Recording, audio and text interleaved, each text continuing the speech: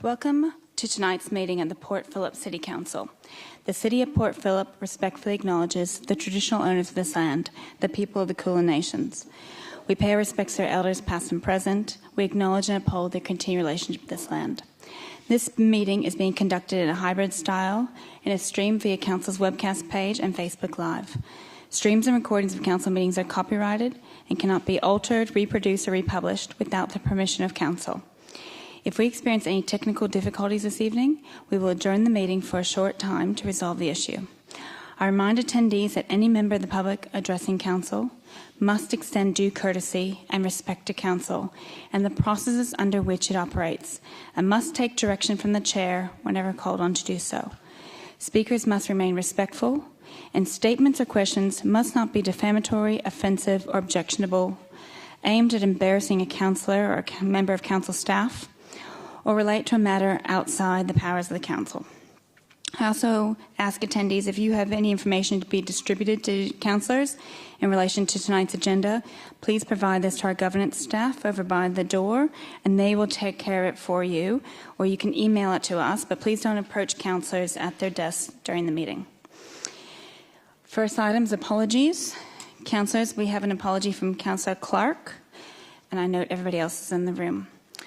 Leave of absence, councillors, I will be seeking a leave of absence from the 2nd of July to the 6th of July 2024 to attend the Australian Local Government Conference. During this time, Deputy Mayor Louise Crawford has agreed to perform the duties of Mayor. Councillors, I now seek a mover for this motion that Council approves the leave of absence for Mayor Heather Consolo for the period of 2nd July to 6th of July 2024 and appoints Deputy Mayor Louise Crawford to be acting Mayor for the period. Thank you, Councillor Baxter. Seconded, Councillor Bond. I'll take that to the vote. All those in favour? Thank you. That's carried unanimous. A second leave of absence. Councillor Baxter is seeking a leave of absence from the 27th of June to the 15th of July 2024. Councillors, I now seek a mover for the motion that approves the leave of absence for Councillor Baxter for the period 27th June to 15th July 2024. Councillor Sirikoff, thank you. And I'll second that. Let's take it to the vote. All those in favour? That's carried unanimous. Enjoy your holiday. I'll now put that... Okay, that's done. Okay, on to minutes. Councillors, the minutes of the Council meeting on the 5th of June 2024 have been circulated. Are there any questions regarding these minutes? No? If not, can I have a motion to confirm these minutes? Thank you, Councillor Bond. Second, Councillor Martin. Let's put that to the vote. All those in favour? That's carried unanimous. Thank you.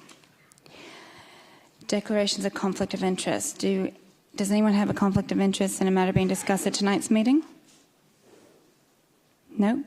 All right, on to public question time and submissions. We'll now hear from the public on items of general nature. Under Council's governance rules, public questions can only be asked about items not on the agenda. Therefore, any public questions will be referred to an officer for response. If you're speaking to an agenda item tonight, a councillor may wish to take up your question when the item is considered. That doesn't actually make sense. All right. We're doing things a little bit different tonight.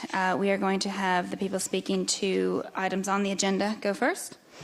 So we have first up Frank Artuso speaking to item 7.2, Frank Sculptures. Hi, Frank. You're first. Lucky for you. Tonight we have, I think it's 36 speakers on my list. So we would be doing 2 minutes each. I've got a buzzer up here. It's a bit of annoying, but it keeps us all on time and makes it fair for everybody. Is a red light on in front of you, Frank? Maybe an officer can check? All right, we'll just leave the light on. No one needs to turn the mic on or off from now. So, Frank, I'll need you to say your name, your suburb, and you'll be given 2 minutes to address. Thank you. Frank Artuso, Albert Park. Mayor, councillors, officials, I speak to petition item number 7.2, a petition of 734 signatures, representing all wards of the city, along with several dozen emails, letters to council. I'm humbled and astonished by this. Councillors, an inherent message is before you about the Dank Street sculptures. Resident Peter Parrington, an instigator of the Dank Street BioLink, writes, Frank's sculptures are located within the growing foliage and, to my mind, pose lesser danger to safety than the rocks placed by the council, which have enhanced the wildlife corridor. I've often seen birds perching on the sculptures. I'm aware safety aspects of his work are checked by Frank on a regular basis, especially after wind events. Resident Barbara has written, an Albert Park precinct has emerged that offers singular identity and an evolving culture and social environment that brings locals and visitors together. Resident Marika has written, I feel a little like we live in an open-air gallery, sculpture garden. Councillors, this petition is a document holding you in good stead for the Dank Street Biolink Sculpture Park. People have applied their name to this proof of concept, that the sun shine on the 734 signatures by writing your name to it. This proposition fits hand in glove with this city's A, public space strategy, B, public art guidelines, C, nature strip and street gardening guidelines, D, is a new addition to the city's sustainability initiatives. I have for good and authentic intentions. Councillors and officials, let's come together orchestrating the melody to these lyrics. Let the sculptures grow and flourish. Let the birds sit on them. Let the people enjoy them. Let them provide a sense of mirth. Let us lead as an exemplar that rubbish can be art. Thank you, Frank. Okay. Well done. Right, the 2 minutes. I call upon Richard Whiting, speaking to 7.2, Frank's Sculptures. Hello, Richard. Name, suburb, 2 minutes, please. Richard Whiting, Albert Park. 10 years. 10 years of artistic sculpture on display in gardens, on nature strips and on median strips, with the agreement of local citizens. Without incident, no one injured, no one sued, council not sued. No council property destroyed or defaced. No cost to council, free to the community. All from recycled material. But after 10 years, a complaint. And council finds a bylaw to invoke. Take it all down. But what was the complaint? We don't know. We are not told. How then can we respond? We tell council that we are going to start a petition, to which we have an overwhelming response from across all of Port Phillip and beyond. 734 signatures and growing when we had to close to meet the deadline for this council meeting. Over 24 letters to council, some from children, fascinated by the artistry and how it blends with the surrounds. Council offers recommend a review. We welcome that. Could this have happened earlier? We are very happy to engage with you now because we know you have the discretionary powers to allow the display. And there are precedents everywhere for citizens utilising council land. For example, planter boxes on nature strips. Let us jointly save this unique piece of Port Phillip culture. Thank you. Thank you. I call upon Senator Diafus, also speaking to item 7.2. Hello, Sandra. Hi. Name, suburb, 2 minutes, please. Thank you. Good evening. My name is Sandra Diafus and long-term resident of Elwood Park. I'm here in support of Frank Artuso's sculptures remaining in situ. Frank's installations bring such joy and colour to our neighbourhood. It helps to contribute to a strong sense of community. Residents and many visitors stop to chat and admire his work, and they thank him for enhancing the area.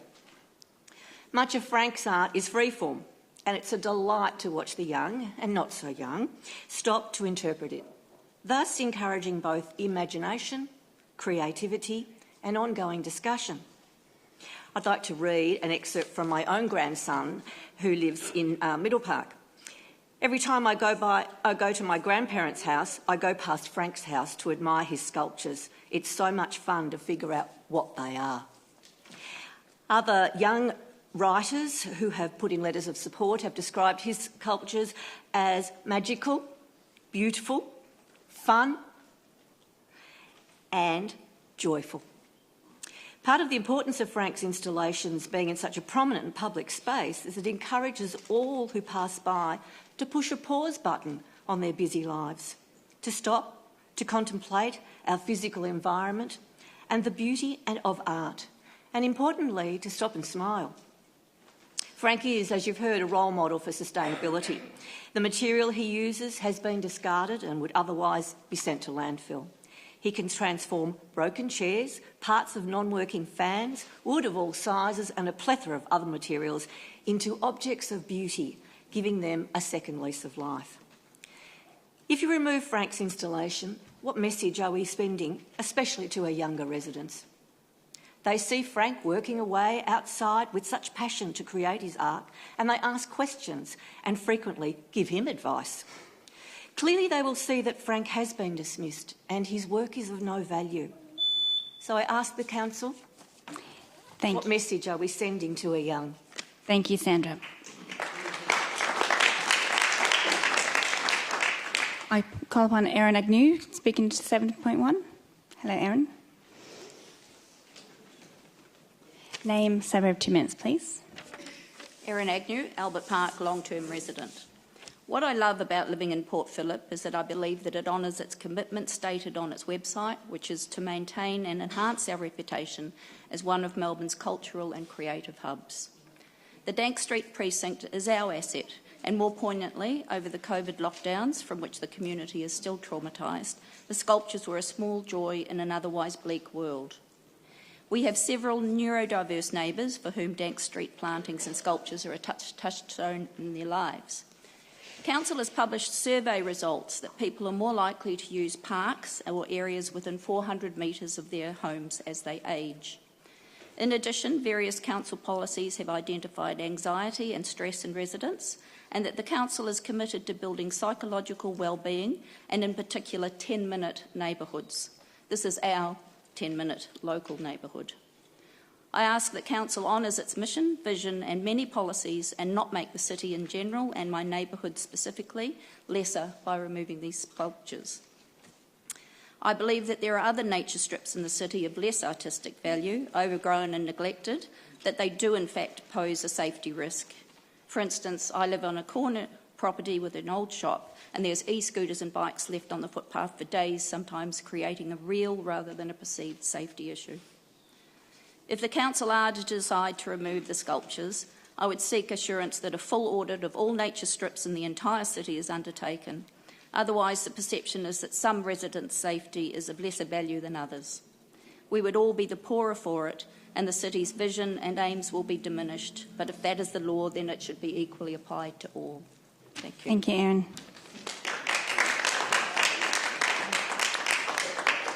I call upon Bruce Easton, speaking to 7.2.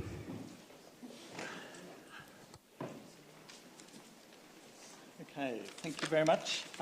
Bruce Easton, Albert Park, 35 years on the same corner. So I'm simply adding my voice to the voices that you've already heard. Really, I admired the sculptures for a long time. I didn't know they were done by Frank, but saw him outside his place one time and engaged him in a chat. Told him I admired them and would he send some further down Dank Street toward Vic Ave, which is where I live. And I was delighted to see that a duck turned up to watch over my nature strip veggie patch, and then others appeared in the median strip plantings. The median strip has been improved significantly by the council plantings of the past few years and are now even better again through Frank's sculptures. I've witnessed a neighbour take his grandchildren on a treasure hunt to find the sculptures, and the cries of delight are wonderful to hear. We find the sculptures are in no way dangerous or even imposing. They align beautifully with the City of Port Phillip Arts and Culture policy and are a delight to the local neighbourhood. I believe they should not only remain but be celebrated. I understand that the precedent can create issues for the future as other works of art may pop up. But again, I think this process is appropriate for that situation too. The challenge is registered and the community engages and advocates appropriately. So I think that's what we're doing, and as far as I can tell, the community is certainly advocating very clearly for the retention of Frank sculptures, and they should remain and be celebrated. Thanks. Thank you, Bruce. I call upon Jennifer George, speaking to 7.2. Oh, sorry. You can still go, don't worry. Name, suburb, we'll start new 2 minutes. Thank you. Jennifer George, Middle Park. I'm speaking tonight about Frank's sculptures. Good evening, of course, Mayor. There's no more important subject than what we're talking about today, and that is, are we going to continue to have ideas accessible for our children so that they can see creativity and they can experience innovation and rejuvenation of and recycling of objects for themselves? There is nothing like this on the internet, nothing that they could experience by going to an art gallery. They are seeing in the community that we support these values of recycling, of art, of creativity, of making a future that is unimaginable, that is something new every time we look at it. Is it animal? Is it a fan? Who can tell? All of these things are done through sculpture, through art, in a way that is incredibly accessible to everyone. My husband and I walk by these sculptures on a regular basis, and we see parents talking to their children about, oh, this is creativity, and what's that, mummy? And all of those things. They're talking about things, about real things, about community things. And these are the things that art and Frank's commitment to delivering has brought for us. So I urge you to keep these initiatives in our neighbourhood and allow us to walk by them every day and show the children that we believe in their future. Thank you, Jennifer. I call upon Richard Ball, speaking to 7.2.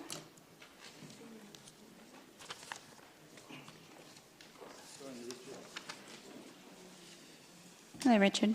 Hi. Name, suburb, 2 minutes, please. My name's Richard Ball. I'm living in Dank Street. I live a couple of doors up from Frank. We've actually got some of his sculptures in front of our property, just in amongst the trees. I really believe they add value to the neighbourhood.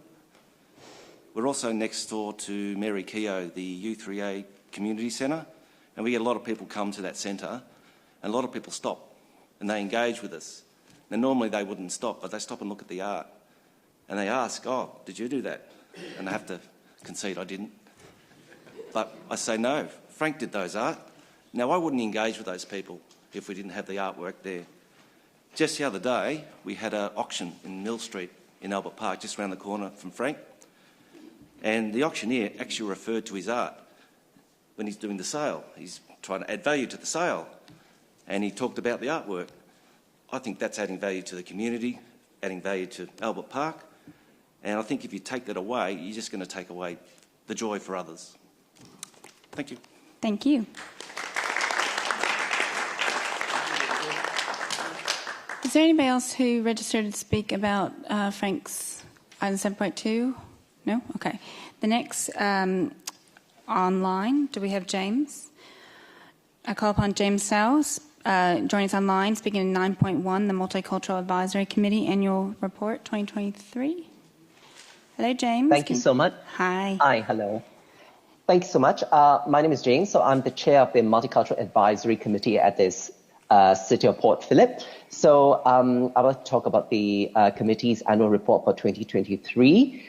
In spite of several changes in the membership last year because of members moving out of the City of Port Phillip, the committee continued to provide very important and valuable feedback to the Council on a wide range of services, programs, policies and frameworks that affect multicultural, overseas-born migrant, as well as multi-faith communities. Some of them include the Welcoming Week and the Refugee Week programs. The committee also initiated a Global Flavors of Port Phillip event last year to coincide with Cultural Diversity Week. So that was that celebrated the multicultural cuisines within the city of Port Phillip. The Welcoming City Subcommittee last year was formed to really strengthen the council's membership within the Welcoming Cities network. That's a national network. And we also did a self-audit as well to understand our strengths and weaknesses.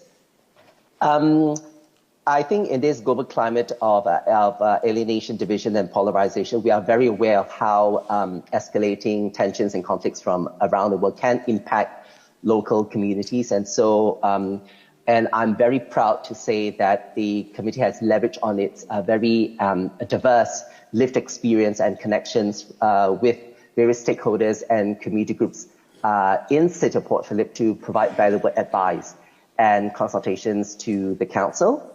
And on this note, I would just like to extend a very heartfelt thanks to all councillors and to council officers for their support and in helping our committee contribute meaningfully to the work of the council. Yeah, thank you. Thank you, James. Also online, I have Kristen Kim. Yes? Kristen joins online speaking to item 10.1. This is a planning application. Multiple beeps. For 27 City Road, South Melbourne. Do we have Kristen online? Hi, Kristen. Can you hear us? Yes, I can. Can you hear me? Yes, we can. Thank you. Can you say name, suburb, then we'll have 2 minutes to address the item. Kristen Keem, South Melbourne for 20 years. I'm objecting to the proposed sex premises at 427 City Road. The council has described the area as industrial. On the streets immediately around that building are a gym, a Pilates studio, a naturopath, a hairdresser, 3 home design shops, a furniture shop, a toy shop, houses, offices, cafes. Exactly the sort of mixed business that you find on shopping streets such as Clarendon. There are 2 mechanics, but those alone are not enough to make this street industrial. Oh, and a secondary school.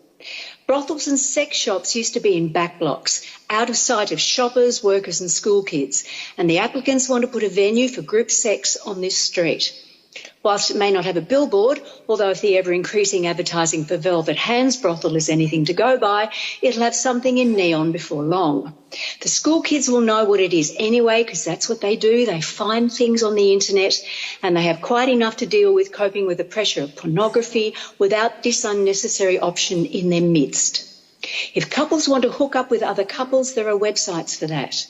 Are you going to mandate rat tests on the site before entry? The risk of a COVID super spreader is obvious. This is not a bar, this is a petri dish. What about the residents behind the premises on York Street? Do they have to put up with a professional party every night till midnight and drunks coming out or people coming out noisily till 2 o'clock in the morning, 7 nights a week? Councillors, how do you see the future of South Melbourne? Will it be known for the glorious Victorian architecture, the history of the suburb, the public parks, cafe pub culture, the fabulous market, the slip slop slap of living by a beach, or the slip slap slop of the sex industry? Thank you. Thank you, Kristen. I should have probably said what that next item was about, but we've got a few more on the same topic. No, just kidding. All right, let's go also online to Jennifer Collis, speaking to item 10.1, the application for 427 City Road. Jennifer, can you hear us? I can. Thank you. Can you hear me? Yes. Name, suburb, 2 minutes, please.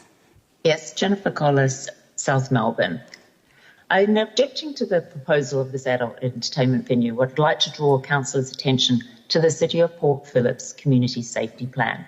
The plan contains 3 key priority areas for safety. Creating safe spaces. We aim to ensure that our public spaces, including footpaths, are safe and well maintained. Building resilience. We aim to foster diversity, inclusion, connection, resilience for all members of the community. Living healthy. We aim to support a diverse and vibrant entertainment economy while reducing incidents of harm. On page 31 of the plan, it talks about reducing harm. Reducing harm from alcohol and drug use is an identified priority for the City of Port Phillip. Drugs and alcohol misuses can have a range of negative impacts on community safety, including offensive behaviour, littering, excessive noise, malicious damage and acts of violence. I also refer to the Living Healthy priority table on page 33.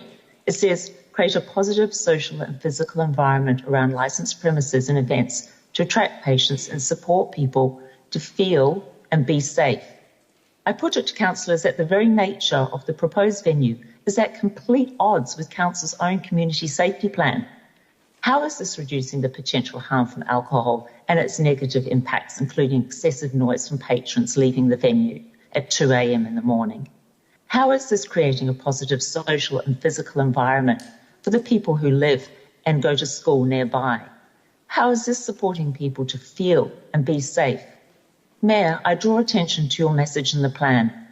We have more we want to achieve and will continue working over the next 2 years on building a safe and connected community where residents and visitors feel safe to live, work and play.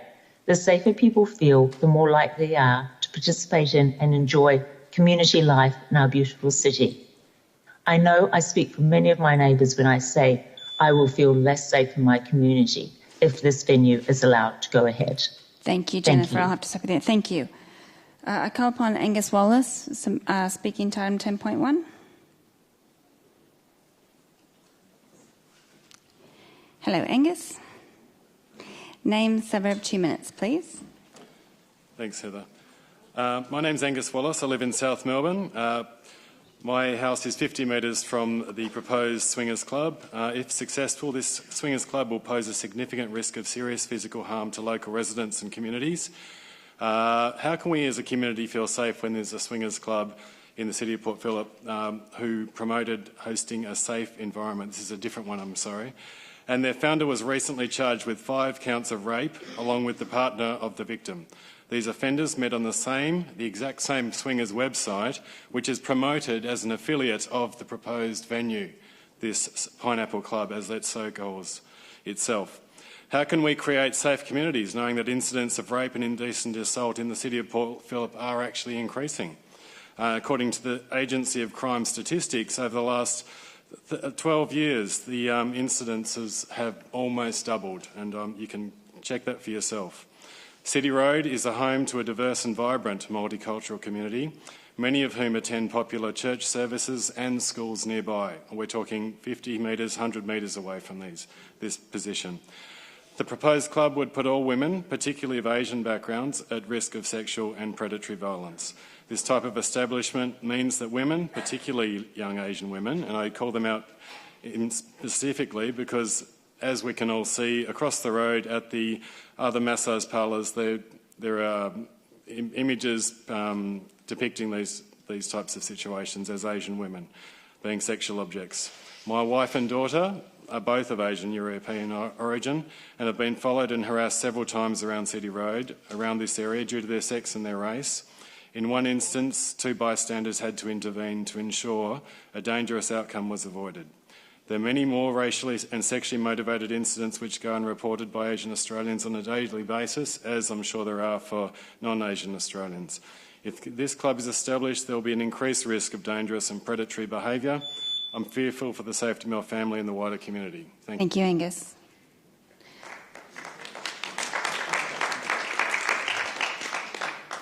I call upon Tony Bainziger to speak to item 10.1. Hi, Tony. Name, suburb, 2 minutes, please. Thank you. Tony Benziger, South Melbourne. I make no apologies, making it very clear that we are not happy at all that this business is proposing to take up residency at 427 City Road, 2 doors down from our office. I would also like to make it very clear that although I have no desire to be one of their customers, I accept that these types of businesses have a right to exist. However, I firmly believe that this location in City Road is not suitable or appropriate. The site on which this is going to be located is in what we call the City Road Wedge. Surrounding the City Road Wedge is areas zoned neighbourhood in residential, commercial 1, mixed use, capital city zone, public park and recreation. These are all zonings that would prohibit the proposed use this application is seeking. Although not finished, the Council's proposed zoning for the wedge under their South Melbourne Structure Plan, Commercial 2, would also not support this proposed use. We understand the technical reasons why Council's Planning Department must evaluate the application under the current zoning, being Industrial 1, and that they are not able to consider the proposed and imminent South Melbourne Structure Plan, and therefore a significant reason why this has resulted in a recommendation from the officers. However, that doesn't mean that this location is a good place for this business. There have been many compelling reasons that have been submitted by many objectors on this application for it to be refused, which include poor resolution of their venue management, significant parking shortfalls, no feasible waste management plan, concerns for community safety, lack of detail of noise mitigation controls, loss of public amenity, no consideration for accessibility to the venue, inaccurate declared cost of works. And there are other matters not mentioned above, all of which, in our view, have been inadequately addressed by the applicant, yet for some reason have been considered by council officers to be satisfactorily resolved. This situation... I'll have to stop you there out of fairness. Thank you. Thank you. I call upon Irene Vlaus, speaking 10.1, sorry. What's 10.2? Oh, yeah. Hello, Irene Blahos from Port Melbourne. I'm here as a concerned resident, but also to speak on behalf of my elderly mother who lives less than 100 metres from the proposed venue. I have seen considerable decline in and around City Road in recent years, and this latest application for a swingers club so close to residential properties has left us particularly distressed. The lack of venue parking will inevitably lead to patrons parking in nearby residential streets. The applicant has suggested that they will ask their patrons not to park in nearby streets. However, with no monitoring in place, there is no reason to believe this request will be adhered to. As a result, residents will not be able to park in their own streets and will face major safety risks. The influx of up to 200 patrons raises considerable concerns about personal safety, particularly for females. The potential for antisocial and predatory behaviours and unsafe encounters is real and a significant worry. The City of Port Phillip Council Plan for 2021 to 31 shows that rates of crime in Port Phillip over the last decade are much higher than the Victorian average, including crimes on streets, lanes and footpaths. How committed is Council to reducing these rates with the introduction of a venue like this? My mother has lived in the same street and house for over 50 years. The gradual decline of the City Road precinct due to nearby Crown Casino and an increase in sex businesses nearby promoted with sexualised images will be made much worse by the introduction of a swingers club venue. As an elderly person in her 80s, my mum is particularly concerned for her safety and the risk to her medical needs. She's worried that noise created by the venue and patrons coming and going will, up till 2 a.m, will lead to considerable anxiety and reduced sleep, which is detrimental to anyone's health and mental state. I strongly urge you to give serious consideration to these concerns and think realistically about the impact of the proposed venue, which will actually detract from a livable Port Phillip. Please protect the well-being and safety of residents who call this area home. I ask the Council to vote against this application. Thank you. Thank you, Irene. I'll call upon Chris McKenzie, speaking to item 10.1.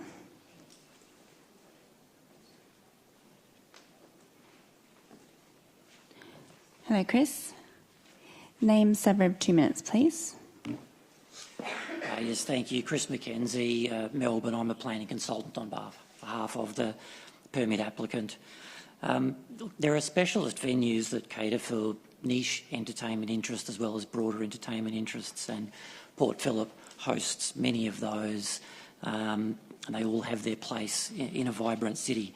The industrial zone precinct on City Road is a suitable location for this type of entertainment venue. It's a zone that caters for and allows for a wide range of uses, and the City Road positioning in particular does create appropriate separation from the residential streets around beyond York Street.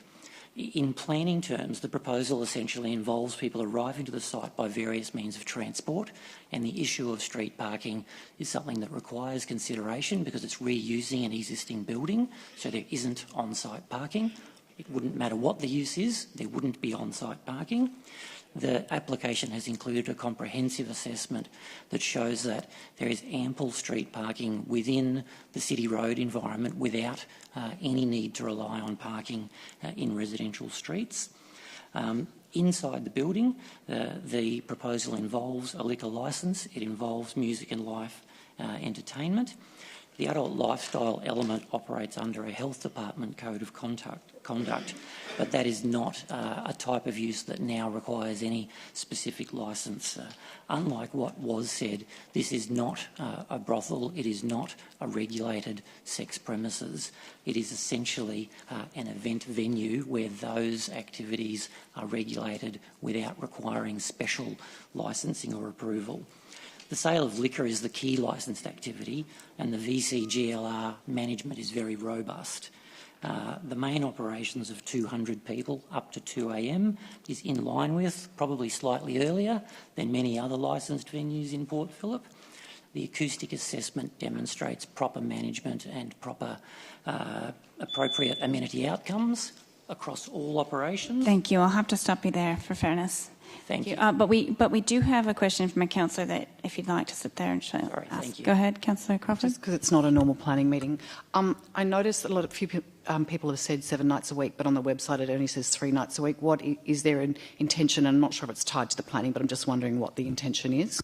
The planning permit application is seeking approval for 7 nights a week. The operational management, as was explained in responses during the process, is focused on Thursday, Friday, Saturday, so that's where the 3 nights comes from. The reason for applying for the broader is that you have one-off events when there are public holidays and other types of things without needing to go back for one-off approval to vary from what would be the normal Thursday, Friday, Saturday focus. Councillor Crawford. We do have other venues like this in the city, close to residents and businesses, and they've operated fine. Is it also, in some of the safety concerns, is it more a membership model or it is just a per ticket purchase? It's not a membership model, but it is a ticketed event, fully ticketed event, pre-purchased through the website so that every visitor will have their details registered, will have sign on to a code of conduct, so that there is that first stage of patron management and verification. Any further questions? Councillor Serikoff. Thank you, Mayor. You mentioned in your talk to us that it's not a brothel, but at the same time it says in the application here that it's live music, entertainment and sex on premises venue. Can you please define then what the sex on premises is all about? Yes. When the application was lodged, there was a particular category of venue that was regulated through the Health Act, not through the planning system, known as a sex on premises venue, where patrons are able to have sexual experiences with other patrons, but there is no, it's not the sale of sex services by sex workers. It's not anything that involves licensing as a brothel. It's a specific form of venue that the Health Act previously regulated with what was known as a sex on premises venue exemption. The legislation was actually amended in December, so now this operation or this type of venue doesn't require a specific health department exemption. It operates under a code of conduct that is clearly separating it from licensed sex venues such as a brothel. Any other questions by councillors? All right. Thank you very much, Chris. We'll move on to the next speaker. Thank you. Thank you. I call upon Damien Taylor. Join us online. Do we have Damien? All right. Damien is speaking to item 10.3. This is 49 Packington Street, St Kilda, also a planning application. Damien, can you hear us? Damien, you may have to unmute yourself. Yeah. Oh, there you are. Yeah, I'm here now. Hello, Damien. Name, suburb, and you'll have 2 minutes to address the council. Yeah, thank you. Damien Taylor, St Kilda. Just addressing the demolition of the house, which is actually next door to ours. It's not so much about the demolition, it's about the timing of the demolition and then the further works that's going to take place on that property or vacant property to the extending park. There's conjecture around whether our house is under planning obligations as well, and also 49A. And I'd like to get clarification around the driveway that's shared by 49A and 51 Packington Street.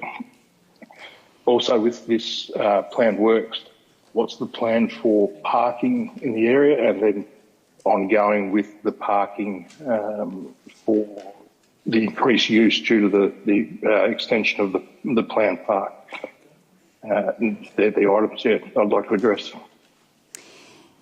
Thank you, Damien. And a councillor may take that up at the item and ask those questions on your behalf. Thank you. All right, do we have Kristen Romeo?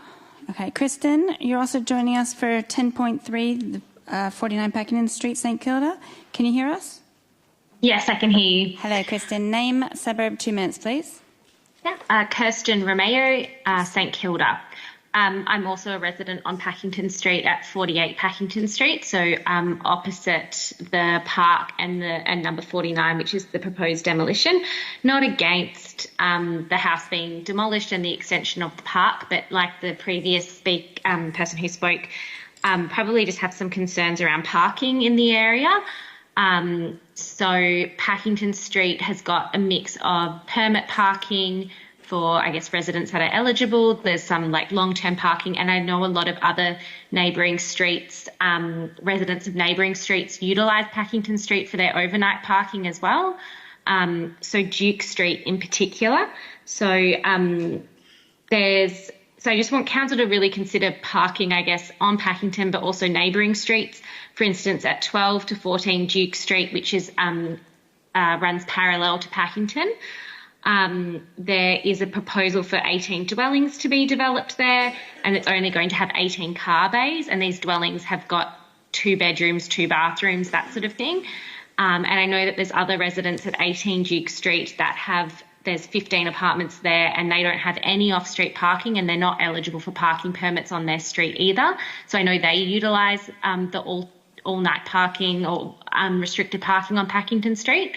So I guess it's just like alerting council to these issues and to really consider this when they extend the park or the reserve at Packington Street, that there's going to be increased use and increased people attending the street, and therefore there'll be more parking issues, I suppose. Thank you, Kirsten. Thanks. Okay, next we have Stephen Brooks. Is Stephen Brooks online? Stephen, hello. You're speaking at 10.4 Waste Review Management Action Plan. Can you hear us? Yes, can you hear me? Hello, all right. Name, suburb, and 2 minutes, please. Hi, my name is Stephen Brooks and I live in Port Melbourne. I'd like to speak to item 10.4, the Waste Review Management Action Plan. I'll make some comments and then ask a question. I'd like to say I was disappointed that the 2 independent audits of the waste management found failures in operational processes and failures of governance. I acknowledge that the Mayor has apologised for these failures, but I'm surprised that no individuals have been held accountable when other councils are able to seamlessly transition to new contractors. I acknowledge that the tender prices submitted by the contractors should be confidential because the City of Port Phillip plans to re-tender for waste collection services in 2025. But the amount of the settlement payment to Citywide does not need to be confidential because the amount does not allow other contractors to estimate the original contract price. Presumably other contractors would be paid the same amount if they were seeking a settlement for failure of Port Phillip to share maps and other important information. I submit to council that the amount should be disclosed as ratepayers have a right to know how much the failure to execute the contract has cost us. Why is the amount of the settlement with Citywide being determined to be confidential? The Management Action Plan indicates many of the Council's processes were clearly inadequate to manage any procurement process and project plan.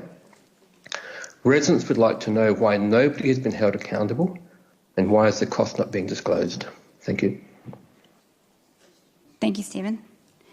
I call upon Elizabeth Gosper, OAM, joining us online, speaking to item 12.2, the Event Strategy and Outdoor Events Policy Review. Do we have Elizabeth? Hi, Elizabeth. Can you hear us? Yes, I can hear you. Oh, great. If you can do name, suburb, you have 2 minutes, please. Okay. My name is Elizabeth Gosper of Richmond. I'm president of Inclusive Sport Training, which is a triathlon club for athletes primarily with an intellectual impairment. Our first triathlon was in 2013. It's very short and very quick. However, over the years, fast forward plus 11 years, and these triathletes are training 7 days a week. Sorry, Elizabeth, can I pause you? Elizabeth, the line is not very clear. Okay. Elizabeth, are you maybe walking in the wind or something? We're having a hard time hearing you. No, I'm in Thailand. Oh, well, that may be. Lucky you. Keep going. We'll see how we get through this. Okay. Do you want me to start the 2 minutes again? I'll give you an extra 30 seconds, but go ahead. Keep going. We only missed a tiny bit. It's mostly been okay. All right. So our first triathlon was in 2013, and it was very short but very successful. Fast forward 11 years, and we've continued on. Can you still hear me? Yes, it's great. It's very clear now. So we're now training and competing in the 2xU events, which are in 4 in Port Melbourne. Over 11 years, the 90 athletes have been accomplished state, national and Oceania winners, and we're talking about intellectual impairment here. Our goal has gone on to be one girl has gone on to be selected for the Paris 2024 Paralympics in running, and this has come from triathlon. But not all are champions, and some do it for the fun, the inclusiveness of the 2xU events, health, connection with other triathletes, other clubs. II athletes are 4 times more likely to suffer from mental health issues and obesity. So this has really reduced that. Some of our athletes have comorbidity. For example, they might have cerebral palsy with an intellectual impairment, or maybe an amputee with autism spectrum disorder, and so on. Some use recumbent bikes, and they need extra time to complete the distances. The roads need to stay open to be fair and inclusive to everyone who wants to try. The inclusion of disability coexisting in a mainstream event has provided the neurotypical triathlete an education in what people with a disability can achieve. The triathletes coming in who are the slowest to offer a source of inspiration to the general public. The roads need to stay open to all triathletes. This will require 11 a.m. in November, but up to 11:30 and 11:45 in February and March, with the latest sunrise and start times. The effort required to train and compete has meant Keep going, you have 30 seconds. Changed the life of everybody. Female participation is almost equal to male in this triathlon cohort. The series of races and the motivation to continue training. The City of Port Melbourne road closures in their current format provide some of the only opportunities nationally for disabled children to compete in a safe, closed road environment. All right, thank you, Elizabeth. Sorry, I will have to stop you there. I've been told that the 30 seconds had been added. Thank you very much, and enjoy the rest of your holiday or time there. All right, also online, I've got Rebecca Van Post speaking to 12.2, the Event Strategy and Outdoor Events Policy Review. Rebecca, can you hear us? Rebecca? Can you try saying name, suburb, and you have 2 minutes? You may have to unmute. We haven't heard you yet. Rebecca? She hasn't unmuted. Rebecca, the governance team is telling me that they can see you haven't unmuted yet. If there's maybe an icon Sometimes on your phone you may have to turn the phone. Is that? Yeah, sorry. Oh, there you go. We got you. That I could unmute it. Excellent. I was trying. Technical support here. Name, suburb, and 2 minutes, please. Yep. Rebecca Van Poos, South Melbourne. I'd like to speak to the importance of City of Port Phillip to continue to approve and host sporting events, specifically on-road mass participation events of triathlon and running that require road closures beyond 11 a.m. USM Events, now operating as Ironman Oceania, has a long history of delivering mutually beneficial events within the City of Port Phillip local government area, predominantly Catani Gardens. These previous events include Sanitarium Whitbits Kids Triathlons, Carmen's Women's Fun Run and Ironman Melbourne. More recently, in 2021, we launched Ironman 70.3 Melbourne. The 2023 Ironman 70.3 Melbourne event saw close to 2,000 athletes registered to participate, with 71% travelling from outside the Melbourne region. 11% of these athletes were international. Our athletes brought an additional 2.14 non-competing supporters to the event and stayed 3.49 nights, resulting in a total attendance of over 6,000 people, generating an estimated 14,652 visitor nights. With average daily spending of $412 per person on accommodation, food, souvenirs and activities, the tourism and economic impact to the region has been estimated at a significant $4.1 million for a one-day event. With its iconic beachside location and big city vibe, St Kilda and the wider City of Port Phillip area is the ideal location for triathlon and an attractive destination for our athletes. As our only capital city-based 70.3 event of the 10 we operate, Ironman 70.3 Melbourne is one of our highest attended events, and that's down to the attractiveness of the destination. City of Port Phillip, with its foreshore, ample green space and proximity to the CBD, is synonymous with promoting a healthy and active lifestyle. This goes hand in hand with triathlon, where health, wellbeing and social connectivity is the cornerstone of what we produce. Ironman and the City of Port Phillip have had a long and successful partnership of delivering iconic events that align to deliver our joint vision of significant tourism and economic benefit, health, wellbeing and community connectivity. Thank you. Thank you. Well timed. All right, so no Kane. Kane's been scratched in the list, yeah? All right, on to in the room, Anthony Marchesani, speaking to item 12.2, the event strategy.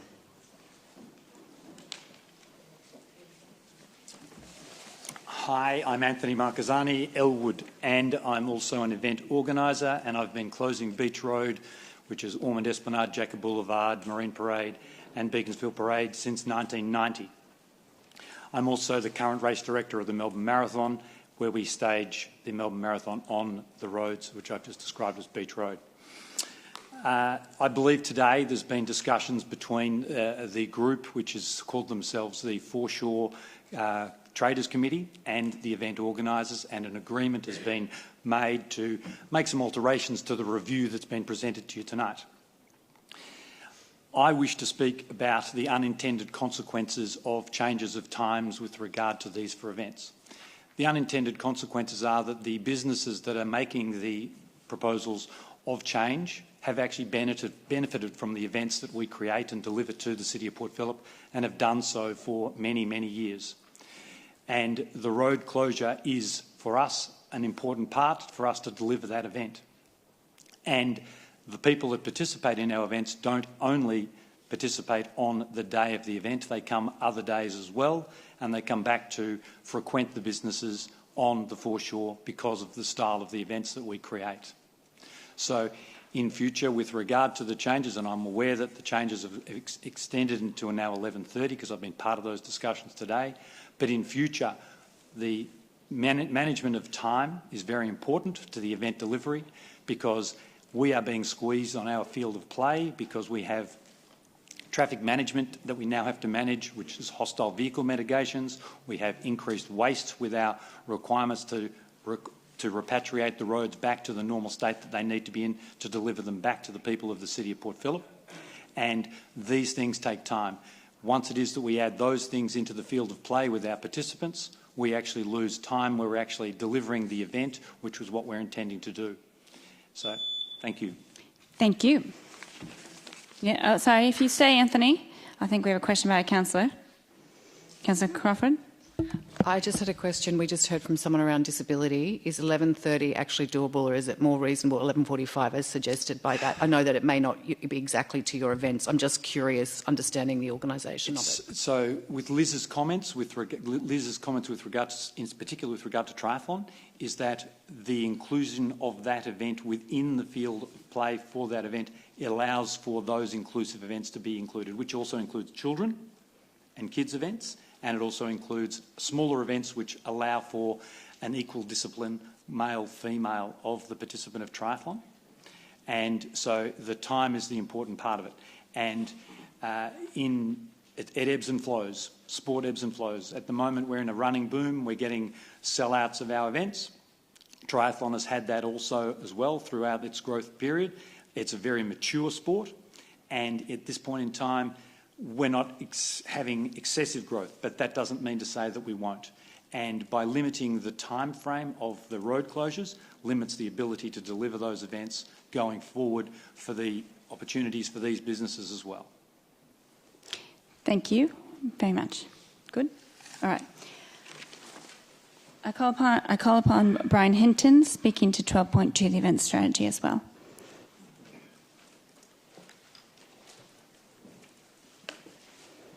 Brian Hinton, Elwood. I also look after managing triathlon events for Victoria. I'd like to thank City of Port Phillip for over 40 years of support of triathlon in Victoria. That equates to just under 500,000 individual race starts over that period of time. It has produced Olympians, Paralympians, world champions and Olympic medalists. And we hope as we go to Paris this year, there'll be a few more. All of those people have competed on this course at some stage or another. The Olympic competition manager for Sydney 2000 was David Hansen, who was the owner of one of the event companies for something like 25, 27 years. And also Olympic officials have also cut their teeth here. So the most important thing, and stressing what Liz said, is that it is for all abilities. So I've talked about some of the people at the top, but most of the people are weekend warriors. They stay around, they love the awards ceremony, and they finish off. So just lastly, last season we experienced a 17% growth in the actual attendance at the Port Phillip events, and we expect that percentage increase to move forward into the coming year. The sport is very, very strong, so I encourage Port Phillip to continue to support the sport as they have done and look after those road closures. Thank you. Thank you, Brian. I call upon Angela Dawson, speaking to also 12.2, the event strategy. Hello, Angela. Name, suburb, 2 minutes, please. Thank you. Angela Dawson, St Kilda resident and business operator. 23 and 24 saw St Kilda faced with unprecedented numbers of road closures and infrastructure projects. These disruptions were exacerbated by the economic downturn and severe cuts to Victorian tourism funding. These challenges had a devastating impact on local businesses, particularly during peak periods, which are crucial for their survival. Road closures are the single biggest killer to our local economy. They severely restrict access to the precinct and deter domestic tourists, leading to customer frustration and significant revenue losses. The Port Phillip Licensees Association highlighted in their recent forum that road closures decimated their early trade, with some businesses unable to recover losses later in the day. Every hour of lost revenue has a significant impact on their viability. Any time a closure extends beyond 11:30am, the 12pm seating in a cafe or restaurant is impacted. Events like Grand Prix should have attracted large crowds, instead left streets deserted due to redirected public transport in our CBD, into the CBD. It was the worst trade weekend of the season. Port Phillip needs to do more to ensure that St Kilda benefits from these events. We have not asked for these events to be cancelled or cease, but rather for an independent cost-benefit analysis for all these events, including sporting events and festivals, to be done, with the emphasis on transparency on how economic impacts are assessed and weighted across precincts. We are for events, however, the current data needs to be scrutinised at a very basic level. We urge Port Phillip to justify the benefits versus actual impacts on local businesses more rigorously. We need balance, starting with the timing of these events, and we appreciate the work done by O2 Events and Big Dog Events to negotiate with traders on better outcomes for local businesses and the community. But more can be done by the Council and other organisations to reduce the impact of road closures. Thank you. Thank you, Angela. I call upon Jordan O'Neill, speaking to 12.2.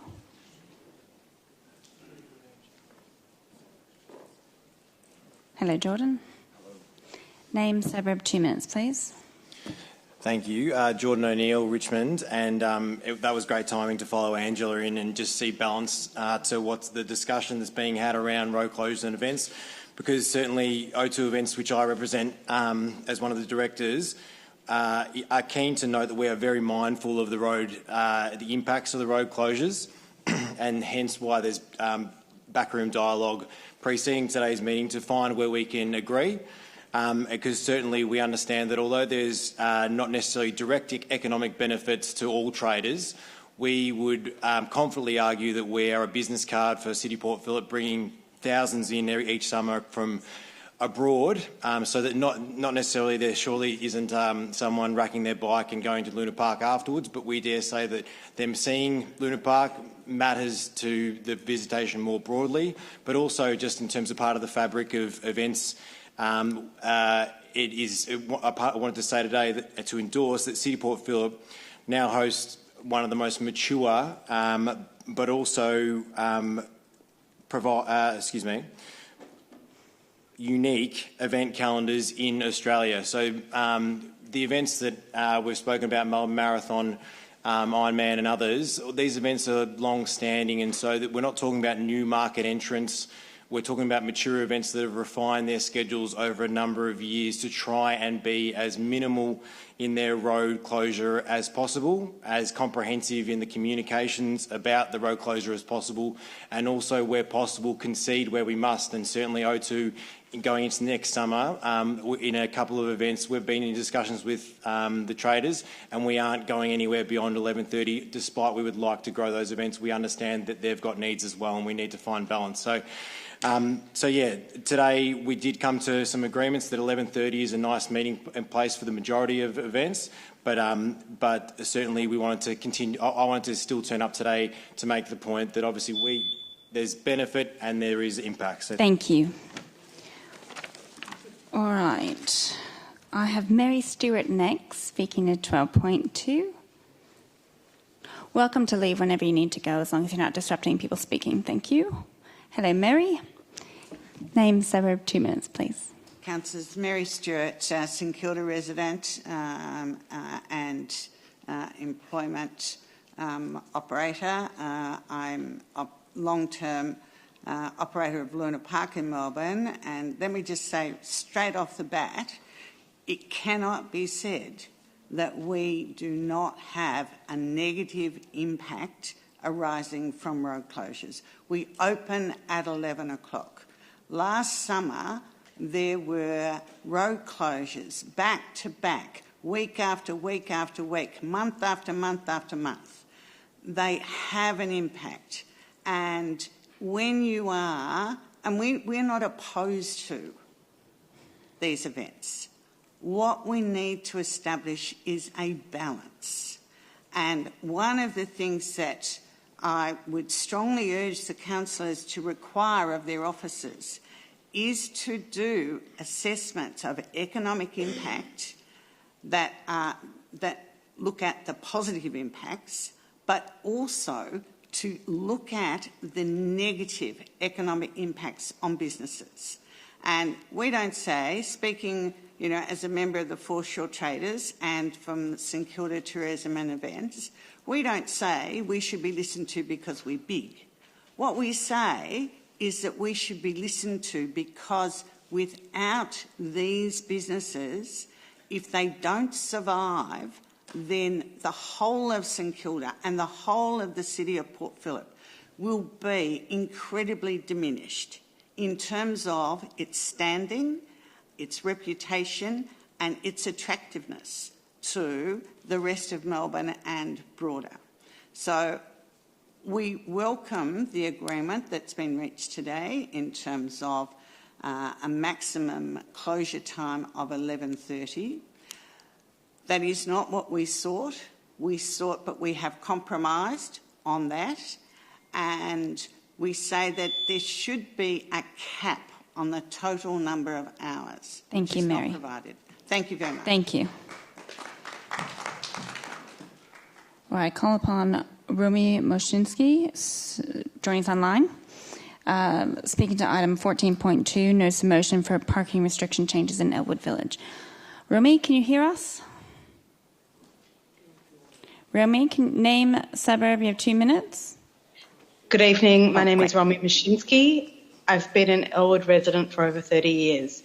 I'm also the owner of the premises at 100 Ormond Road in Elwood Village, which is the site of Odyssey Restaurant. Earlier this year, I wrote to Deputy Mayor Louise Crawford because I'm concerned about the impact parking restrictions in Elwood Village may be having on Elwood's dwindling dining scene. In the past 12 months, at least 6 restaurants, cafes, takeaway food outlets and bars in Elwood Village have closed.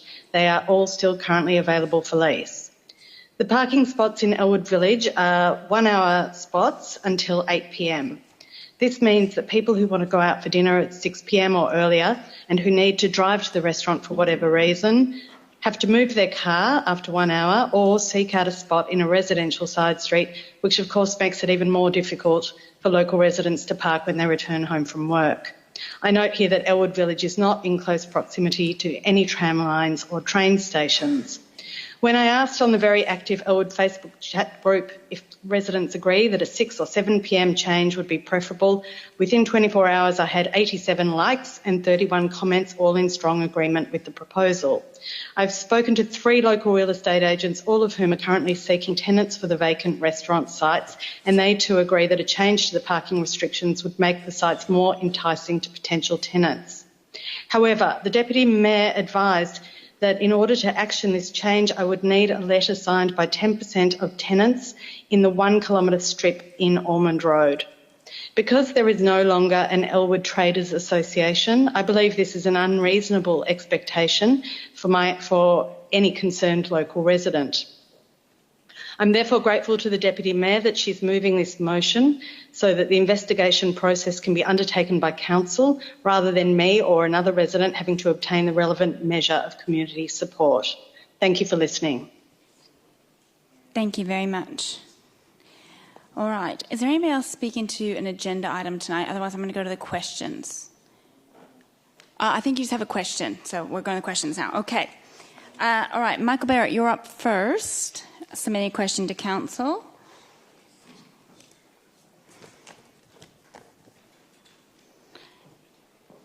Hello, Michael.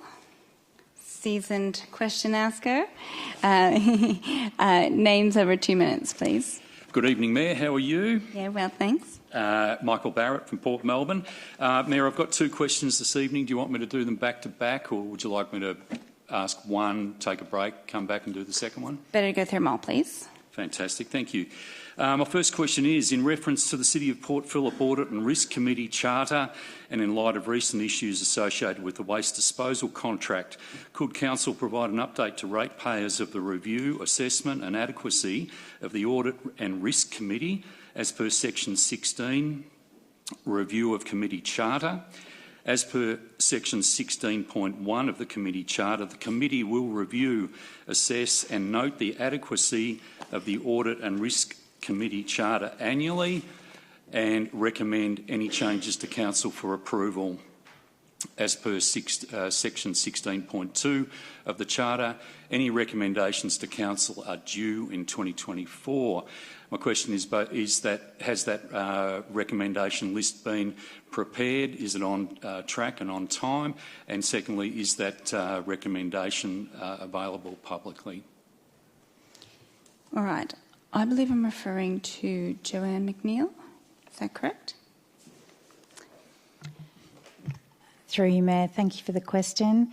So regarding the Audit and Risk Committee Charter, it is reviewed annually and that review is underway currently. It will be in discussion with the Audit and Risk Committee in their June meeting, which is 25th of June. So the process is that the management undertake that review, take it to ARCO, and then council approves it. So after the discussion with ARCO, it will be then going to council prior to the end of August, as soon as possible, basically after that meeting.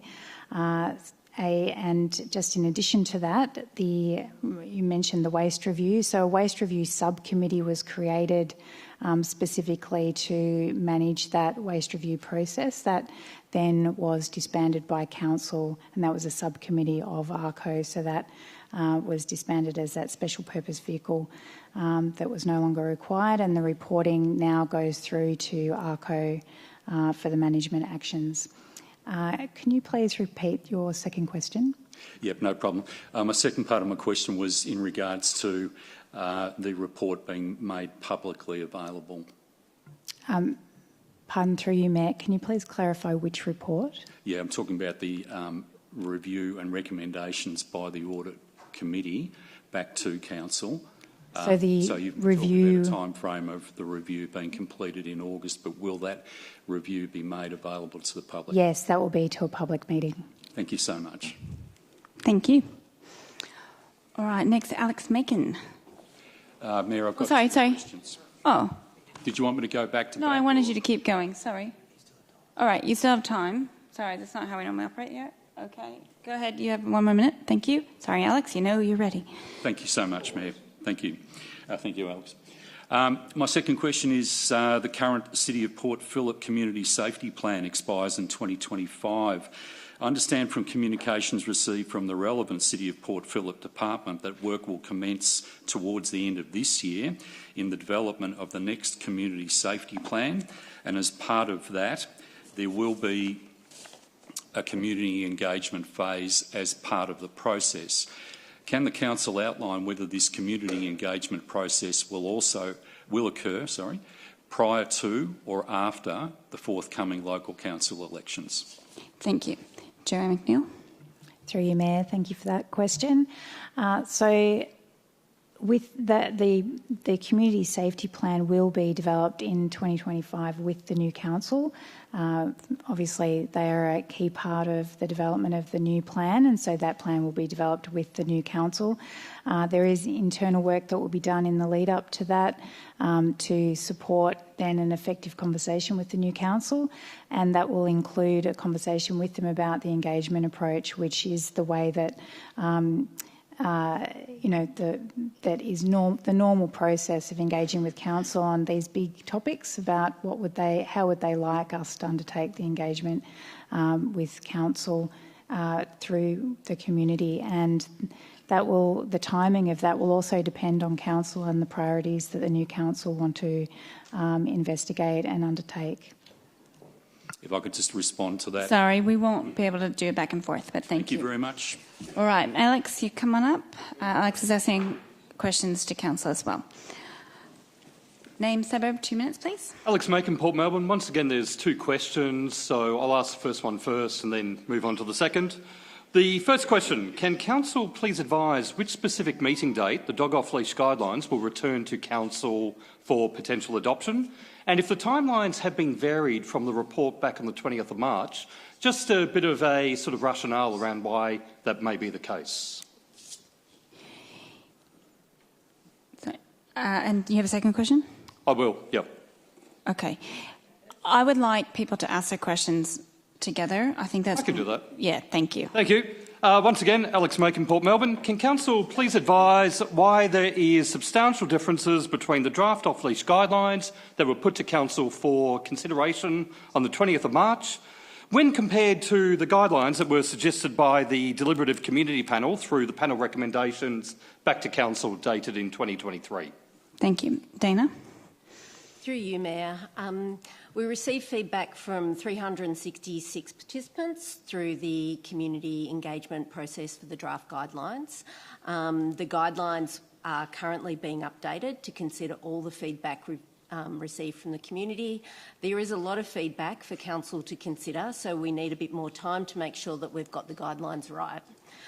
We had indicated on the 20th of March meeting we would bring the dog off-leash guidelines to Councillor for endorsement in July. However, given the amount of feedback, we are now planned to bring to councillors for endorsement in a meeting in August. The date for this will be published on the project page once it's confirmed, but it's likely to be the 21st of August. With regards to the differences, through you, Mayor, the deliberative panel process was very valuable in informing the development of the principles which now underpin the draft guidelines that were released for community consultation. We'd like to thank all the community members who are involved in that process. There have been some minor changes to the wording and order of the principles in the draft guidelines. This was to make them clearer. It was not the intent to change the essence of the principles through this process. Through the engagement process, we've heard further suggestions to update and strengthen the principles, and we're working through that feedback to further refine them. Thank you, Dana. Thank you. I'll call upon Louisa Larkin. Submit a question to Council. Hello, Louisa. Hi. Name severed 2 minutes, please. Yes, good evening, councillors. My name is Louisa Larkin and I'm from Port Melbourne. Dog owners the length and breadth of Port Phillip are very concerned about the draft off-leash guidelines and how they could be used to take away off-leash space, instead of recognising the need to plan for more and better off-leash space. My question is, can the Council confirm there is a plan for additional dog off-leash spaces commensurate to the current and future dog population? Thank you. Dana? Through you, Mayor, in preparing the guidelines, we're looking at all of our open spaces across the municipality to identify any opportunities for future fenced or unfenced off-leash areas.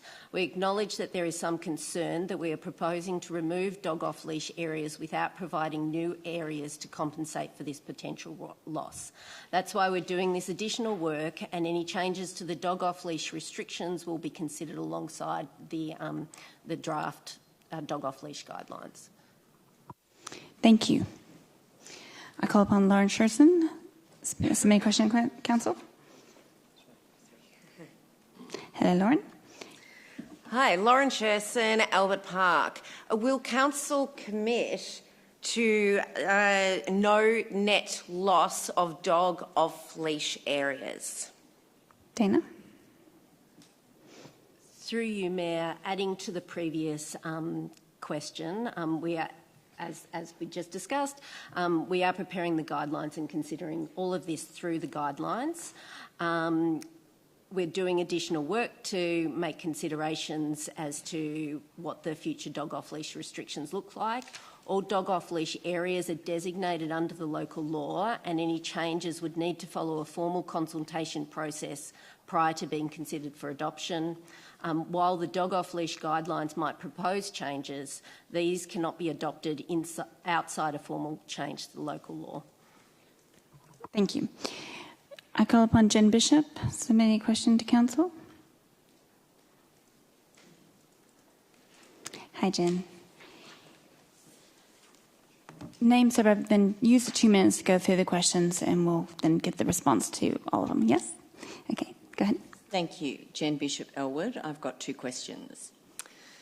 As a follow-up to the 2 petitions that were provided to Council for a much-needed increase in access to shared space for 40% of the population on the Foreshore and at the school during February 2024, I'd like to ask Council officers and councillors the following question about where dog families can and should walk their dogs off-lead without risking fines in Elwood. Given that the Elwood Foreshore is completely prohibited for dogs for 5 months of the year after 9:30am and Moran Reserve is a 4-kilometre round trip from the centre of Elwood, where do Council propose thousands of dogs and their families walk for safe off-lead access for 5 months of the year in the afternoons for the following groups? A, those without a car. B, those who are elderly. C, those who are temporarily or permanently disabled. D, those with elderly disabled dogs or those with dogs who cannot walk a round trip of 4k in the heat. Thank you. Thank you. Nellie? Through you, Mayor. Thank you, Jen, for the question. Council will formally respond to the 2 petitions that you mentioned when the dog off-leash guidelines come back to Council in August, and any other changes to dog restrictions will be considered alongside that process. In the meantime, we would encourage the community to use our existing dog off-leash areas in Clark Reserve, Moran Reserve, Head Street Reserve and the Foreshore. Elstonwick Park in neighbouring City of Bayside is also a popular dog off-leash area that our Elwood community can access. Thank you. I've got one more. Okay. Please ask all the questions and then we'll refer to an officer. Thank you. My apologies. Dog families in Elwood have been voraciously and recklessly fined during January and for the first 6 months of 2024, including several residents being fined as early as 6:45 a.m. on Saturday morning at the Elwood Primary School, where there was 0 children and 0 people at the park. Others were fined for being a few metres south of the invisible line on Elwood Beach before 9:30 a.m. with no other dog and no other human present. This is a regular occurrence. Yet there are scores of people walking on the beach path or on Ormond Road or on the canal with wildlife present with off-lead dogs. This behaviour provides many more risks to runners, bike riders and wildlife because of these being highly trafficked and endangered areas. My question to council staff is, why are the animal management team focused on finding people who are trying to do the right thing and not harming or interfering with any other human? Thank you. Nellie? Through you, Mayor.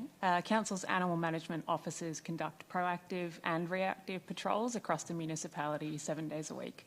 Patrols are often conducted in response to requests from park and beach users who wish to use these spaces without dogs off lead being present. Patrol times are randomly allocated to ensure we patrol over a range of times and days. Council is committed to balancing the needs of dog owners and non-dog owners in our public spaces. Elwood Primary School Oval is a shared space used by children and young families as well as people walking their dogs. Council officers are directed to carry out enforcement for the purposes of safety with a focus on education. Ensuring dog owners abide by leashing regulations assists with reducing incidents such as uncollected dog waste, dog rushes and dog attacks. At 6:45? Yes, we patrol across. Thank you. We cannot go back and forth. Thank you very much. All right, now I'm going to the blue forms. All right, the first one I have is Dick Ross. Hello, Dick, come on down. He's known around here. You'll be so disappointed. Dick Ross, St Kilda. Former Mayor and Councillor. Go ahead. So I'm going to have a nostalgic moment when I once graced the benches that you're sitting on now. So when I was last on council, I attended a regional workshop on loneliness at Bayside. And the academic there argued that loneliness can be as dangerous for the lonely as smoking. She also said that informal opportunities for gathering, like meeting other dog warders, is a vital antidote to the scourge of loneliness. Formal activities like employment and school communities have their role, but the informal ones like meeting at dog off-leash parks are so important. Has the loneliness conundrum been factored into council's thinking on the off-leash issue, given that this municipality has such a high number of single dwellings and single people? And my second question is, once again, harking back to the good old days. Are you chatting while I'm pontificating? Outrageous. All right, let's all focus on our speaker.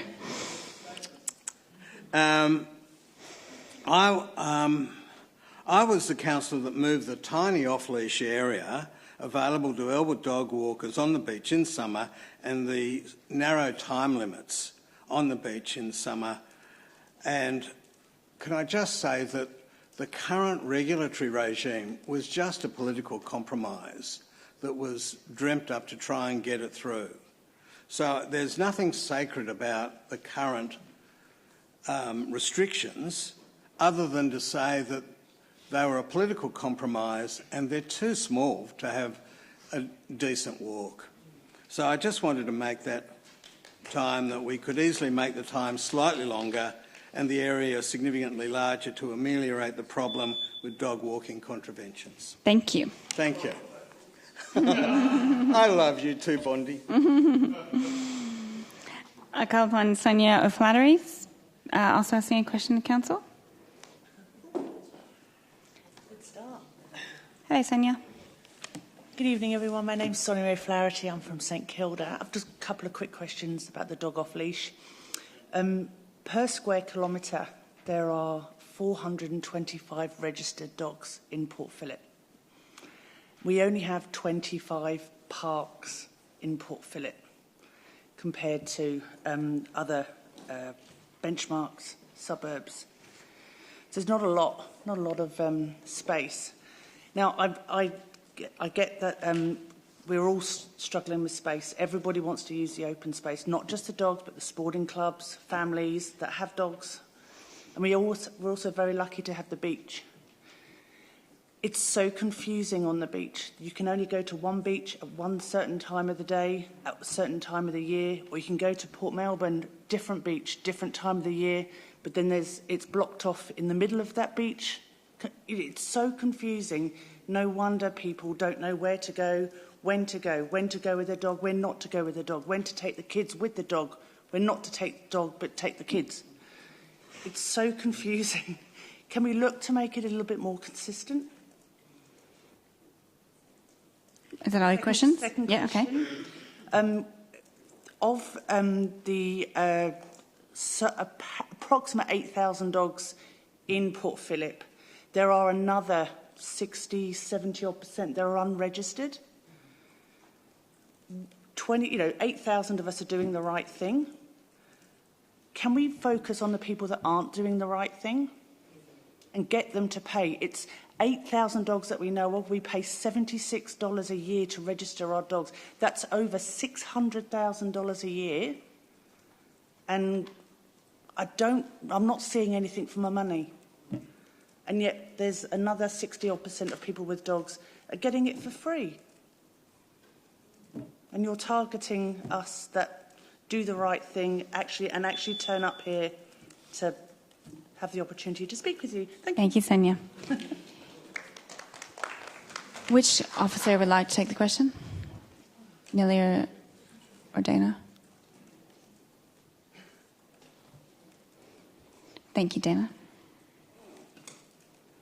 Through you, Mayor, as part of the dog off-leash guidelines, we have heard that the beach conditions are confusing and we're looking at that as part of the process. Question by Councillor Sirikoff. Who's it for? For the officer? Well, the officers and the previous speaker. I'm just wondering, do we have an idea of just how many dogs are unregistered in the City of Port Phillip, and where does the last speaker get the 60 to 70% from? Okay. I just might note real quick, this isn't actually an agenda item, so I think it might be something that you take up later with an officer. Sorry to do that, guys, but we've got a lot to get through tonight, and I have more speakers still. Yeah, fair? Okay. I call upon Terence Glenane, asking a question of Council.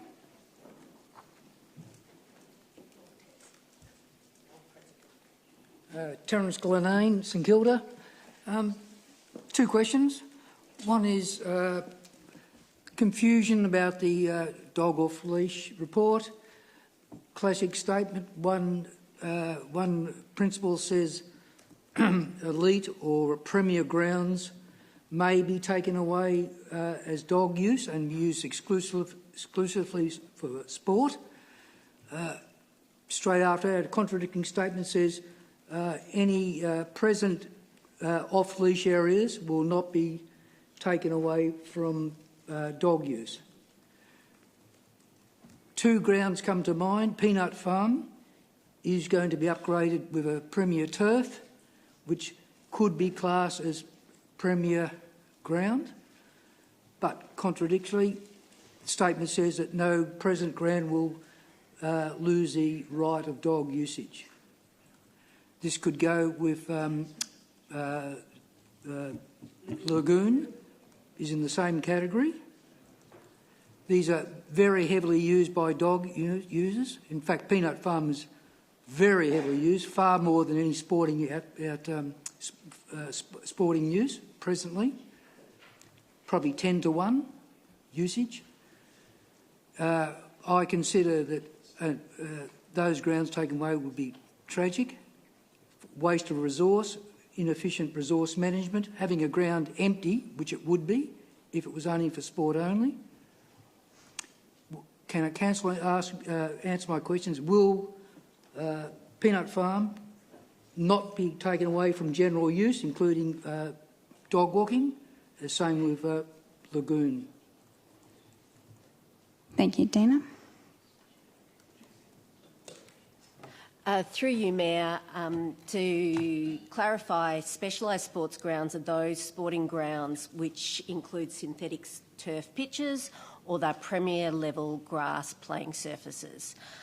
Specialist sports grounds in the City of Port Phillip include SNS Anderson Oval, Pitch 1 at JL Murphy Reserve, which is currently off-leash, and the Community Synthetic Pitch Ground, Pitch 3 at JL Murphy Reserve, which is currently being upgraded, which is also currently off-leash, and Northport Oval, which is currently an on-leash oval.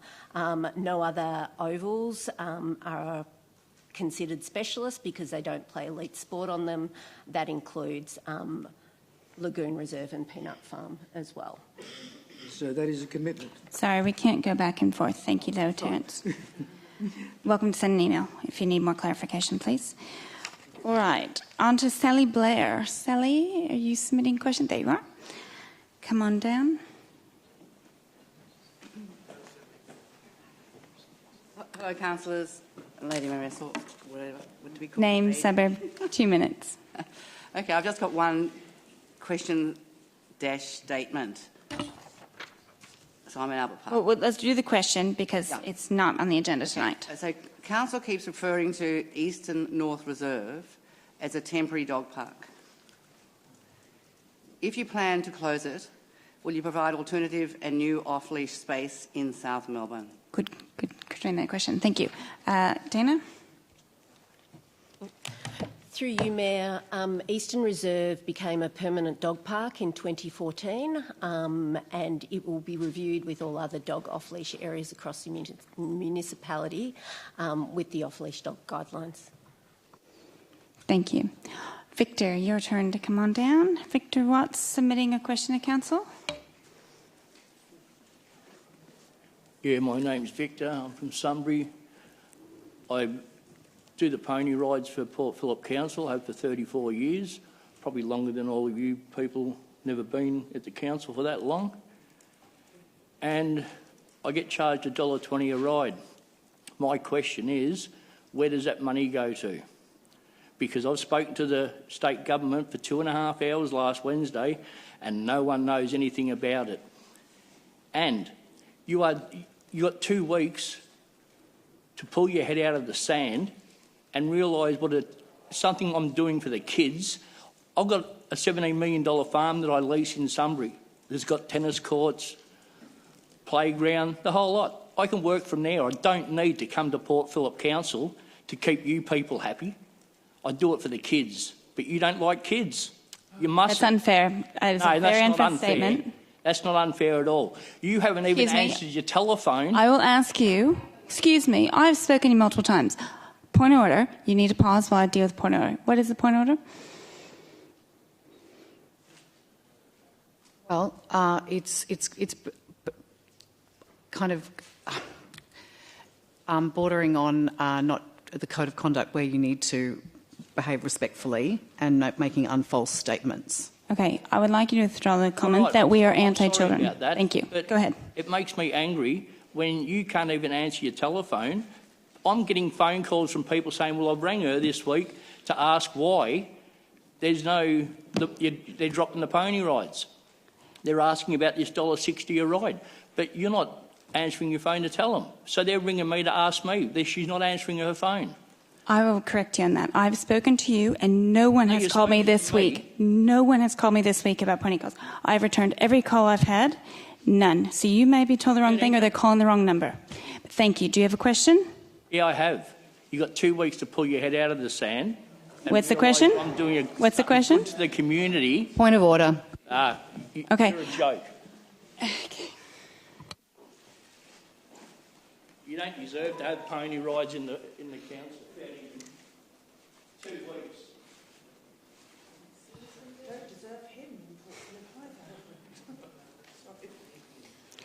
Thank you, everyone. I just need a moment because it's been a really big week. Okay. I think we have only one last. Charlotte, are you here? Hey, Charlotte, come on down. I call upon Charlotte Franchman submitting a question to council.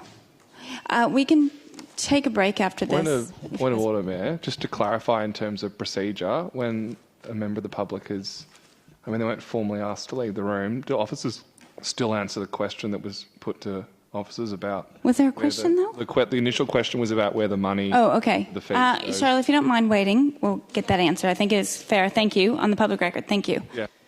Through you, Mayor, the $1.60 that the Victor was referring to is charged through under the DECA tour operators licence requirements. The fee comes to council. Okay, so the fee stays with council? The fee stays with council, but DECA require us to charge the fee. Okay, all right, I got that wrong. Could I ask a follow-up question on that? But that money is put back into maintaining the foreshore, is it not? Like all people that use those foreshores are required to pay it under the state government. It's not just that one particular person. Through you, Mayor, any operator that falls under the tour operator licences, which is all our kiteboarding, our kayaks, our skydiving, anything along the foreshore is required to pay the tour operator licence. It isn't just exclusive to pony rides. Thank you. Any other questions? No? Okay. All right. Charlotte, hello, welcome. You're submitting a question to council. Name, suburb, you have 2 minutes, please. Charlotte Frenchman, St Kilda. Is the microphone still on? Can you see a red light? Okay, maybe come a little closer to the microphone, please. Thank you. Thank you. Okay, so I'm here to raise the topic of City of Port Phillip's responsibility and obligations to their own workers and employees, specifically your local law officers. The 10-year review, the 2023 Port Phillip Community Amenity Local Laws have left your own workers exposed and vulnerable on a daily basis. I specifically refer to Part 4, Protection of Amenity of the Municipal District. Part 42, Camping on Council Land. There are 2 parts and an A and a B. A person must not camp on any council land, in any public place, in a vehicle, tent, caravan, any other type of temporary or provisional type of accommodation. 2, a person is not guilty of an offence under subclause 1 where that person establishes they are homeless, in need of secure accommodation, have complex needs, or is in need of additional assistance because of mental or physical disability or illness. The fact that City of Port Phillip prides itself on being a welcoming and inclusive council is admirable, and to have this philosophy and accompanying policies, but the fact you have promulgated 42.2 with such vague and broad conditions to basically overturn any possibility for your own employees and by inference Victoria Police to rein in and wrangle any of the antisocial elements and issues such as camping, trolleys and objects has now endangered your own local law employees.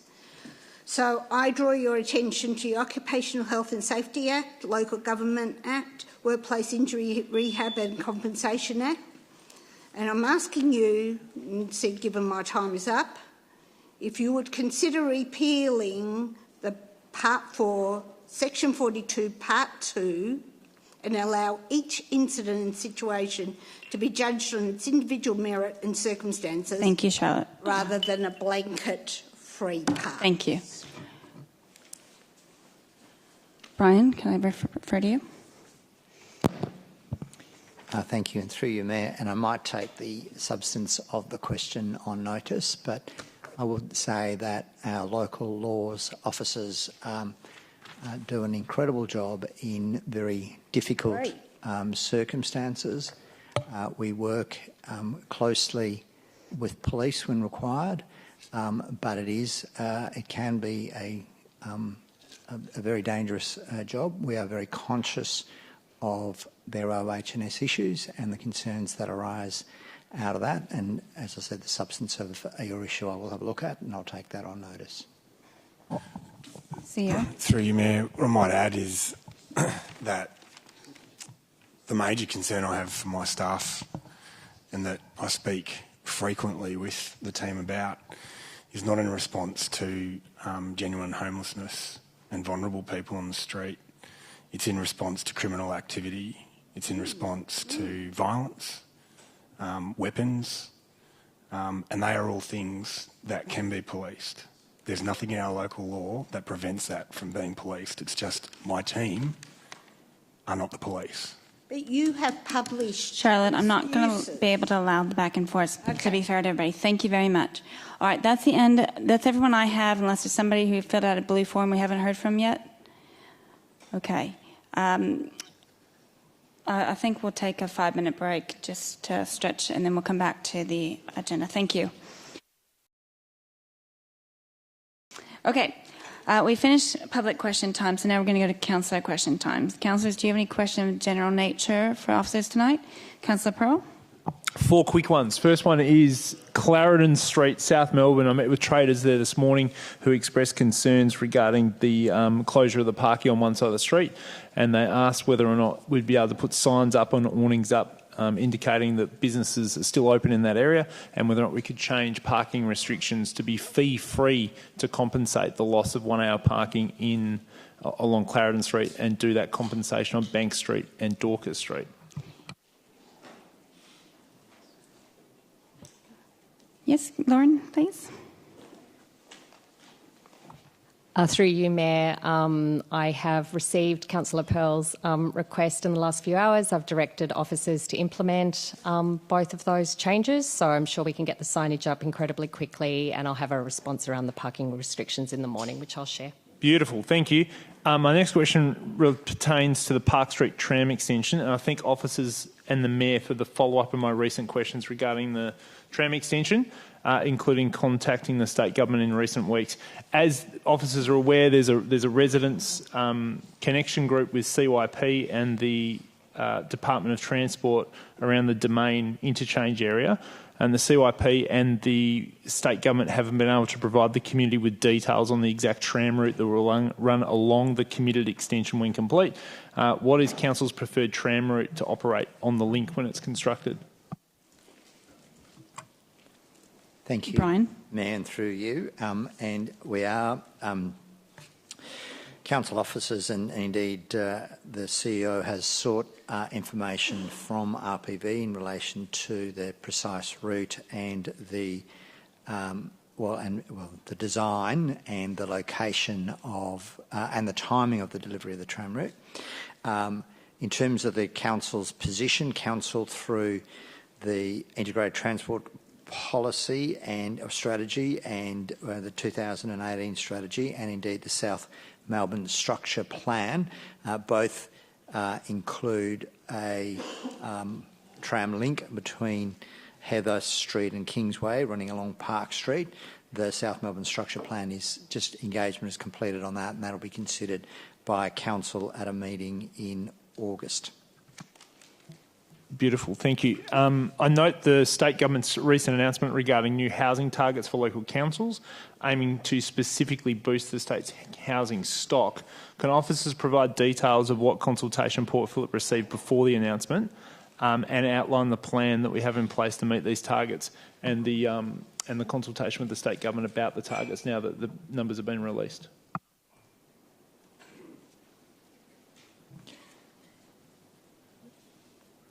Thank you, Mayor, and through you.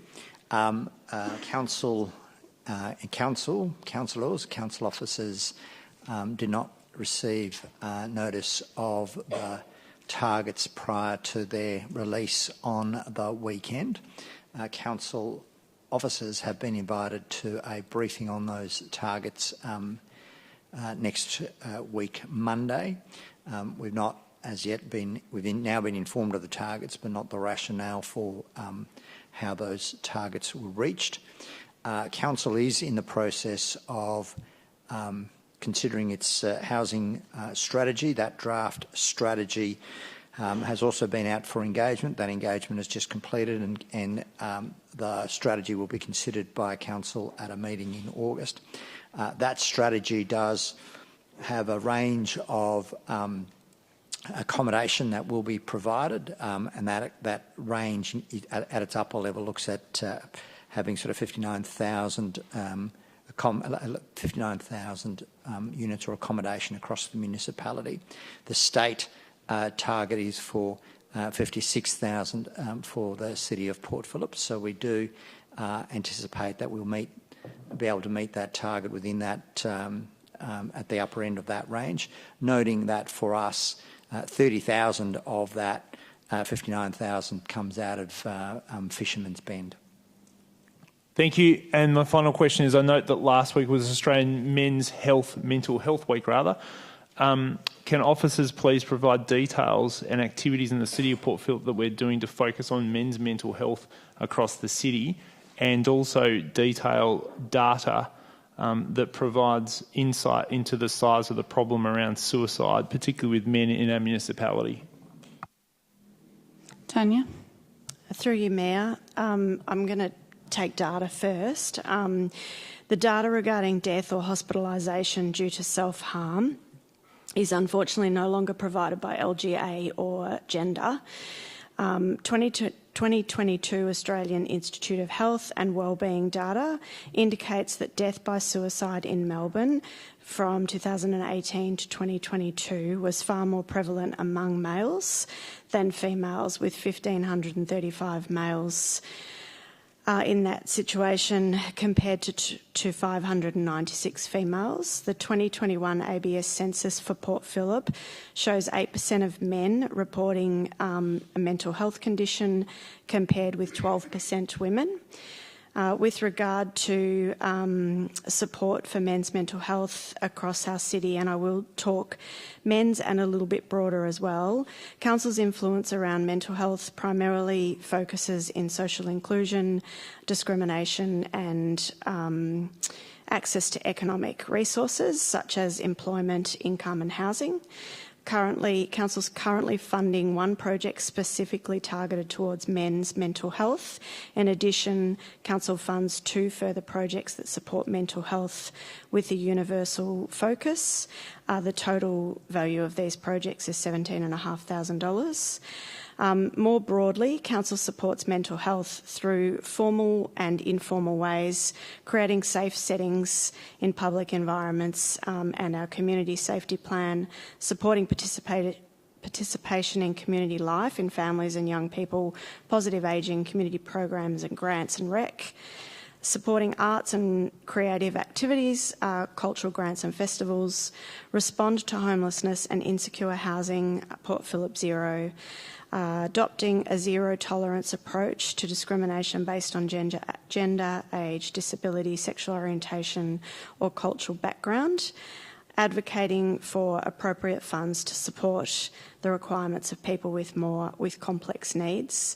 Further to that, noting that for employees, we have our employee, some of which are City of Port Phillip residents. We have our employee assistance program and a number of wellbeing programs that happen annually. Thanks very much. Thank you. Any other Councillor Martin has a question? And just as a follow-up to Councillor Pearl's question, would officers consider publishing in Diversity some of the outstanding work that groups like our Men's Shed, the many sporting groups that cater to men, and even a lot of the work that school groups such as Parents and Friends Associations do, that I believe do a marvellous job in addressing some of the men's health issues that certainly do exist in the City of Port Phillip? Can that be done in Diversity? Can I just clarify, Peter, one thing? Are you talking about sharing stories? don't think stories would be appropriate. Promoting services. I think just the services that are there and the fact that we know that they do good work, I don't think it would be appropriate to get into detail. Thank you. I think Lauren can provide Any further questions of general nature? Oh, sorry, Lauren. I'll jump in there through you, Mayor. We do already have the ability for community organisations and groups to share information and events via diversity, but we'll continue to promote that opportunity. Okay, Councillor Nyagui. I was just wondering if officers could provide an update on the process of our submission on the minimum standards for rental properties and rooming houses.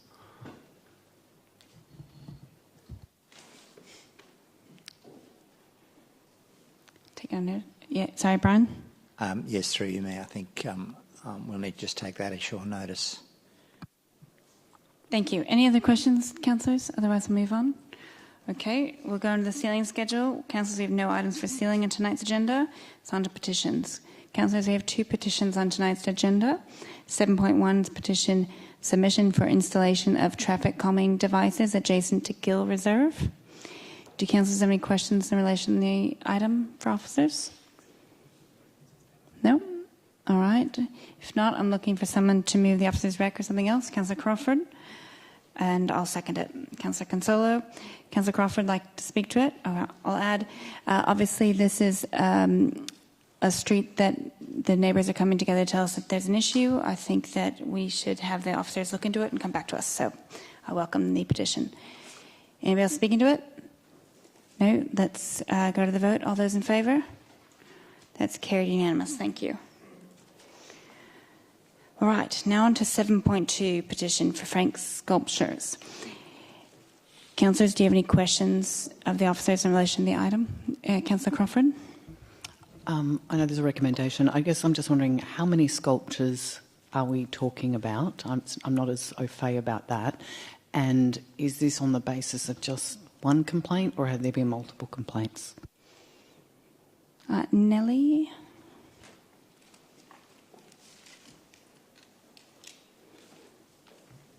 Through you, Mayor, it is in response to one complaint and there is over 30 sculptures from what we can see throughout the median and the nature strip on Dank Street and surrounds. Yeah, follow-up question? I know that there's a recommendation to put a stay on it. Was the initial response to remove them all or just some? It was to remove all of them, yes. Through you, CEO. Mayor, I think the trouble for the officers is they've had a complaint, they've got a bylaw, that team is responding to that.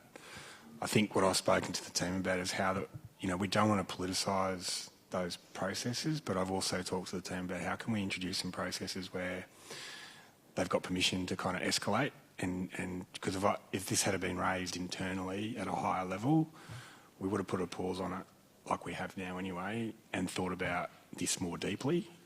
Those sculptures have been there for a long period of time. They add vibrancy to the area. They seem to be pretty popular with the community.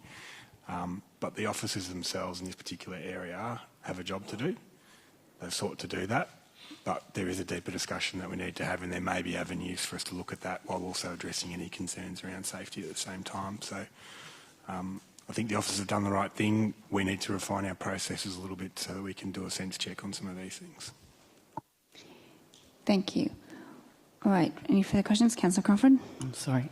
I don't know that it's coming back. I guess my question is, do we know of similar things in any other part of the municipality that it's kind of that process thing that we would be needing to be considered? Sorry, no, I'm asking council officers. Yeah, any council officer can answer that? All right. Okay, Councillor Bond, So we did have something similar beside the tram tracks in Port Melbourne, I reckon about 10 years ago, where a lady, 5 years, she built her own, no, not that one, it was another one garden. further down towards Beacon Cove, where some lady had built her own little display in and amongst the trees. I reckon it was about 8, 9, 10 years ago. Okay. Thank you. Councillor Sirikoff? And I also know another lovely plantation of various objects too that have been put up on the corner and so it's Pandora. It is a Pandora's box. Okay. Councillor Crawford. So I think it's. Is it a question? No, a comment, really. Okay, well then we're going to have to hold that for later. Sorry. All right. Let's do. We have a councillor want to move the officer's recommendation or something else? Councillor Serikoff. Into the microphone, thank you. Oh, yes, thank you. I'd like to do an alternative recommendation, please.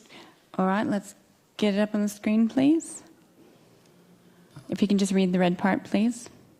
It's referring to part 3. It's a bit hard to see, and that is request officers to place the request to remove the sculptures.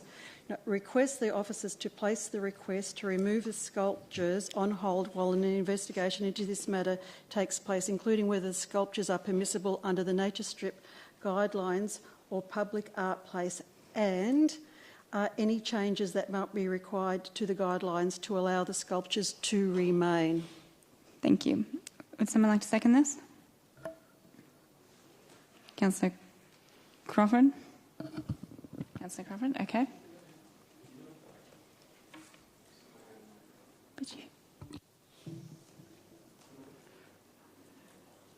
Okay, Councillor Crawford, thank you. Councillor Serikoff, would you like to speak to it, please? Yes, thank you, Mayor. The very fact that we've got a resident here who's supported by 734 people who on the petition, I think is a really good indication that people really do like Frank's artwork. I've seen Frank's artwork evolve over the years, and I think it's really wonderful that we have somebody who's so passionate about recycling goods and producing something beautiful. And of course, that's in the eye of the beholder. We also have, council also does spend a lot of money on art that's displayed in our own council building here, and also Lindenette Gallery, which costs council quite a substantial amount of money to maintain. But here we have a resident who's doing this all out of his generosity of his own time and his heart, and I'm not aware of that. Frank's come to council and asked for grants for $2,000 or $5,000 or $10,000 to do this great artwork. So I'm very supportive that officers go out and look at the guidelines and how it can be incorporated into beautifying our streets. Thank you. Thank you, Councillor Crawford. No offence, Councillor Serikoff. I think you've missed the point of art is what brings people together and community, and obviously people coming to speak to tonight shows us how much it is treasured by the residents of the city, and it shows why the investment that council makes in all of our different creative programs or pop-ups or grants or organisations, the creative people, the creative projects, the uplift, traders love it, all of those things is a very worthwhile investment and very valued by our community, and encourages the art to be done by community members. And you could heard about how it encourages, seeing art encourages and makes people happy, and that is why we invest so heavily for our economic but also our mental health and well-being. And so I'm looking forward to seeing what officers can bring back in adjusting so we can find a reasonable solution. Thank you. All right, any other councillors want to speak to the item? Councillor Nyagui? Yeah, I was concerned about our sort of approach to this tonight, and I'm happy that this amendment's been made. I think we're all keen to see a way to keep this art in the street. Obviously, we have to have parameters and policies around these things, but I'm sure we can find a way forward, and I really look forward to continuing to enjoy Frank's sculptures. Great. I'll add, I haven't received one email in opposition to date for this, so it's only been lots of good, supportive emails, and I think they're quite whimsical and charming as well. So great to see this report. Hoping that we support having a report come back and what we can do to allow it to stay. Any other councillors speaking to it? Councillor Pearl?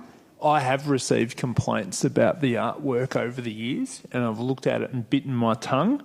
There are people out there that don't appreciate the art being placed where it's being placed. I think that's only natural. Art is in the eye of the beholder. Everyone has an opinion. We'll sit here on our opinions all the time. But what this process may do is provide some level of certainty about what you can and can't do within a reasonable thing. There's obviously a level of community demand and community support out there, and that's what we should be looking into. But yeah, it is becoming more evasive or invasive in the opinions of some. There's only one complaint, but it has been brought up with me a few times, as I've shared with my councillors over the years, not particularly often, but it has been brought up, and I kind of just walked past the issue because I don't see any huge issues with it, but it is something we need to look into to see if we can get the balance right, and I hope you can be an active participant in that process. Thank you. Any other councillors speaking to the item? Otherwise, we'll go to the vote. All those in favour? That's carried unanimous. Thank you. Right, on to presentation of reports. Councillors will now move through the presentation reports. The first one being 9.1, Multicultural Advisory Committee Annual Report. Are there any questions of the officers in relation to the report? No, I'm looking for someone to move the officer's recommendation or something else. Councillor Baxter to move, Councillor Martin to second. Councillor Baxter, would you like to speak to it? Yeah, I'll speak briefly just because the councillor delegate, Councillor Clark, is not here tonight, and I know that she would have liked to say something. And as a former delegate to this committee, just wanted to thank all the members of the Multicultural Advisory Committee who have put in so much work to help advise council on ways that we can make a more welcoming and vibrant place, and also in the work they do to actually do that themselves as well. So a big thanks to them. This is a fantastic annual report, and very pleased with how this committee's been going in relation to the work we do on council. Thank you. Councillor Martin. And I'd like to acknowledge Councillor Baxter's work as the council delegate on that committee. Can I also note yet again to advise you all about the wonderful job that our advisory committees do and the intersectionality between the various advisory committees. So Georgina, who was the chair last year of Multicultural, was also a member of OPAC. James, who's the chair this year, is a member of LGBTIQA+, and Bill, who's a member of Multicultural, is also a member of OPAC, and our advisory committees all work really, really, really well together. They're an engine room for our council, and anyone out there, if you'd like to be involved in helping council form policy without actually sitting in the chamber, join one of our advisory committees. Thank you. Any other councillors want to speak to the item? If not, we'll go to the vote. All those in favour? That's carried unanimous. Thank you. All right. Now we're going to go on to 10.1. This is the planning application at 427 City Road, South Melbourne. Councillors, do you have any questions for the officers in relation to the item? Councillor Martin. So I've got a few questions for which I have flagged with officers. I think they have the answers. Firstly, can I acknowledge all the people who came in and spoke so passionately, and I can also thank the applicant's representative who also spoke very, very clearly.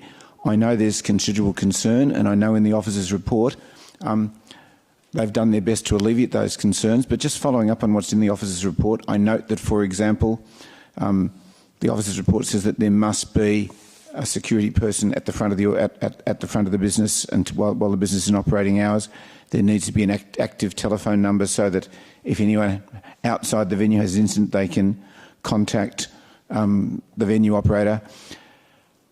Are these things enforceable? And if by some chance the venue didn't deliver on the undertakings that it's given to council, what council put in, and what council the officers put in that report, what action can council take to ensure that they're addressed? Paul? Thank you, Councillor Martin. Through you, Mayor. Enforcement is an ordinary process of any planning permit, or if a planning permit's not in place. The requirements are enforceable as a first principle. They're drafted in a way that satisfactorily allows us to address any non-compliance. Our approach to addressing non-compliance is to firstly ask them to comply, followed by telling them to comply, finding them if they don't comply, and as a last resource we have the option to prosecute. So they're all open to us, and we follow any request to address non-compliance through the process that it's outlined. Second question, Mayor. In the officer's recommendation that we're going to see on the screen in a moment, it talks about up to 6 staff being present in the venue. Then it talks about there being up to 200 patrons. Does that mean that there might only be 3 staff with 200 patrons, or is there something else that ensures that there's an appropriate number of staff depending on the number of patrons? Thank you for that question, and through you, Mayor. There are a number of different conditions that relate to the operation of the premises. There is the number of staff that may be present on the land with the maximum of 6. There's also, however, an additional condition that relates to crowd controllers. So if there are up to 100 patrons, the condition requires that there are 2 crowd controllers. If between 100 and 200, there would be an extra crowd controller on the land. So that is the first principle, that from a control aspect, if there are up to 200, there will be 3 people. Then the management plan has a number of different obligations to address. The staffing levels need to be satisfactory to address those aspects. So if there are a larger number of people, you would expect the maximum of 6 people to be there. The 6 has come from the applicant as what is reasonable and required for the type of operation. So if there's any changes that are required, they can seek further approval from council. And one final question, Mayor. I note the applicant today said that they're really only looking at 3 days per week as a regular basis and perhaps public holidays and things like that. Have the officers explored with the applicant whether any licence arrangement could actually state in terms of law what the applicant told us earlier this evening, which is that there would be 3 specific days of the week where council would offer a permit ongoing, and that council officers could grant permits as requested? Because that may give those people who have concerns about the venue a little bit more certainty about when it's operating. Is that something that's been followed up with the applicant? Through you, Mayor, that is a matter that has been raised tonight. The application that has been submitted and the one that must be considered by council is for the hours that have been set out by the applicant, which is 7 days a week and which is subject to the condition around the hours and times. It is open to council to consider a different option through an alternate recommendation. We stand by the recommendation as being reasonable based on all of the different management arrangements that are in place. If it's used less, then that is likely to benefit the community more. And if we were to provide for the 3 days and then to suggest that they might have different approvals from council, it becomes a bit of a regulatory challenge and a communication challenge with the community for letting them know that other events might happen and when. Thank you. Other questions by councillors? If not, I have some. Is it council or private waste collection? Thank you, Mayor. There's a requirement for a waste management plan.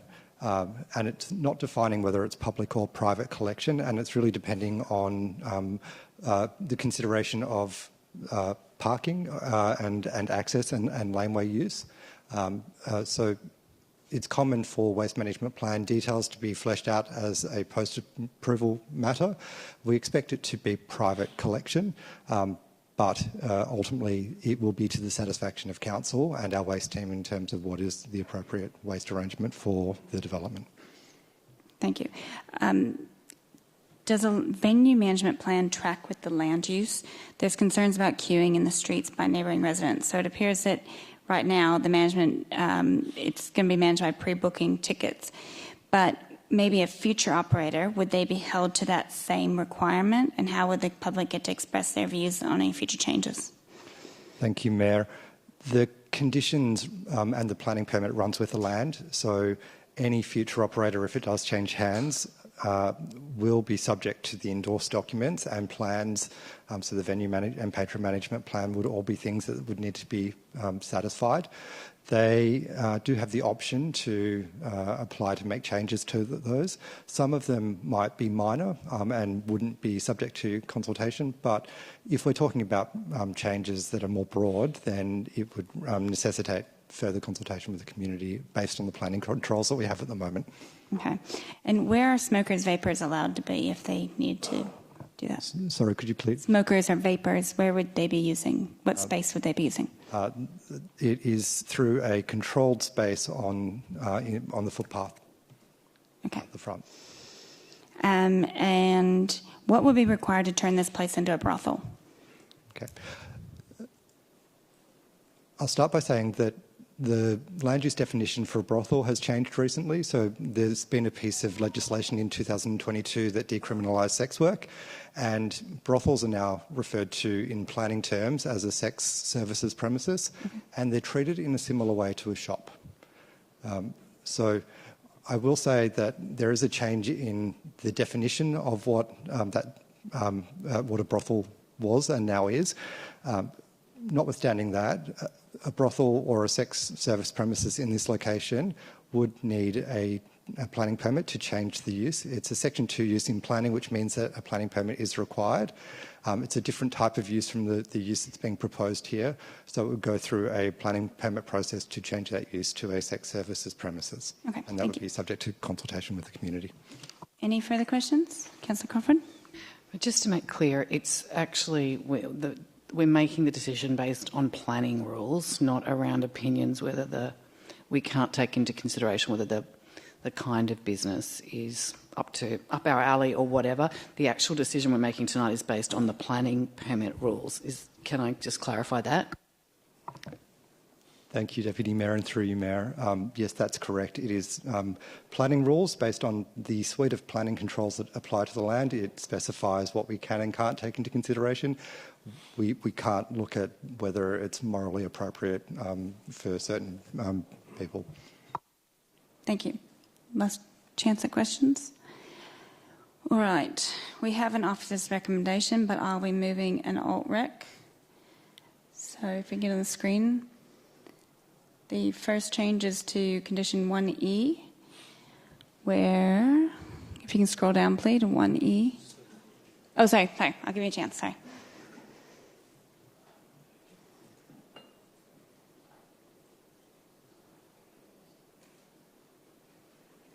Yeah, stop there.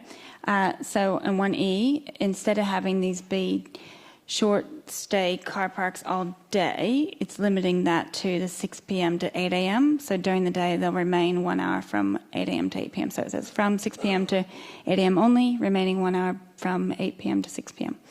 And what? No, during the day it's 1 hour. Yeah. Okay, and then scroll down, please, to section 3. And so stop there, please. So section 3 is changed to unless with the prior written consent of the responsible authority, the use must only operate Thursday to Saturday inclusive between the hours of 10 a.m. and 2 a.m. on the following day. And then 4A is Thursday to Saturday, 10 a.m. to 1 a.m. the following day for liquor.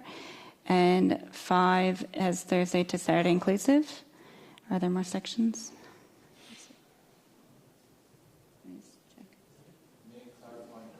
Yes, clarifying question. Would it be possible, when a vote's taken, if there's a seconder for this, to look at those two parts separately? Because I said they're different ideas and the numbers may be different the way that they're voted on. So the one that we looked at first, that was coloured in red, was it?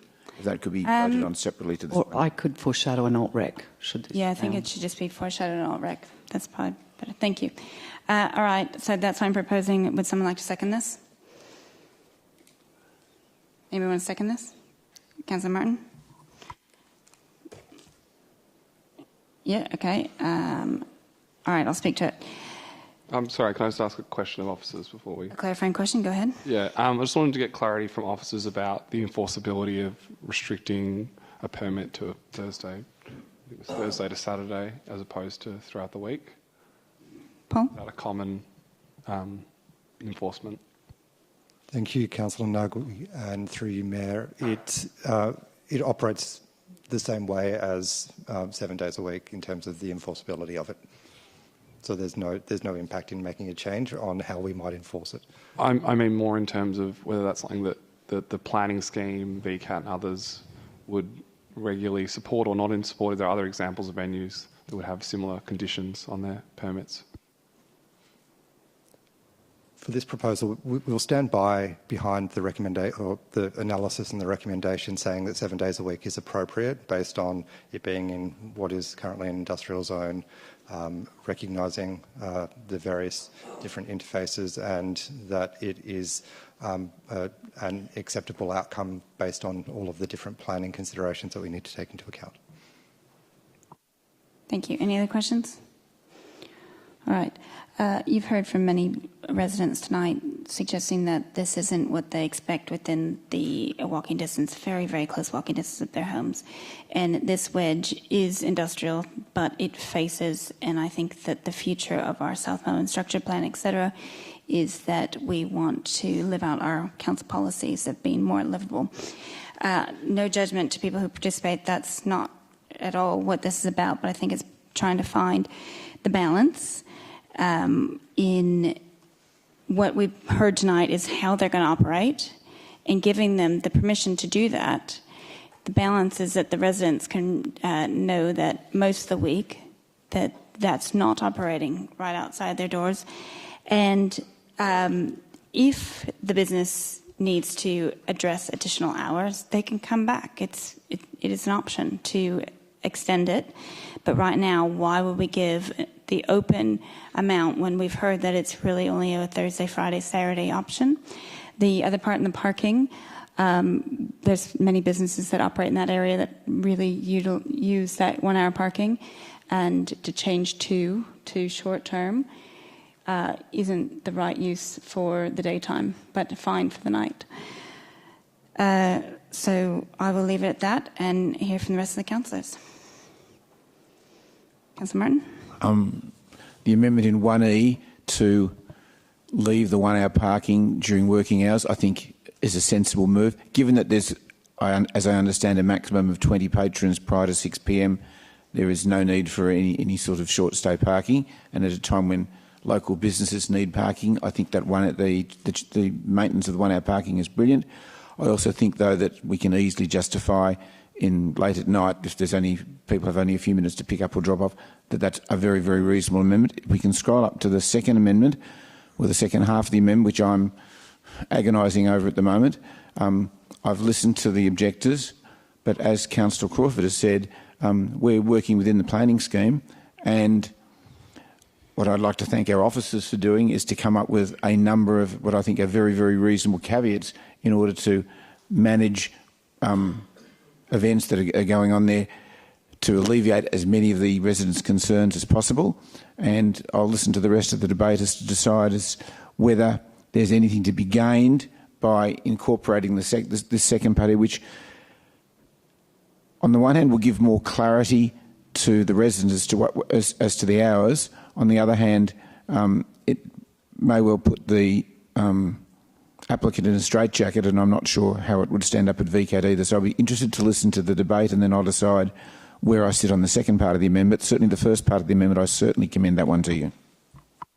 Thank you. Councillors, want to speak to the item? Councillor Serikoff? Thank you, Mayor. Yeah, just listening to speakers tonight, and this is where they live, and this is going to impact upon them. They're going to be walking the streets, whether it's in the morning, afternoon, and into the evening. And it is designated as an industrial zone at the moment, but it will be changing to more of a residential / retail or industrial area of different dynamics. And I don't think we should lock in what's going to happen here, because the dynamics of the street or the area will be changing with the South Melbourne structure plan and all the neighbouring areas. It's going to become more residential as we look forward to 80,000 people moving into the Fisherman's Bend area and also into this area here as well. So I support this alternative rec because of the changing dynamics of the area, and we should be thinking of the future and how this area will work. I've got nothing against people's activities. but I just don't think this is the right area, so I'll be supporting this. Councillor Crawford? I won't be supporting this. So Middle Park's not the right area for an entertainment venue of any value. Ackland Street, everywhere is not suitable for an entertainment venue, according to people that live nearby to it. I'm actually horrified. This is an industrial area and there is no immediate residence. We should be assessing this, whatever your view of the business itself. This is an industrial area which is the perfect place for an entertainment venue, which this is. It may not be your cup of tea or up your alley, as I said before. That's your business. But we are making a planning decision here, and we should be giving it the same requirements as we would for any other management plan of any other entertainment business. If you can't have it in Middle Park and you can't have it in St Kilda, where on earth can you have it? I will tell you that there's one within a stone's throw here, and no one knows that it exists except that, there's two, okay, I don't know about the second one. But if they hadn't had to come from a planning permit, we wouldn't know about this.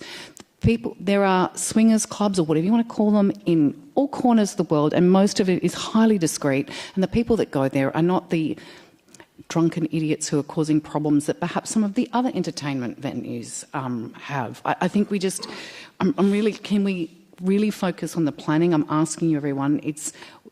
The recommendation really focuses on all the things we can to manage amenity issues, but it's not about moralising on the actual business.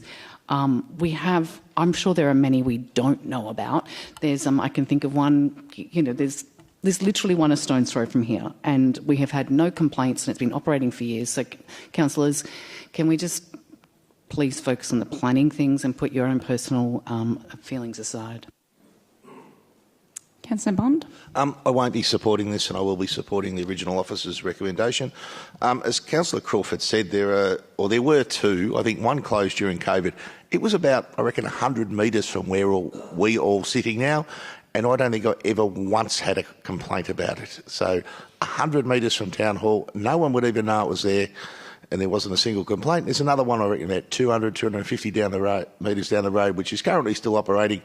No one would even know it was there. I know people fear the worst when these sorts of applications come to us, but time and time again we see applications like this where they just don't live up to the fear that residents perhaps think these might occur. We look at this from a planning point of view. Well, I know people don't want these, as Councillor Crawford said, they don't want things in suburbs, quiet suburbs of our city. We do have to direct these to the appropriate areas of our city, and this is probably one of the most appropriate areas. It's a busy road. It's currently an industrial area, so under the planning scheme, it complies with the planning requirements that are currently there. Yes, they may or may not be changing at some point in time in the future, but we are required to assess applications under the planning scheme that exists at the time the application was lodged, and that's what our obligation is to do here tonight. So I'll be supporting the original officer's recommendation. I could support the change to car park out the front if that gets put separately to the remainder of the alternate items on the screen. Councillor Baxter? Thank you, Mayor. Before I forget, I'll say that I'm not supporting this motion. I foreshadow that I will support a modified version of the officer's recommendation that includes the parking changes but not the hours of operation changes. I thought I'd get that out there just to make sure someone had in fact foreshadowed that. So the reason I'm not supporting these changes, in particular the hours of operation changes, venues apply for the licence conditions that will reflect not just their needs right now, but often their future needs. Having worked in the nightclub industry for a number of years, and I ran nightclubs and worked in them for a number of years, I often worked at nightclubs that would have, for example, a 24-hour liquor licence, but would close at, say, 7 a.m. or something like that. I think it would be highly unfair to go back to them and say, oh, you're not using all of your liquor licence, therefore it should be cut down. And I don't think that kind of condition would actually even hold up at VCAT anyway. The application that they've made is entirely reasonable. I will also say, in terms of the type of venue that we're looking at here, I do have. I was going to say I have some experience, not as a client.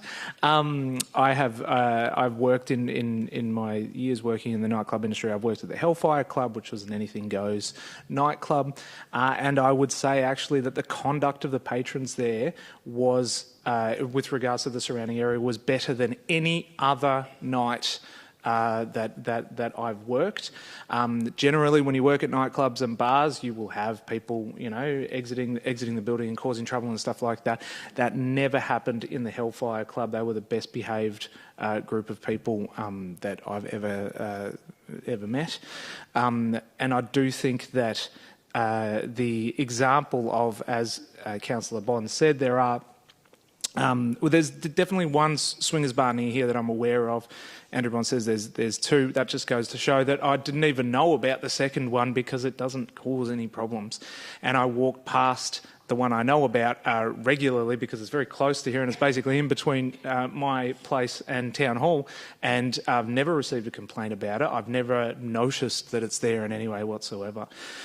So I do think that we have to actually consider that the some of the fears around the type of business that this is, I really don't think are going to be realised. Nevertheless, they're not actually relevant to the planning considerations we need to be taking into account when approving or declining this application. On a planning stance, it complies in very many ways, and that really should be that. Thank you, Councillor Nyagui. Thank you, Mayor. I also won't be supporting this alternate rec and would be supportive of Councillor Baxter's alternative recommendation that changes just the parking. I think when you look at this from a planning perspective, everything ultimately does line up. I can understand this is slightly more unusual planning use in an application, but ultimately this is an appropriate location. I think that the various conditions and requirements on this permit are entirely reasonable, and I'd be happy to see it operating 7 days a week as the applicant has applied for. I would note on the sort of moralising kind of aspect of this, and to kind of, I guess, one-up Councillor Baxter, I do occasionally go to sex on premises venues, and I would say, having gone to a lot of pubs also, they are the quieter venues. Most people are not necessarily broadcasting their attendance, but they're also usually not consuming the kind of quantity of alcohol and drugs that you might see at other venues, which is obviously a good thing given that any sex on premises venue should have consent and safety at the heart of it. And so I think the kind of amenity concerns that people might have around residences and people entering and exiting the venue are usually unfounded, and I certainly haven't heard of any complaints about the numerous venues we have across the city of Port Phillip in my time on council. So I think we really need to put some of the kind of moral concern to one side and ultimately just look at this soberly as a planning application. I think if you do that, this is something that I'm very comfortable with approving tonight, and I'll be supporting Councillor Baxter's motion, and I hope that's what we'll be approving tonight. Thank you. Anybody else speaking to the item? If not, I'll close. All right. I'm wondering what size the venues are that everyone's discussing. I don't have that information, but it's interesting to know in the future. To clarify, this is not an alt-rec to refuse an application. I'm suggesting we do approve, but the 3 nights that they already are saying they're going to operate. In planning applications, which I've submitted many, you shoot for the moon. You do. You always go push the boundary, push it so you have somewhere to come back to. That way, you can negotiate. And here's an opportunity to support the application with consideration of the people who are objecting to it, yet you're giving them the moon. I don't understand it. They can always come back for more hours. So, councillors, I'll put it to you again. You could pass the application with the hours they want to operate, with the balance for the people who are objecting. It's on the table for you. Let's go to the vote. All those in favour? All those opposed? Division. All those in favour? Councillor Sirikoff and Councillor Consolo. All those against? Bond, Martin, Pearl, Crawford, keep your hands up, Baxter and Nyagui. Thank you. That's failed. We have foreshadowed by Councillor Baxter. Yep. Can I please move the officer's recommendation with the addition of, Mayor, your first amendment around the parking? Yep. Let's just pause. Governance, are you good to go? Okay, you are good. All right, then you're good to go. Yes? Yeah, hold on. Read it out. No, you guess you don't have to read it out. All right, Seconder Nyagui. Sorry, is that Councillor Nyagui to second? Yeah. Yes, okay, cool. Councillor Baxter to move, Councillor Nyagui to second for the minutes. Right, so look, I'll speak briefly because I spoke before, but I think this is the amendment around the parking is a very reasonable amendment, and thank you to Mayor Consolo for suggesting that. I do think it makes sense given the times that this parking is likely to be utilised, but otherwise the officer's recommendation, I think, represents a good response to the application, and I commend it. Thank you, Councillor Nyagui. Not much more to add, really. I probably just would note in terms of some of the concerns you've raised, Mayor, in terms of the size of venues. I mean, my experience is gay-oriented venues up north, but I think that generally you'll find, it's a couple hundred patrons like this, and yeah, I think probably the key area of conflict, if you'd call it that, might be around the smoking area, having a larger number of people outside. That said, generally, you have to get fully dressed and undressed each time, so people are not going to be going in and out constantly in the way they might do at a nightclub. So I wouldn't really foresee there be huge numbers of people outside the venue. I suspect there'll be some, and I'm sure with our requirements we can get the venue to appropriately manage that. Thank you. Anybody else? Councillor Crawford? I'll just note it's an industrial area at night where most of the other shops are day trading shops. There won't be a large number of people, and just like any other venue, they will be expected to manage the venue as per the requirements, and if there are any problems, we will address them. I just think we acknowledge the community's concerns, but they are managed just like they would be in any other planning application. And as I said, it's an industrial area. It's not like there's going to be lots of people walking around, or even if there were a group of smokers. So yes, I will be supporting it. Okay, Councillor Bond. I'll be supporting this also. I've seen around the councillors a picture of an old venue called Abode, which was on the corner of Martin Street, which is exactly one block from here. It operated for 20 plus years. In my time as a councillor, while it was operating, it was probably open for 8 years or so. While I was a councillor, never had one complaint from that venue. I know it was particularly well run. That doesn't mean this venue will be particularly well run, but they can be particularly well run, and they do operate. And I am aware of many years ago one councillor walking in there and being very surprised to see another councillor in there, and none of those councillors are currently on council. So, Councillor Nyagui, you are not the first to grace these halls and visit those premises. I won't provide names, but yes. Thank you. Always informative. Any other councillors speaking to the item? Yes, Councillor Pearl. I'm not going to sit on a moral high ground, but I'm not going to support this here this evening, and it's contradictory in many respects, because this area is littered with much worse venues probably than this one, notably the one on the corner, Velvet Hands, which we get lots of complaints against, which is like a billboard for whatever that is in there. Not a great outcome. And there's a brothel, I think, directly across the road, or maybe diagonally across the road if it's still operating. I'm not saying, and I would suspect if this venue operates the way it's pertaining to in the application to operate, would be probably more amenable to local residents than those two venues, but we'll see what happens. It is completely delinquent in my duty as a councillor voting against it based on the planning scheme, and I freely admit that, and that's what I'm saying. I'm being quite hypocritical in doing it.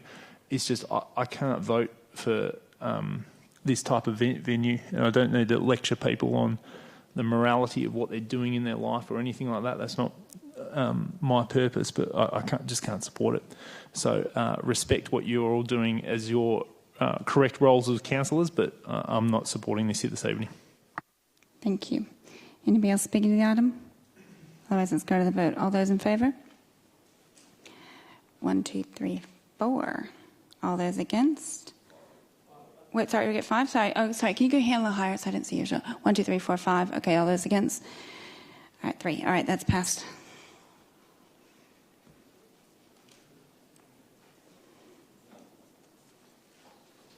Division. Okay, division. All right. I was thinking this. Yeah. Okay. All right.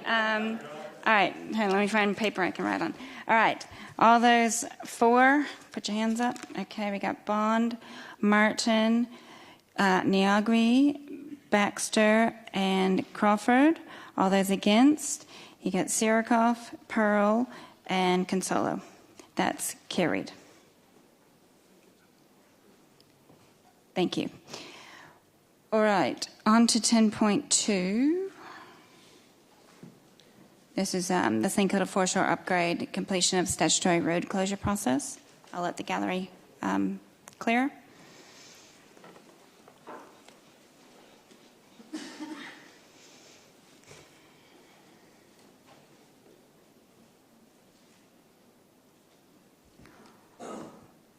All right, councillors, do you have any questions of the officers in relation to the item?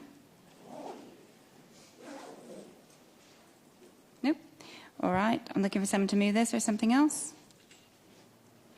Councillor Niagri, thank you for moving. Who would like to second it? Hands up. Thank you, Councillor Sirikoff. Councillor Niagri, would like to speak to it? I'll reserve. Thank you. Councillor Sirikoff, you ready to speak to it? No. Okay.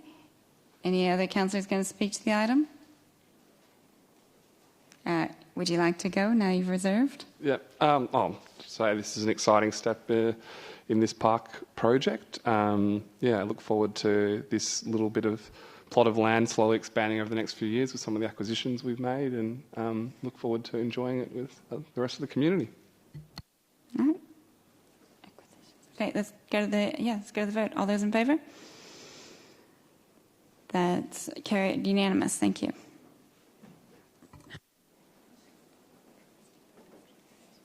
On to 10.3, 49 Packet in the Street, St Kilda. Councillors, do you have any questions of the officers in relation to the item? Councillor Martin? Maybe the same as Councillor Crawford. One of our questions earlier, I think it was Mr Taylor, asked questions about how the demolition would be taking place. I think he had concerns about noise and things like that. There were 2 questions about parking. What impact will this have on parking, the new park, and will council be investigating those? I think last but not least there was a question about the use of a driveway. So officers able to help us with those 3 questions, please. Paul? Thank you, Councillor Martin, and through you, Mayor. The planning application itself is just at this stage to demolish the house. The future plans for the park will be developed over time in accordance with Council's capital works program. It's not a current project that's being run.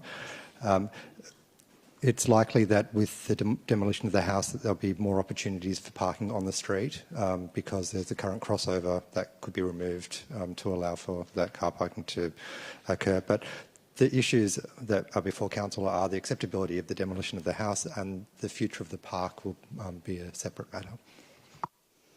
Thank you. Any further questions, Councillor Crawford? So that's not the decision tonight, but of course before we undertake if we were to approve the demolition, there would be interaction, particularly with, is it 49A, to mitigate dust, inconvenience and the shared driveway. That would all be managed with discussion and all of that, would it not? Thank you, Deputy Mayor, and through you, Mayor. My understanding, and as I've been informed tonight, is that there will be a process of consultation on the plan for the park before it's constructed, so that will be resolved through that process. Thank you. Further questions? Councillor Crawford? I'm not sure, Paul, if this is for you or who it is, but the intent for Packington Street is to be a local park. It's not necessarily meant to be like a big, like Alma or Catania, where there's lots of people coming. It's the design with a lot of our smaller parks is for people to walk there. Can I just clarify, that is kind of the intent of the park? Through you, Mayor, that is the intent. Thank you. All right, any other questions? Otherwise, I'm looking for someone to move this or something else. Councillor Niagri to move this. Councillor Baxter to second. Councillor Nagri, would you like to speak to it? Oh, just say I'm also excited about this one. I've kind of mixed up my notes before, but yeah, these are both really exciting projects. That's all. Great. Councillor Baxter? Nope. Anybody else speaking to the item? Nope. Let's go to the vote. All those in favour? That's carried unanimous. Thank you. All right, on to 10.4. This is the Waste Review Management Action Plan. Councillors, do you have any questions of the officers in relation to the report?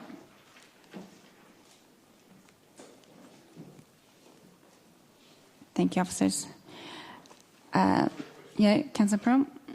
Yes, I'll take up the question from Stephen Brooks regarding the disclosure of the dollar amount in the settlement with the contractor, please. Lachlan? Through you, Mayor, and thank you, Councillor Pearl, for your question. As is made clear in the report, we can't disclose the financial details at this stage without compromising the upcoming re-tender. We are re-tendering relatively soon after the original contract was signed, so in about 6 months' time from now. By protecting the commercial elements of the settlement, including the settlement figure, we can achieve the best outcome for ratepayers by avoiding giving potential tenderers an insight into our current costs. We want to achieve the best outcome. We can confirm that Citywide made significant concessions during the negotiations. The settlement sum has also been incorporated into the current 23-24 budget and the draft 24-25 budget, which Council will consider next week. The waste charge in the draft budget for 24-25, which funds these collection services, is forecast to increase by 2.72% next year, which is under forecast inflation. Councillor Pearl? If it's in the budget, albeit it's not an individual line item in the budget, but it doesn't take Einstein to deduce it based on the percentages provided and it's in the budget. How are we abiding by the principles of transparency to our community if we don't just disclose the number? Understanding the market will compete for a tender without necessarily being anchored to a price that was negotiated some years prior to that tender taking place, which by the time we get there it will be. Through you, Mayor, I'll take it. I mean, that's often the balancing factor between commercial and confidence and public transparency, and trying to get the balance right. In this case, officers who've consulted with the councillors as part of the briefing process have discussed this, and we believe it's in the interest of council for now, and the best interest for council for now, to keep that confidential. That is for council's protection, not for individual protection of officers. That number will be available to the community in due course, but if there is a small market now as well, it's not like we've got a big market of players here who are going to compete for the contract. It's a small market. Protecting our commercial interests to get the best result, we believe, means that we should not disclose that number now, but it is open to councillors to direct us to do that if they like. Just another follow-up. If we did direct you to do that now or in the future, is there any contractual obligations that we're breaching, or is there anything that would withhold us from a contractual point of view from disclosing that information to the public? Lachlan? Through you, Mayor, no.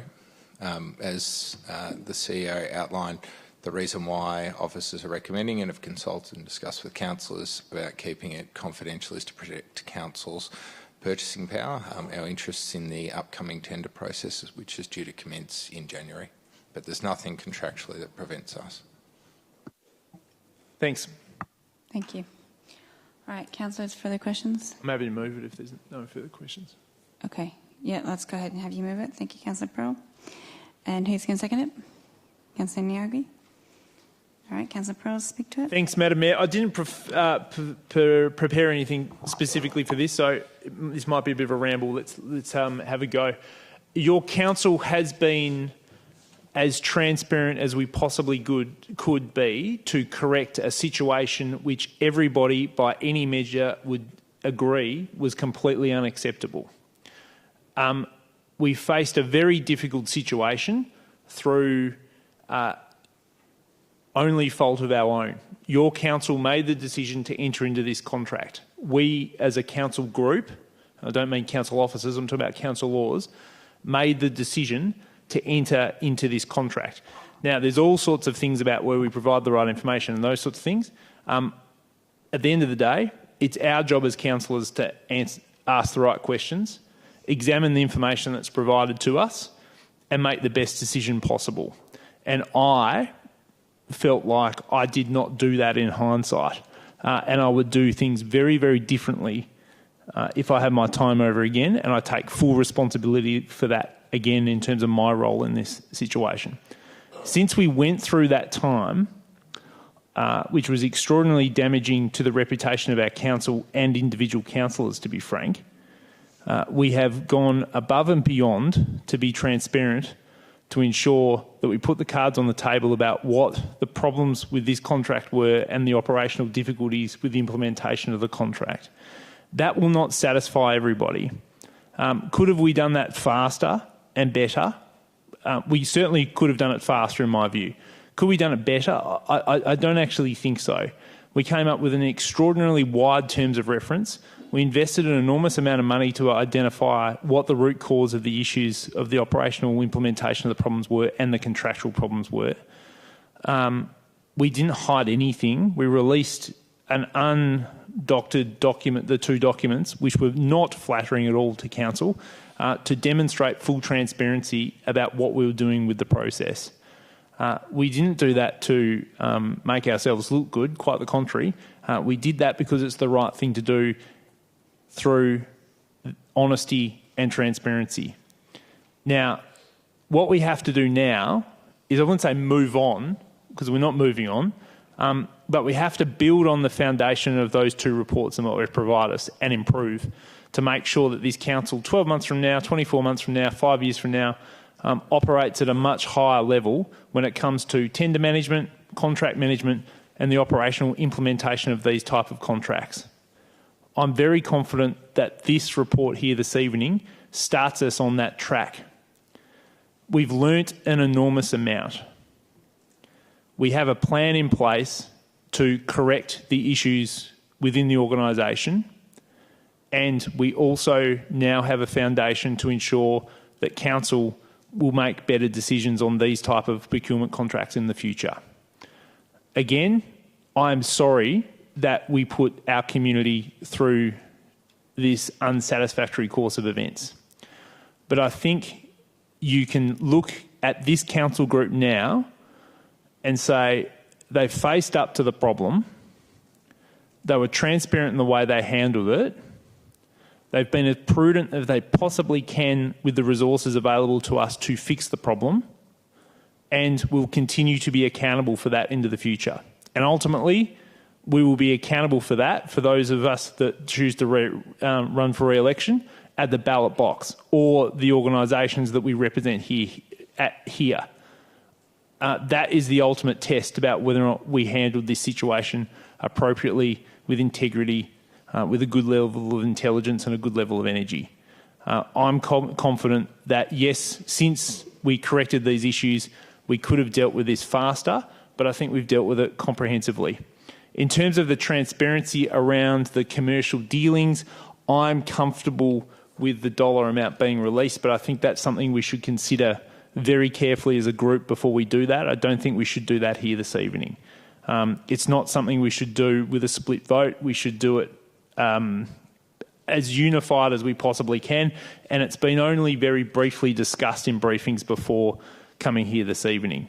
So I don't think it would be prudent for us to release it. I'm comfortable with us releasing it because this error has caused a real gap in trust with our community, and the only way we're going to be continuously able to rebuild it is by going above and beyond with the level of transparency, and that, for me, shifts the balance in terms of commercial outcomes into the future. Because I think by the time we get to the tender, the lessons we've learnt through this process will allow us to run that tender in a way where the disadvantages of being as transparent as we'll need to at this point will allow us to get a good contractual outcome for the future. But that's something for us to discuss some other time. So I've covered a fair bit of territory there, councillors, but very happy to move and support this motion here, and I thank the officers for putting together a good way forward. Thank you.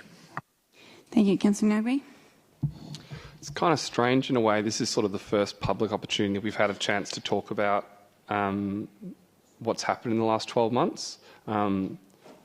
And I guess to reflect, and I think a lot of this report is about, I guess, what we're doing going forward, but it's also a reflection of all the challenges we've gone through in the last 12 months.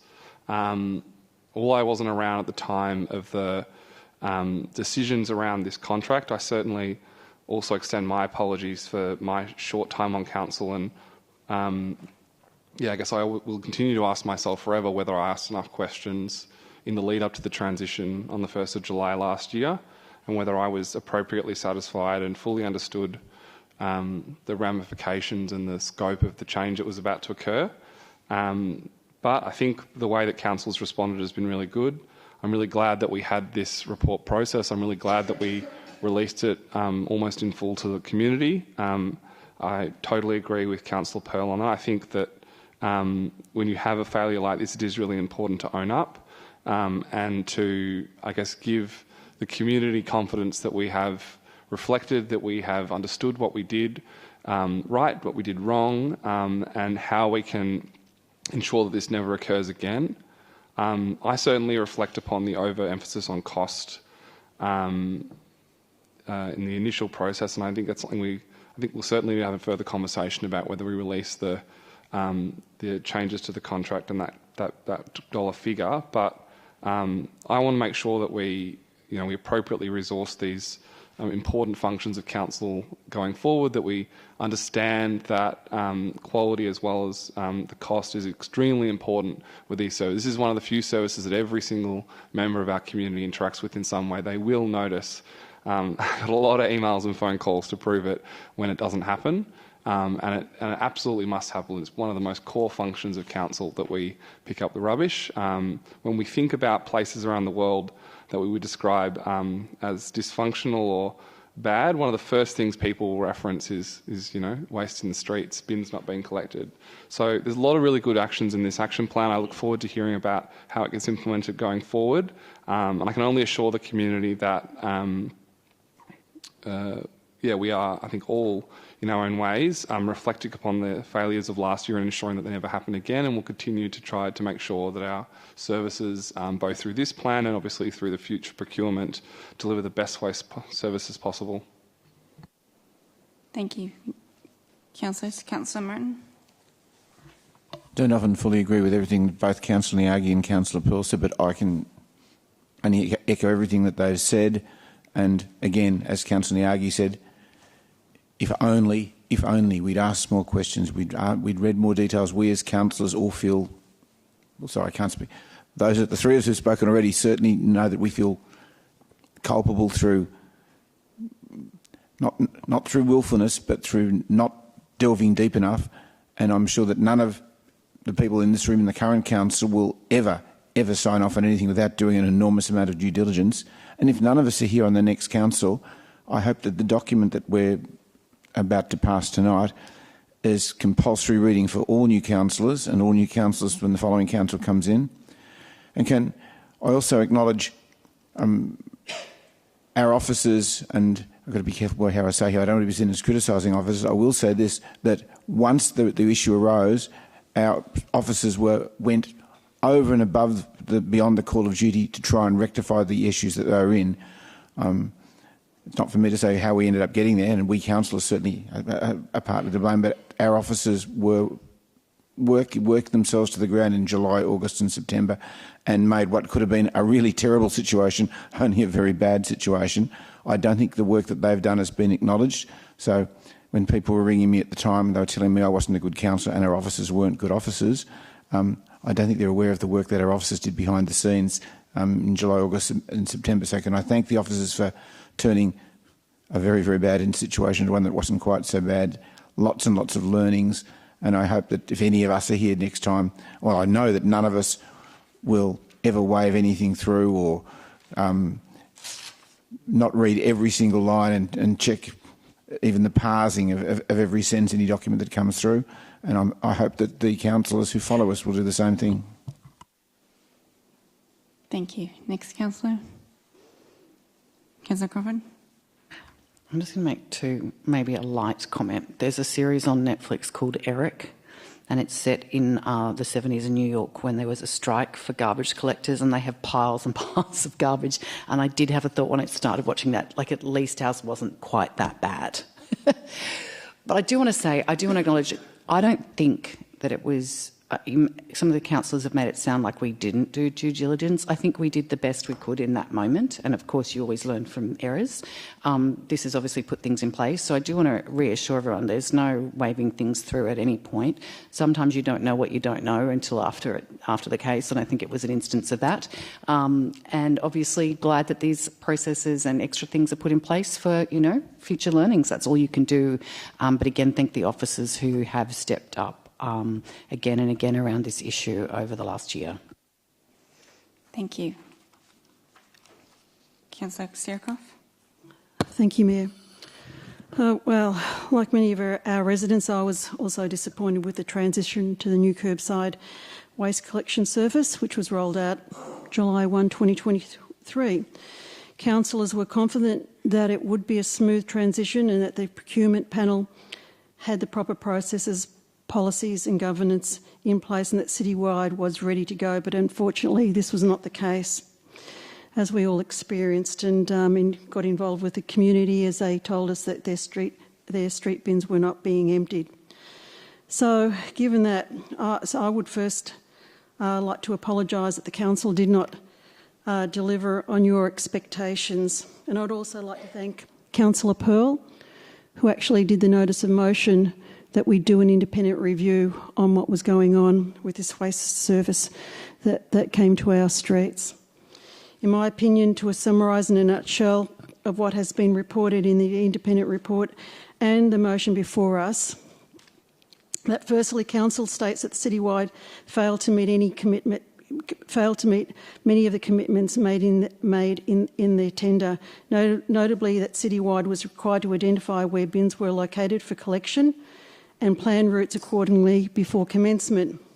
However, Citywide's response is that there were material gaps in the tender and that the scope of works was not adequate to accurately price and resource the contract that they were to deliver.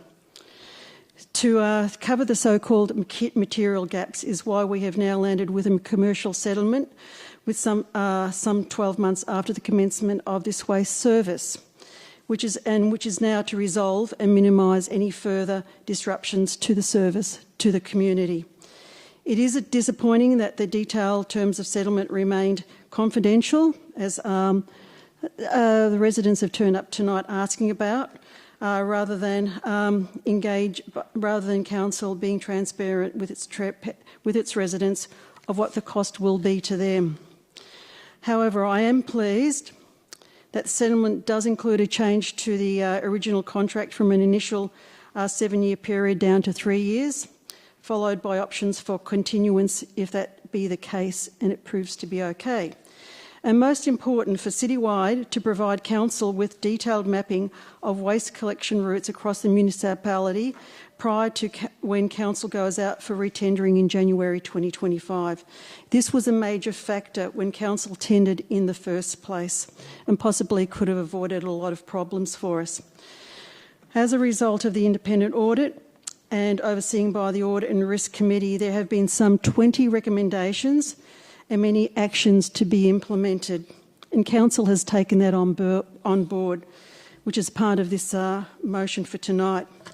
For council to rescue its reputation with our residents, it needs to deliver on the waste service and future services as outlined in the Comprehensive Management Action Plan of processes, policies, governance and a framework to ensure that failings in delivering services are avoided in the future. This includes addressing the mishandled issue of conflicts of interest, whether material or general in nature, to avoid any perceptions of poor governance as we go forward with any future contracts that we have to consider. Thank you. Thank you. A few other councillors can still speak if anybody would like to. No, I'll go then. Yeah, hard to believe it's been 1 year. What a year it has almost been.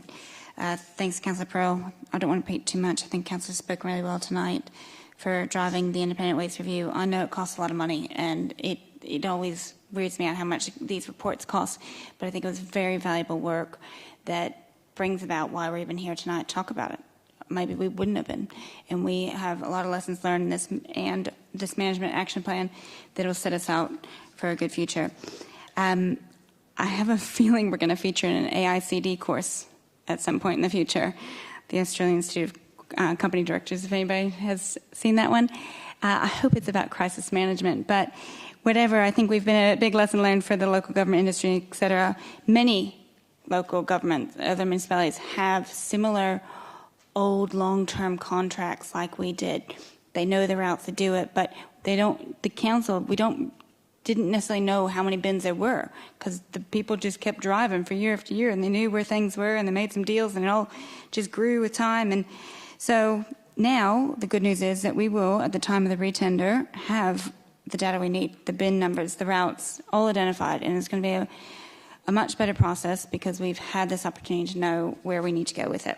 So thank you for those who put in the extra time in handling the crisis. It was definitely not 9 to 5 around here, I can tell you that. And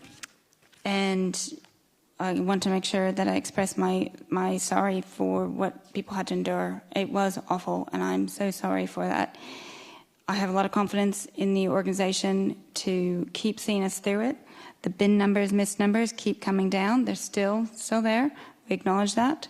But I think we're going to be putting ourselves in a good position for retender. Yes, we could possibly release the number. However, I think that with it so soon, it makes sense that majority of the council of the community would want us to pick up the bins first and get a good outcome for the retender, and that's a priority. And the number can come when the number can come. So thank you, everybody. Last opportunity to speak. Would you like to close, Councillor Pearl? No? All right, let's go to the vote. All those in favour? That's carried unanimous, yes. Thank you, carried unanimous. Thank you. What? Why'd you put your hand up when it was 4? Okay, we're going back, sorry. All those... Division. Okay, let's just do this under division. All those in favour, put your hands up. Okay, Sirikoff, Martin, Pearl, Consolo, Nyagri, Baxter, Crawford. All those against? Councillor Bond. Okay, that's carried.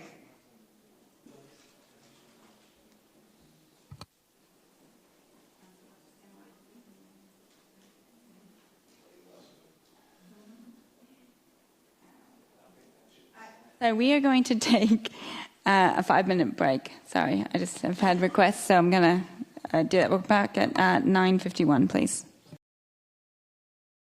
All right. We've got a quorum, so we're going to get started. Item now up is 12.1, Fitness Training and Outdoor Commercial Recreation Policy Review. Councillors, do you have any questions for the officers in relation to the report? Councillor Baxter. Yeah, I'm just wondering if officers can outline how this updated set of policies addresses the petition that was sent to us about beach yoga and the concerns that they had. Tanya? Online. Through you, Mayor. Yep. The petitioner couldn't have a class any bigger than 15 because they were permitted under the fitness training policy, which restricted the numbers, and they weren't eligible to come under the commercial recreation policy. We have now changed the scope of both policies, which means that group exercise classes can now be permitted under the outdoor commercial recreation policy, which means the petitioner from a few months ago can now run her business underneath the commercial recreation policy, which will allow her to have larger classes. Thank you. Thank you. And just to follow up, can officers elaborate on the difference in the fee scheme if someone were to move from the personal training permit to the outdoor commercial recreation policy? How does that look different in terms of the fees for the permits? Through you, Mayor, currently the fees are the same. The base fee is the same. The difference between the outdoor commercial recreation policy and the fitness trainer policy is the outdoor recreation policy has a per participant fee, which is set underneath the DECA tour operator's licence. We are also proposing through the budget process that the commercial recreation base fee raises from 331 next financial year up to 700. So that is an annual fee. Thank you. Any other questions? If not, we have an officer's recommendation. Would someone like to move this or something else? Councillor Baxter to move. Councillor Bond to second. Councillor Baxter. Thank you, Mayor. Yeah, look, I just want to really thank officers for working with councillors to make sure that our policies are flexible and fit for purpose. There's clearly a number of activities on the foreshore that our community highly values, whether they be paid activities or voluntary or whatever it is. We just need to make sure that our policies can reflect that wide variety of activities that people engage in, and that we can support healthy lifestyles and good old community fun. So I think that's reflected pretty well in the changes to the policies here. And yeah, just wanted to thank council officers and Councillor Bond actually for the many conversations that officers were willing to have with councillors around this. Thank you. Councillor Bond? No, all right. Any other councillors? All right, let's go to the vote. All those in favour? That's carried. Unanimous. Thank you.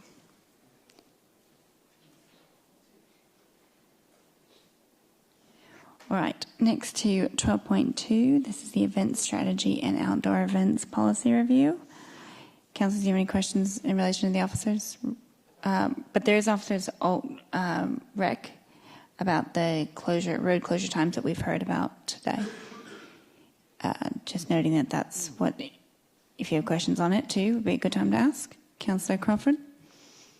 I guess I wanted to ask a question about the person who was talking about people with all abilities, that they might need it to 11:45. Was that specifically for one of the events?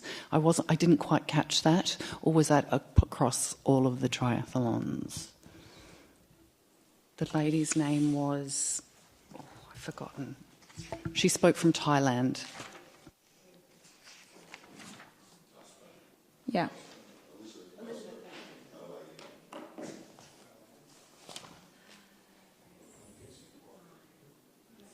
Adele? Through you, Mayor, that was for the 2XU race 5. It was a specific event. They are looking for an extended finish time on that particular event. The revised policy would still allow for that to be escalated, even if they seek a finish time after 11:30am. I'll ask a question following up for that one. I'm pretty sure that it was that often with the triathlons it's about when they can get in the water that's light enough. So closest to the summer solstice will be the longest days. So if that could be moved up or recommended too so that we meet that, maybe that is the accommodation as well. Around, should it be a February or earlier versus March? Certainly something we can look at. It's a crowded events calendar throughout February, and the proposed changes in this also limit the amount of road closures we can have in a calendar month. So it will be a challenge, but we can absolutely look at that. Another question about road closures is sometimes the road closures all the way to Carford. Is there a way to segment it that because it takes a while for them to take the cones down, all that, to actually get down to possibly where some of the race, where those people who are still on the course may be? is that already in consideration, or is that something that could be said like, it's definitely open up from this section by 11:30 or something in the other section? It's always something that we'd review, and we'd review it on a case-by-case basis, but ultimately driven by safety and risk plans and traffic management plans that speak to those, so it is tricky to do those segments. Okay. Councillor Sirikov? Yeah, thank you. I'm not quite sure if my question is just maybe overlapping with yours, Mayor. So is there a priority in terms of getting, the roads opened as quickly as possible? Does council prioritise that this, like the Foreshore business areas, we're going to clear those roads first before we do start down at the Kerford Road end?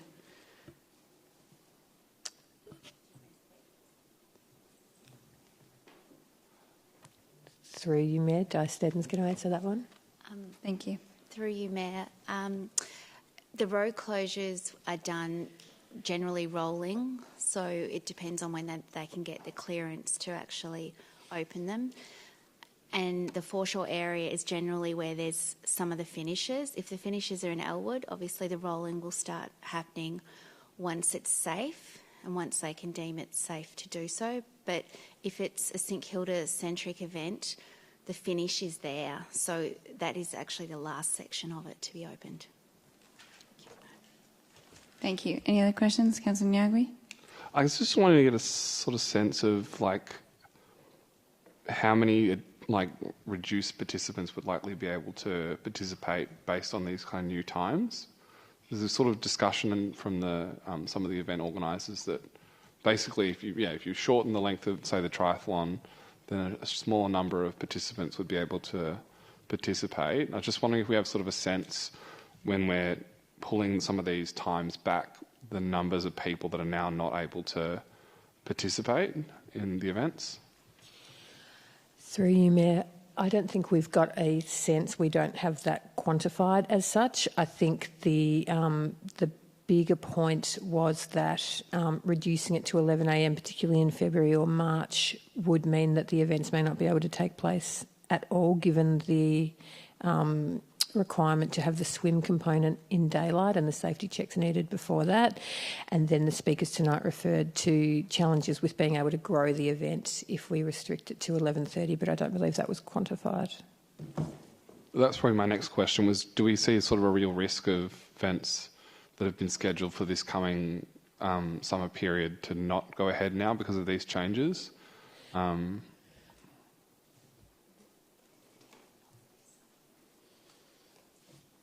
Yeah, through you, Mayor, the deal that was struck between event operators and traders today takes into account this coming summer, so that 11:30 will apply for this summer onwards, so we don't believe it would threaten the viability of any of the events. And I guess probably the other question is, we talk obviously a lot about measuring these things in terms of economic output, and obviously there's a community benefit as well. I'd just be keen to make sure that we have some process in place to capture some of that lost demand of people who would have participated in, say, the marathon or one of the triathlons but are unable to because we've restricted the time slightly, and also get a sense of how we go about capturing some of the non-economic benefits of these kind of events. Through you, Mayor, in terms of non-economic benefits, we work with an organisation called Culture Counts to assess both the economic benefit of each event, but they also carry dimensions around cultural benefit, social benefit, and they survey. We direct them to certain events, and that they will survey the participants to capture some of that data, and we get that report annually. So we'll be due to share that shortly with councillors for the past season. And I forgot the first part of your question. I'm sorry. Gosh, I just did too. How we're measuring the lost economic activity and participant demand of events, that if we're reducing the times, if we kind of continue to capture, I guess, the demand from the event operators and have a quantum. Because if we're measuring the benefit we get from the people that do come, I assume we can also measure the economic benefit that we'd be turning down by reducing times, and I guess be able to balance that against, the benefit of the foreshore traders. Yeah, through you, Mayor, we would be able to assess that through individual debriefs with each event operator post-event. and participant numbers. Great. Councillor Crawford? I understand it's about juggling. I think all of council is about juggling different stakeholder needs. There's an opportunity after this season to have a look at that, or maybe in future councils or in 2 years' time to see if it's still valid, because there might be learnings that we discover and some of those event organisers, and maybe it's not, maybe there is 1 or 2 to midday depending on what that event is. I think that would be great. I don't know if we need to put it in. Do we need to put in a clause to review or just keep an eye on it? I don't know what would be needed, but I think that would be useful. Yeah, through you, Mayor, the event strategy is due to expire in 2026, so that would mean in 2026 we'd be reviewing all of these impacts for operators and stakeholders. All right, any further questions? Otherwise, we have the officers alt-rec, and I'm happy to move that. Who would like to second it? Councillor Bond? Okay. I know that we've heard a lot from some of our traders, particularly the Foreshore traders, who have expressed where our events make it extra hard for them to have a successful day. And this has been a good opportunity to review it, and I really applaud the efforts by the officers, the Foreshore traders and the events team to come together and find a negotiation that it sounds like everybody's pretty happy with. It's workable, essentially, and I think that we should support that. If we have the problem and people were using it, they're all part of our community. The events, the trade, the businesses, it's great. They can get along, and we can have so much vibrancy in our area. So I'll be supporting this. Councillor Bond? Just very briefly say that whenever these events occur, I do go and speak to traders and get their feedback, get their opinions on what happened. Did you have a good day? Did you have a bad day? And I know that every now and again events do impact trade for certain people, but when one person is impacted, often there's another group somewhere else that have had their best day of the year. So it is a little bit of swings and roundabouts. These event policies try to offer something for everyone.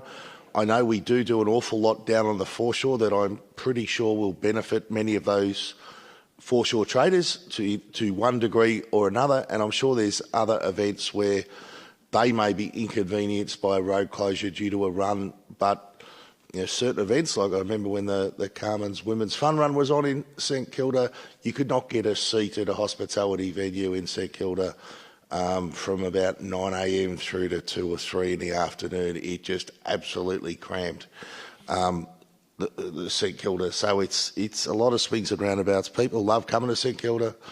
If we had another 25 weekends in the summer, I'm sure we could find another 25 events to put on, but we don't.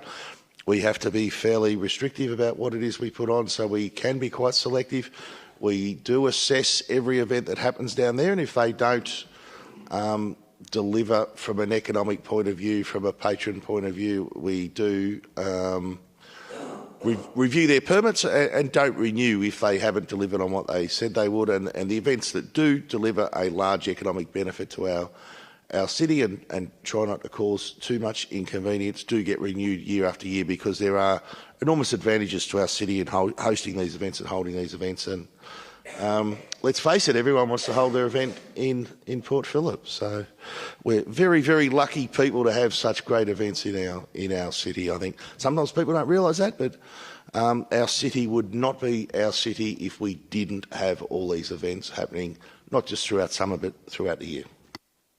Councillor Martin? I'd like to approach this from a slightly different tack. Councillor Pearl asked a question earlier about men's mental health. Now, as someone who's been actively involved in all sorts of sports for a very long time, I can tell you that things like marathon running, triathlons have an enormous effect, not just on men's mental health, but on the mental health of all the participants.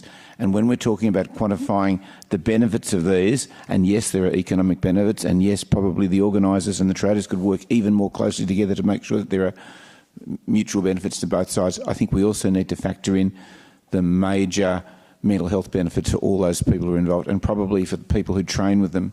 And I think we probably don't also realise that if someone's going to be competing in a triathlon or running in a marathon, they may well jog, the triathlon course or the marathon course, they'll be coming through Port Phillip on 2 or 3 occasions other than the occasion of the event. And again, they'll be spending the money. So there are all sorts of bonuses.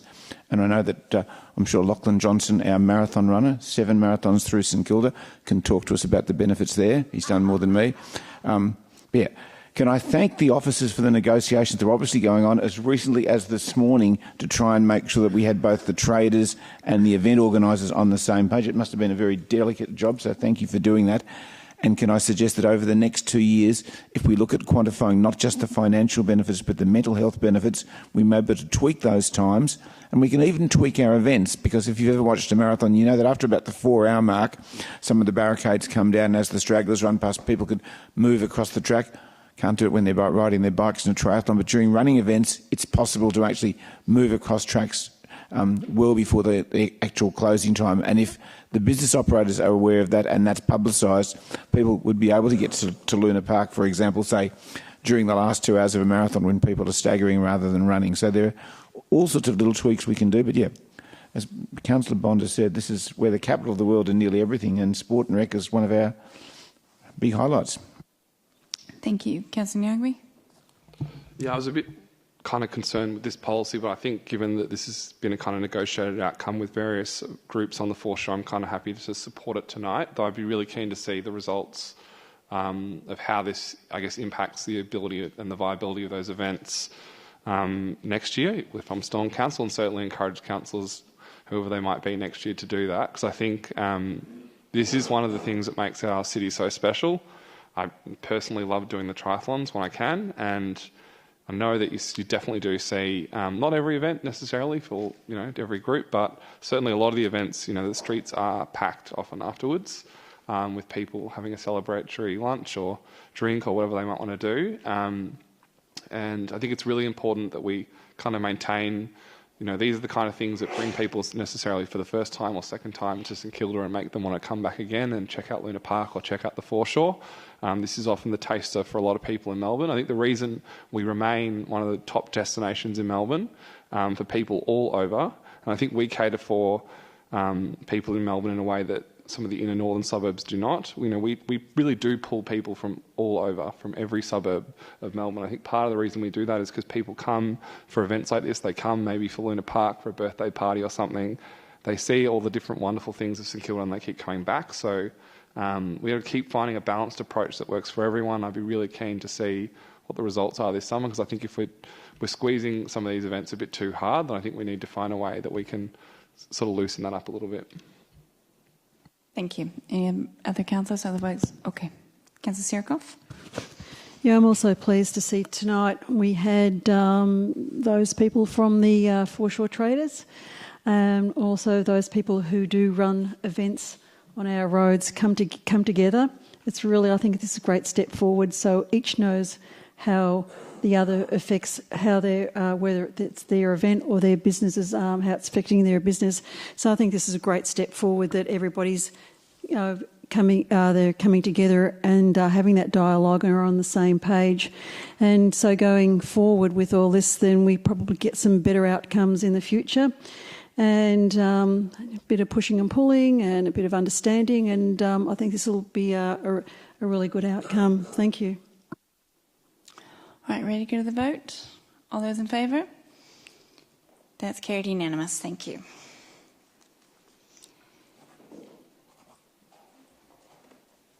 All right, now on to 13.1, the Councillor Expense and Support Policy 2024. Councillors, we also have an Officers Alt Rec with minor updates. It is on the screen if you haven't seen it in your emails already. Councillors, do you have any questions of the officers in relation to the report?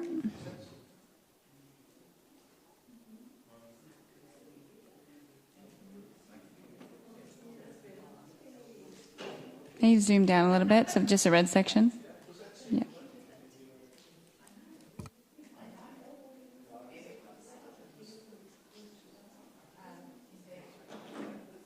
We can answer any questions and have a minute to read it.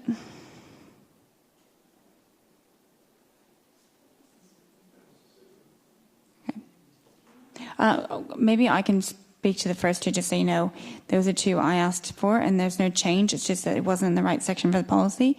And we've always had it noting the federal government childcare hourly rate. We just didn't have that number correct in the last page or in the Appendix 1. So there's those two. Okay, I'll refer to Head of Governance. Through you, Mayor, the section 3.5 is in relation to the international roaming pass. Previously, the policy stated that it was allowed up to $10 per day. We've since been advised it's only for New Zealand and the USA, so just to cover that off, we've made sure the policy is clear on what's being adopted tonight and allowed for up to $30 per day, which will cover streaming of council meetings should a councillor wish to join a council meeting remotely from not one of those countries. What's the question? Let's use the microphones, please. I'm just misreading it, but it says $10 a day outside of New Zealand and the US? Yeah, so New Zealand, US, $5. Oh, $5. Okay, sorry. And through you, Mayor, if I may, we think that $10 per day may be sufficient. We're just not sure for streaming of some of the longer council meetings with the gigabyte allowance. So we know if the $30 a day it would only be for the period that councillors are working. So it is something we can do per day. It's not like it has to be opened up for weeks. Thank you. Councillor Nagri? My only other question was whether there's grounds within the policy for officers to reject a councillor wishing to utilise some of these council-like devices and the like, if they're in maybe an inappropriate country. I mean, the one that comes to mind is China, but there are a number of countries where it may not be appropriate to use a council device because of different reasons. I'm just wondering whether this is like a blanket policy. No matter where you travel, you're able to take your council device and council officers can't refuse, or whether there'd be scope, maybe not in this part of the policy, but somewhere else for council officers to say, given, say, a security risk or something, a cyber security risk, that they wouldn't allow you to take your device. I know it's a common practice in the state government not to take devices to China. Through you, Mayor, I believe that the IT user policy would still apply, and if there was a restriction in our IT user policy around particular countries, I don't know if there is at the moment, but I will check that. But if there were concerns around particular countries, the IT user policy would apply, so it would be separate to this, and so it would be grounds for me to not approve.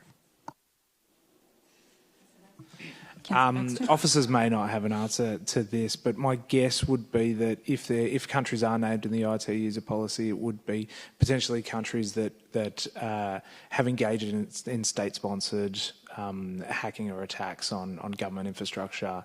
So you would think that there's a few countries there that you would think were at the top of that list. That's the kind of what we'd be looking at. Yep. All right. And head shaking. Yes. All right. Any other questions? Otherwise, we're looking for someone to move this or something else. Councillor Martin to move it. Councillor Pearl to second. Councillor Martin, would you like to speak to it? Briefly, thank you to the officers for preparing the document. This is a very important document. It's all right for people like myself who are almost past their use-by dates, but most of my colleagues sitting around this council table have lives, have families, and I'm in awe of the way they're able to find time to do all their council activities while maintaining their jobs, looking after their families and so on. And anything that we can do in this policy to support them in making their council duties as easy as possible and as least financially burdensome as possible within the realms of this policy is a great thing. So, colleagues around the table, well done on everything you do, and this is a policy that I think will help you support the amazing work that you all do for the City of Port Phillip, and we all love you. Do it for love and a very, very tiny gratuity. Thank you. Councillor Pearl? No? Anybody else speaking to it? Councillor Bond? I'd like to move an amendment. Okay. So it'll become, I guess, 3.6, 3.7, yep. Amend 3.2.3 of the policy to reflect that statement. 3.2.3 is the deal, is the item that deals with our parking. We'll adjust that. I don't know how to... Let them work it out. Just give them a sec. Yeah. No, it just... I don't know about request officers. It just updates to amend or whatever. Yeah. Updates 3.2.3.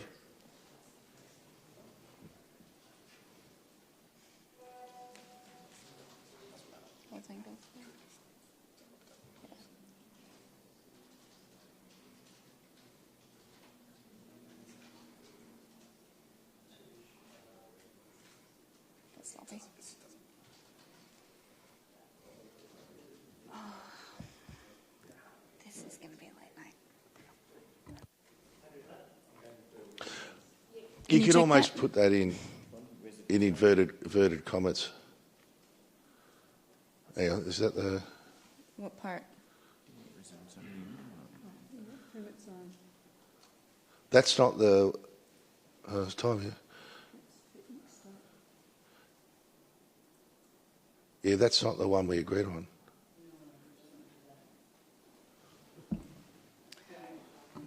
Yeah. Okay, let's just have a minute.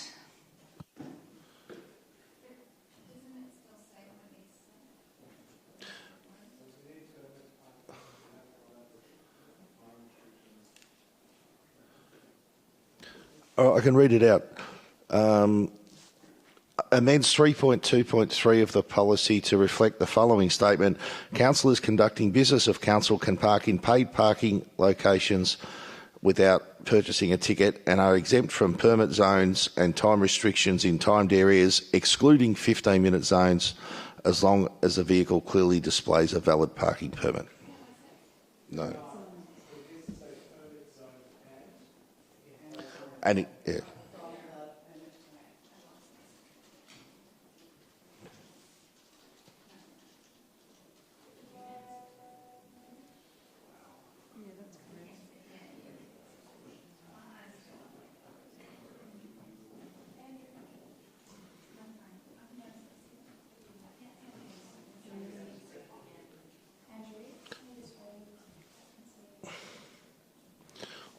So I've just emailed it to you, but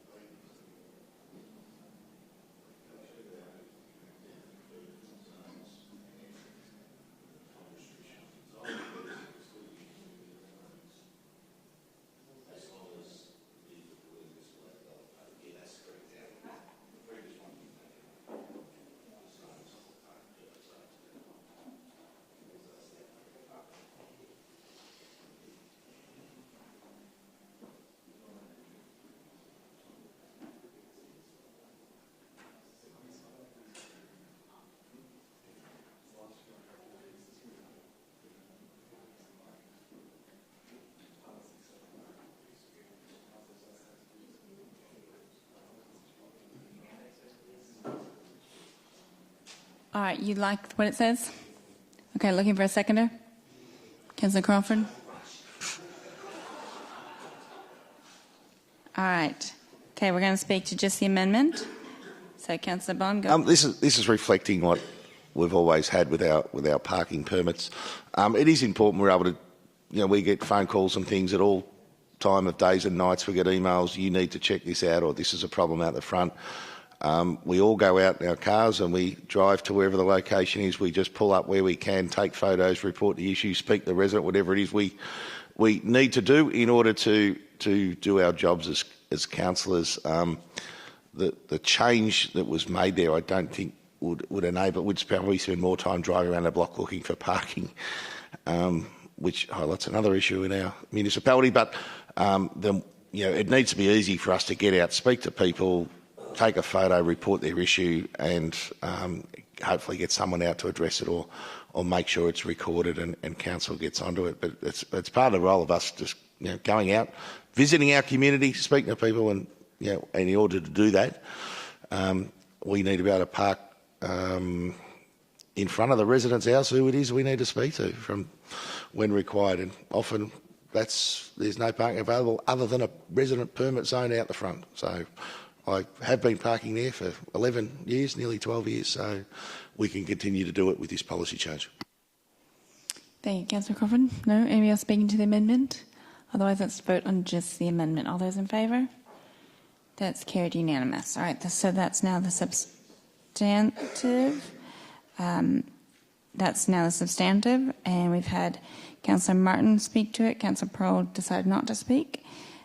So it's still open if anybody else needs to speak to it. Councillor Nyagui? Yeah, happy we change the parking thing. I think it's important that we are able to do our jobs and get out and about in the community, and this is one of the ways that makes it a lot easier. We don't get a lot of... you're not highly paid or anything as a councillor, but I think it's really important that we find ways to enable councillors to do their jobs effectively. I'm really happy to see in the policy change that we're now enabling people to claim for e-scooters. I was pretty disappointed last year when I caught an e-scooter to council one day. I think it was the day we were actually discussing e-scooters. Put in the claim, as you do, and got knocked back. So I'm glad to see that's been changed. E-scooters are often much cheaper than Ubers and often more available too. So I think it'd be good to see more councillors not tandem riding or not wearing a helmet correctly, but out and about showing our community how to do it properly. The other thing I was happy to see here, I think, is the changes around the international connectivity. As a councillor who did quite a bit of time overseas while doing the job, I think this is a really reasonable change to make. We're living in an era where people can dial in from anywhere. I've dialed in from a couple of different countries now. I think it's really important that we enable people, if they can, continue to engage in council work more. I think that's only a good thing, within reason, obviously. But I think it provides, it enables councillors to do the travel and other things while also engaging in council business where it's appropriate. I think it's a reasonable thing to cover under the policy. It's not a huge expense, but I think if it means more councillors are doing more to deliver for our community, I think it's only a good thing. Thank you. Anybody else speaking to it? Let's go to the vote. All those in favour? That's carried unanimous. Thank you. All right, last presentation report, then we have notice of motion. So councillor expense, this is it 13.2? I've got a whole punch. 13.2 is councillor expense monthly reporting, May 2024. Any questions of the officers in relation to the report? No. Any wants to move this? Councillor Bond and Councillor Sierragoff to second. Bond, do you want to speak to it? No. Councillor Sierragoff, no. Okay. We'll go. Anybody else? Let's go to the vote. All those in favour? It's carried unanimous. Thank you. All right. 2 notice of motions tonight. 14.1 is a motion raised by Councillor Pearl in relation to governance arrangements, HousingFirst, and the Port Phillip Housing Trust. Are there any questions of the officers in relation to the report, or Councillor Pearl? Councillor Crawford? How long do we actually think this is going to take? Is there a timeline that, given all the other higher priority items that we have going on?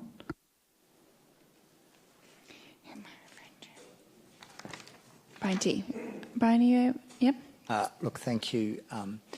Look, we're anticipating that we would look that some councils received some advice earlier in relation to this a number of years ago, so we're hoping we would consider that advice. We would also then, I think, as contemplated by the notice of motion, obtain current or additional advice as required, legal advice. We would then take that advice and draft a report for council. So it's really, I suppose, the toing and froing with the legals, with the legal advice, which we're hoping will take, it's difficult to guess, but sort of weeks rather than months is what I'm anticipating.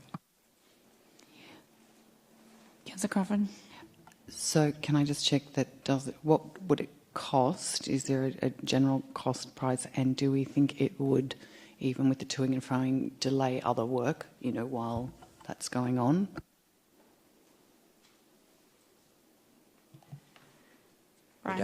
We don't anticipate that it will delay other work, and I don't have an estimate as to the cost, but we will be able to carry it within our existing budget. Through you, Mayor, I understand the estimate is about $6,000. Thank you. Councillor Nyagri? I understand that council officers are in the process of doing a review of the affordable housing policy, which would kind of be the parent policy of, I guess, our interactions with the trust day to day. I'm just wondering how doing this review before that is completed, and we've, I guess, been able to ascertain what our needs are in relation to the trust would impact it, and whether we might in fact need to go back and get further advice once we've completed the affordable housing policy and had other questions and queries around how we'd use the trust going forward.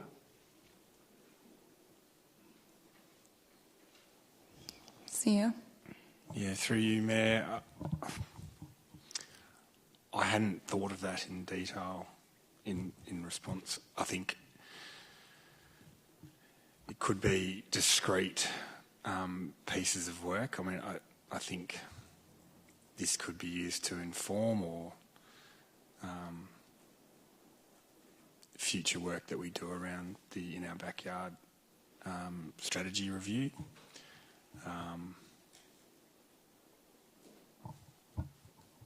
But, yeah. Okay, thank you. Councillor Nyagri?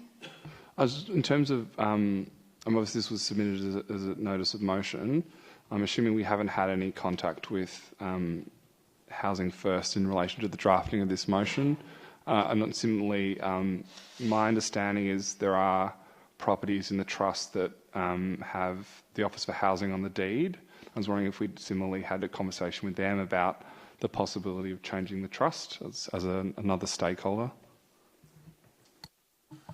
Through you, Mayor, some of those questions might be for Councillor Pearl, but I do understand that it has been shared with HousingFirst, and they were advised it was going to be considered tonight by Councillor Pearl. He copied me into that email. I also have spoken with the acting CEO of HousingFirst about it today. I haven't seen this potentially as being a change, making a change. It's asking for it. So at the moment I'm seeing is asking for advice. The commitment that I gave is that I would work with, I'd seek input from HousingFirst as part of this to make sure that they had some consideration and insights if needed. Just in relation to the Office for Housing? Through you, Mayor, I hadn't thought of that. I'm happy to take that on notice and consider it further, and Councillor Pearl might have a view around that. Okay. All right. Any other questions? Otherwise, I've got Councillor Pearl moving this. Who would like to second it? Councillor Bond? All right. Councillor Pearl, would you like to speak to it? Sure. In answer to the questions, yes, it was raised with the board 2.5 years ago, and I developed this in consultation based on some of that feedback. We're not changing the trust by this motion here this evening, so that's not correct in terms of those changes being canvassed. Getting in contact with the Housing Victoria, the Office of Housing, is extraordinarily difficult. I wasn't able to do it. I did send the request to the Minister, asking them to send it to them, and I haven't heard anything back. The motion has been sent to the Acting CEO and the current, is it Acting Chair or Chair? Acting Chair of HousingFirst by the officers and myself for the opportunity to comment on the wording of this motion. And again, the motion itself was developed over 2 years ago. The reason the motion wasn't brought 2 years ago is I gave a commitment to the Chair of HousingFirst at the time that I would sit on the board for at least a year before I brought it.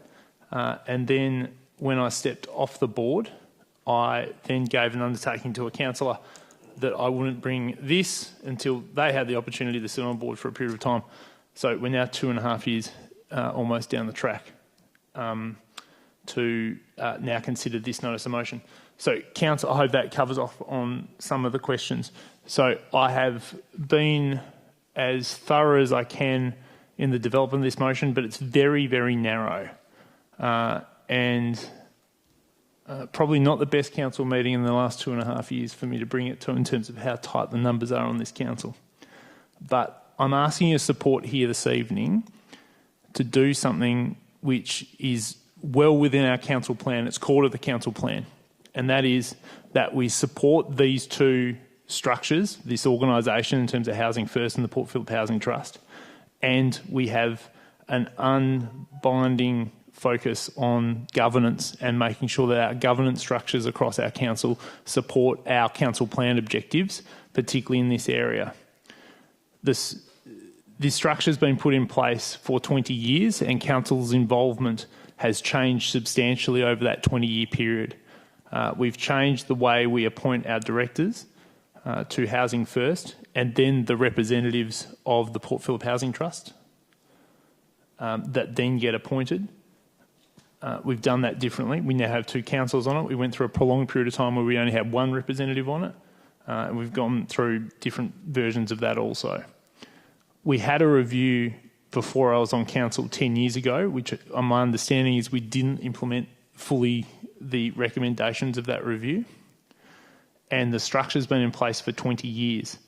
It's perfectly reasonable for us to say, is this structure meeting the core objectives of Port Phillip Housing Association, or Port Phillip Housing Trust rather, to ensure that the assets are protected into perpetuity and that the housing trust is being used to make sure that their assets in the city of Port Phillip are being looked after, but also the people are being looked after, and to ensure that we are creating more housing into the future.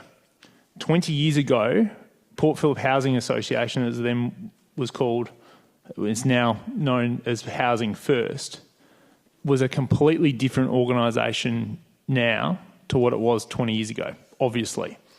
Its area of focus is still core to the Port Phillip Housing Trust, but it's a much larger organisation covering a vast array of geographic areas compared to what it was then, and that's commendable. 20 years from now, or 10 years from now, it will be very different again, and it's important that 2 decades down the track, based on the current governance arrangements we have in place, that we do a simple review pertaining only to council's involvement. And I've changed this motion based on the feedback I've had from pretty much all of you to ensure that 1A specifies that we're only focusing on council's role, not the broader role of other directors on HousingFirst, and that we're focusing that advice through legal advice, not officer advice. So we're getting third-party verification of best of practice governance practices from lawyers with expertise in property and community housing, which one council was very specific on, and I respect that, and I think it's added to it. To give you the assurance that we're not, we're getting value for money. We've got a quote between $6,000 to $8,000 that can be included without any budget impact at all if we pass this motion here this evening. The final thing is an assurance under item number 4 that the purpose of this motion is only to review the governance arrangements of housing and council's involvement in them, of HousingFirst and Port Phillip Housing Trust, and ensuring that the structure and the appointments are suitable for the next 10 to 20 years and that they align with acceptable government standards and ultimately our council policy.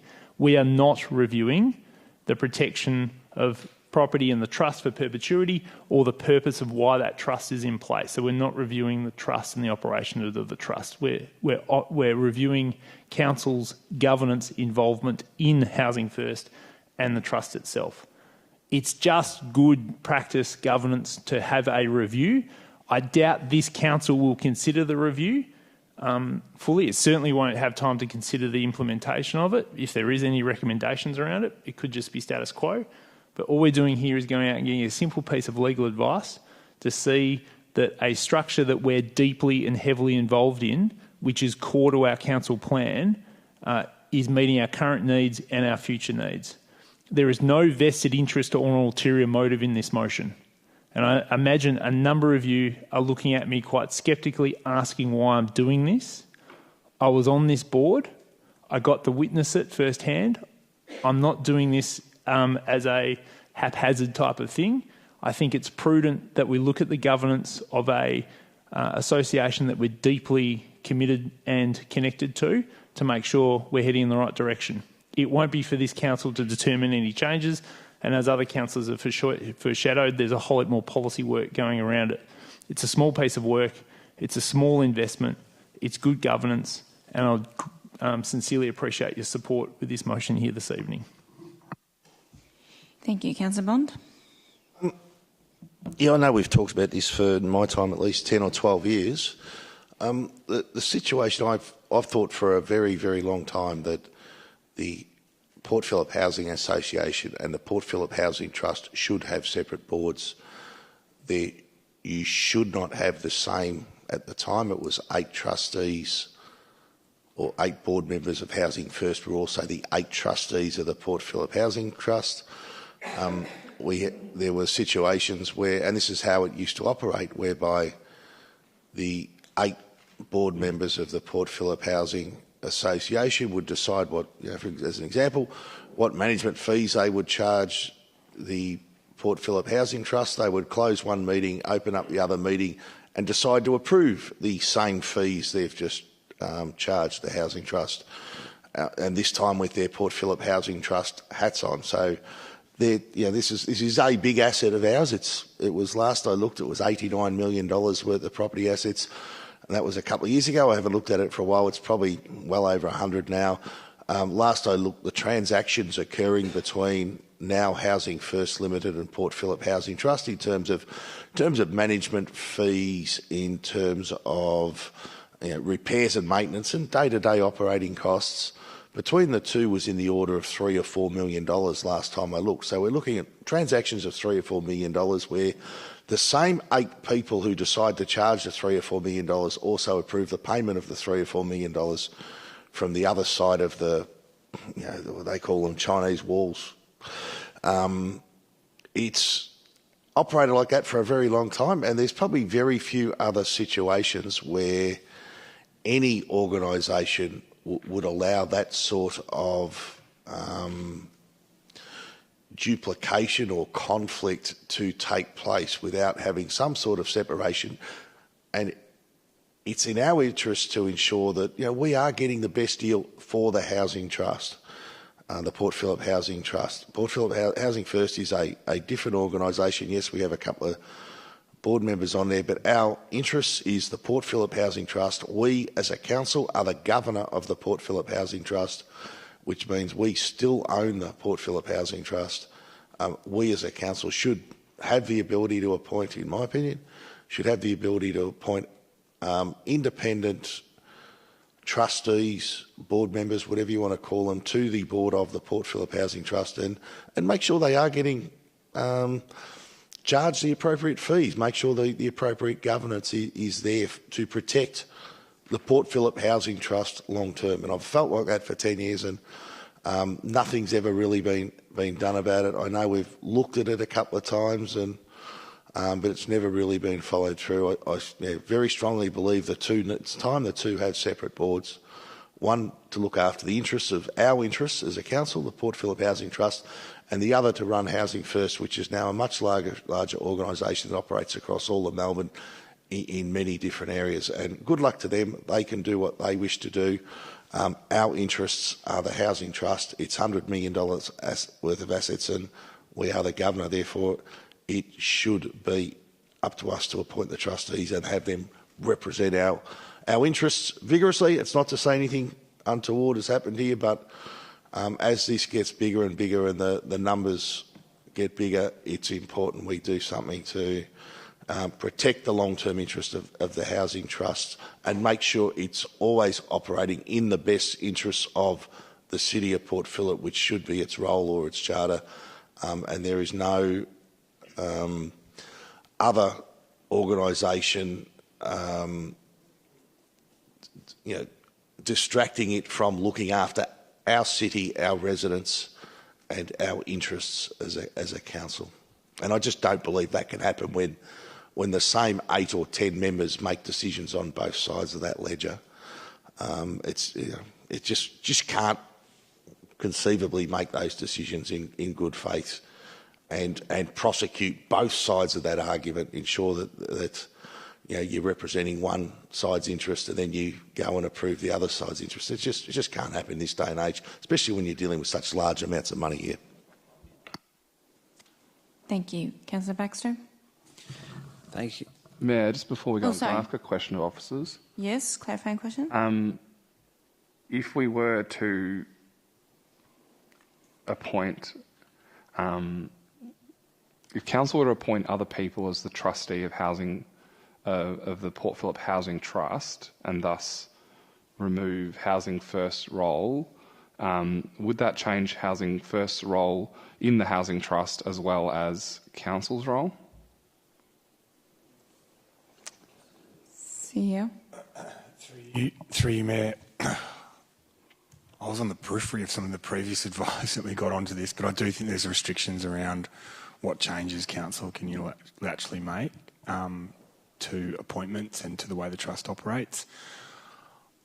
I don't think that's the debate tonight, like in terms of what changes them are proposed. I think the discussion tonight is around whether we should get further advice to supplement previous advice that we've had around good governance, conflicts of interests, and what scope there could be for change. Just a bit confused about the part of this motion is talking specifically about council's involvement, but part of it's talking about changing council's ability to appoint the trustee. And I'm just trying to confuse. I think if council were to appoint someone different as the trustee other than HousingFirst, would that not sever HousingFirst's role in the trust? No, this is a question for officers. It's not on. Sorry, go ahead. Through you, Mayor. I think this is getting the advice to help you answer that question. So what could we do? What are the constraints? And there are some significant constraints in the trust deed about what can be done. I can't recall them off the top of my head, but there are significant constraints. But this is just getting the advice around what would be possible in terms of the different options and advice in relation to that. Thank you. Councillor Baxter? Thank you, Mayor. So, look, it's it is a bit confusing because we hear the mover of the motion say that this is just to get some advice, and there's no pre-made idea about the type of governance arrangements that would want to be looked at here. But then we've had a very clear statement from the seconder of the motion about what type of governance changes would be made, which makes me wonder should be made or I guess the issue that I have here is that Councillor Bond's absolutely right. We have actually reviewed this in the past, that we've received advice from officers in the past, and Council has, for better or worse, chosen to sort of keep things as they are. I'm really unsure about why now, why this needs to be done now. I don't understand what problem this seeks to solve, and what advice this seeks to try and receive that we haven't already received. I understand that the cost may well be able to be incorporated within existing budgets, but to say it doesn't have a budget impact, well, of course it does. It's money that we can either spend or not spend. And if we don't spend it, then we don't spend it and we save it.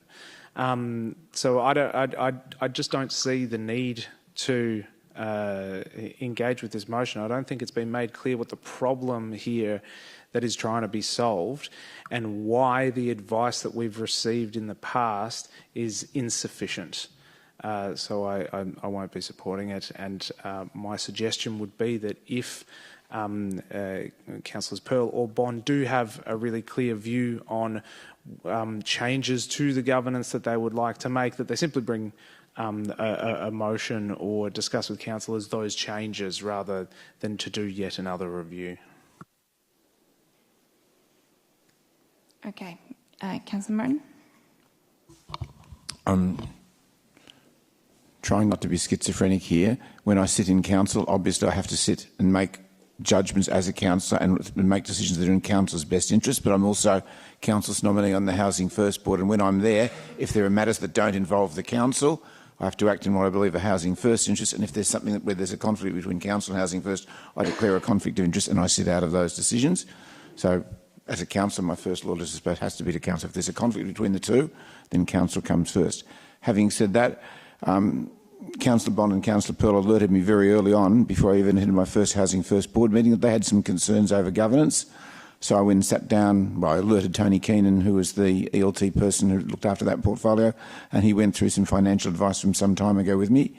After my first board meeting, I sat down with the then CEO, and they had advice from Cause, and I went through their advice. I couldn't see where the legal advice suggested there was anything happening that's inappropriate. That was 3.5 years ago. I've sat on the board for the last 3.5 years, and this is only my personal opinion, so I can't tell the rest of you what to do because you haven't had my experiences. But in my experiences, as both a member of the board, I think I've missed one board meeting in 3.5 years, and I'm on their Finance, Audit and Risk Committee, so I've got a pretty good idea of their finances. I can tell you that they actually have, there are 3 separate boards all convened under the HousingFirst umbrella, which look after 3 separate bundles of properties. So as well as the Port Phillip Housing Trust and the umbrella HousingFirst, there's also a special purpose vehicle which manages a specific, very large parcel of apartments that have been funded in a particular way. So there are 3 separate boards working within the one umbrella. So it's even more complex than Councillors Pearl and Bond have said. I've never seen anything to suggest, both through the Finance and Audit Committee or through the board, that there's any evidence that there's any inappropriate movement of monies between HousingFirst and either the special purpose vehicle or the Port Phillip Housing Trust. And there are major economies of scale in running one board and one set of staff to manage all this. It's less time consuming for board members, for staff, and I believe there would be significant cost savings. Having said that, I also don't believe that HousingFirst, or that Council asks enough of HousingFirst in terms of its financial reports back here, and one of the reasons that Councillors Pearl and Bond have got concerns is that they're not seeing enough information coming back from HousingFirst. I believe that we should,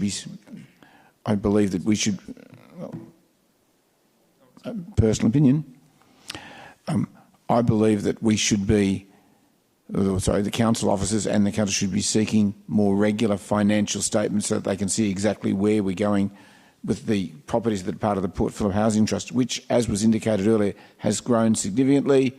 So, for example, our women's refuge property with the young mums, Marlborough Street and so on, major works planned on a property very near to where we're sitting at the moment. So there's an enormous amount of work going on within the Port Phillip Housing Trust. So it's certainly not considered as a second cousin or something different to the rest of HousingFirst. The board, I believe, treats all the properties across the 3 separate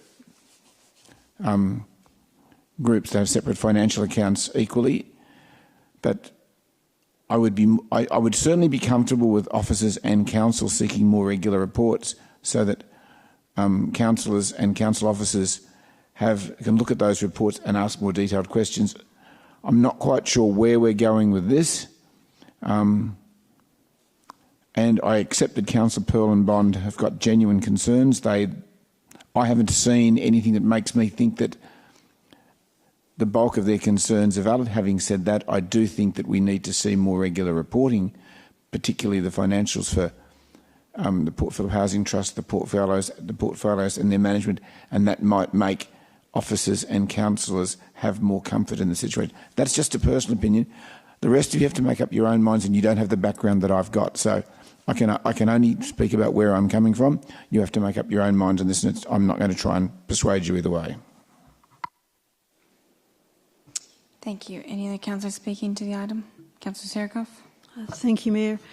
I will be supporting this motion only because I want to see good governance, no matter what trusts there are or HousingFirst there are. Or I think it's really important that, you know, after so many years, we do review things when bodies are growing, more money's being handled. We review it and to see if there's good governance and transparency. Tonight we had an example of that when we voted on the waste review tonight, and back in October 2023 when we voted up the company to go ahead and we decided on which company was going to deliver the curbside waste collection, we got that wrong. And so I think there was conflict of interest there, which we found out afterwards only through an independent report. So the similarity... Point of order. The point of order that I'm saying... I'm not saying there's any wrongdoing. Sorry, Christina. Governance rules are you need to pause when a point of order is done. What is the point of order? It's 49.3E, an error of fact. There was not conflict of interest during the thing. I think you have to be very careful. Yeah. Conflict of interest with what? Sorry, Councillor Crawford? You've said that a statement that I think you'll need to withdraw about conflict of interest. We found in the audit that there was a general conflict in the waste review. What? Huh? Is that relevant to the current item? Yeah. What I'm trying to point out here is that I think that what was already mentioned by the other councillors here is that make sure there's no conflicts. The other two councillors mentioned this here tonight, so I'm not saying that there are any wrongdoings going on, but I think it's just a matter of good governance and transparency that we vote this up. Okay. It's very late. I think we need to stick to the item. I get your points. I did think that you were referring to an item that I didn't see the same way, so I'll ask you to draw the remark and keep going. Please finish so we can get to the vote. Or can I reframe it then? Yes. Conflict of interest was brought up. Okay. Sorry, I do apologise for that. But there was a conflict of interest that was brought up in the report. Potential. So I apologise for that. Thank you. Anybody else speaking to the item? Can we go to the vote? Councillor Nyagui. I did meet with Councillor Pearl about this, and I've discussed this, and I've certainly been thinking about how council works with the trust and with HousingFirst for a number of years now, and have been concerned, I think, in general about our approach. I think we've had a very difficult relationship with HousingFirst. I think they've been very polite with us, but I think from the moment that we terminated our funding of the trust 10 years ago, I think the relationship hit a low point. I think it's kind of remained there since. I think it's improved a bit in recent years. I think with the new CEO and chair, I think there's an opportunity for us to re-engage in a more positive way. But I think we have to kind of recognise that these trust agreements are long-term. They're not things that get changed every council term or every decade. They do stay the same in the long term. I think it's really important that we do review these things from time to time in the interest of making sure that the trust vehicle is continuing to deliver for its intended Point of order. 53 Part E, error of fact. We never terminated any agreement with them. The agreement came to its natural conclusion at the end of the 10 years, which I think is an important distinguish between... Sure, I'll withdraw that. Thank you, because I don't know the answer. Thank So you. a decade ago, we refused to continue to give them funding for a further 10 years and severed any kind of financial relationship on that front. I think in terms of what's in front of us tonight, I think we need to recognise that the trust was set up with quite a lot of clarity. It's in the deed. I've read the deed a few times myself. We made it very clear that we wanted the trustee of the trust to be a registered housing association, and it says it in the deed, in fact, because Port Phillip Housing Association at the time was only a registered housing provider, and it was made clear to them at the time that they had to go through the hurdles of becoming a registered housing association.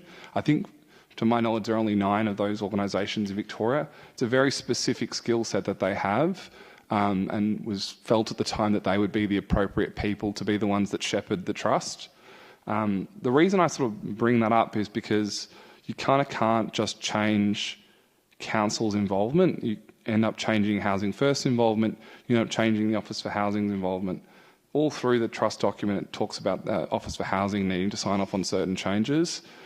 We are ultimately, whether we like it or not, in a long-term partnership with HousingFirst and also with the Office for Housing. I think it's really important that we keep that in mind when we talk about how we might want to change our relationship, because I think really those conversations have to happen with all the parties in the room, with all the parties agreeing on a terms of reference. I think it's really dangerous for us to go down this road without them. I can understand the temptation too, because you have this concern that they're going to have a vested interest in certain outcomes, and I can understand reasons why you wouldn't want to do that, but ultimately the reason that these documents are created in the way they are is so that we as council can't just suddenly decide to change tact. We can't just suddenly decide to tinker. And I think we've got a really good process going at the moment with the affordable housing policy review.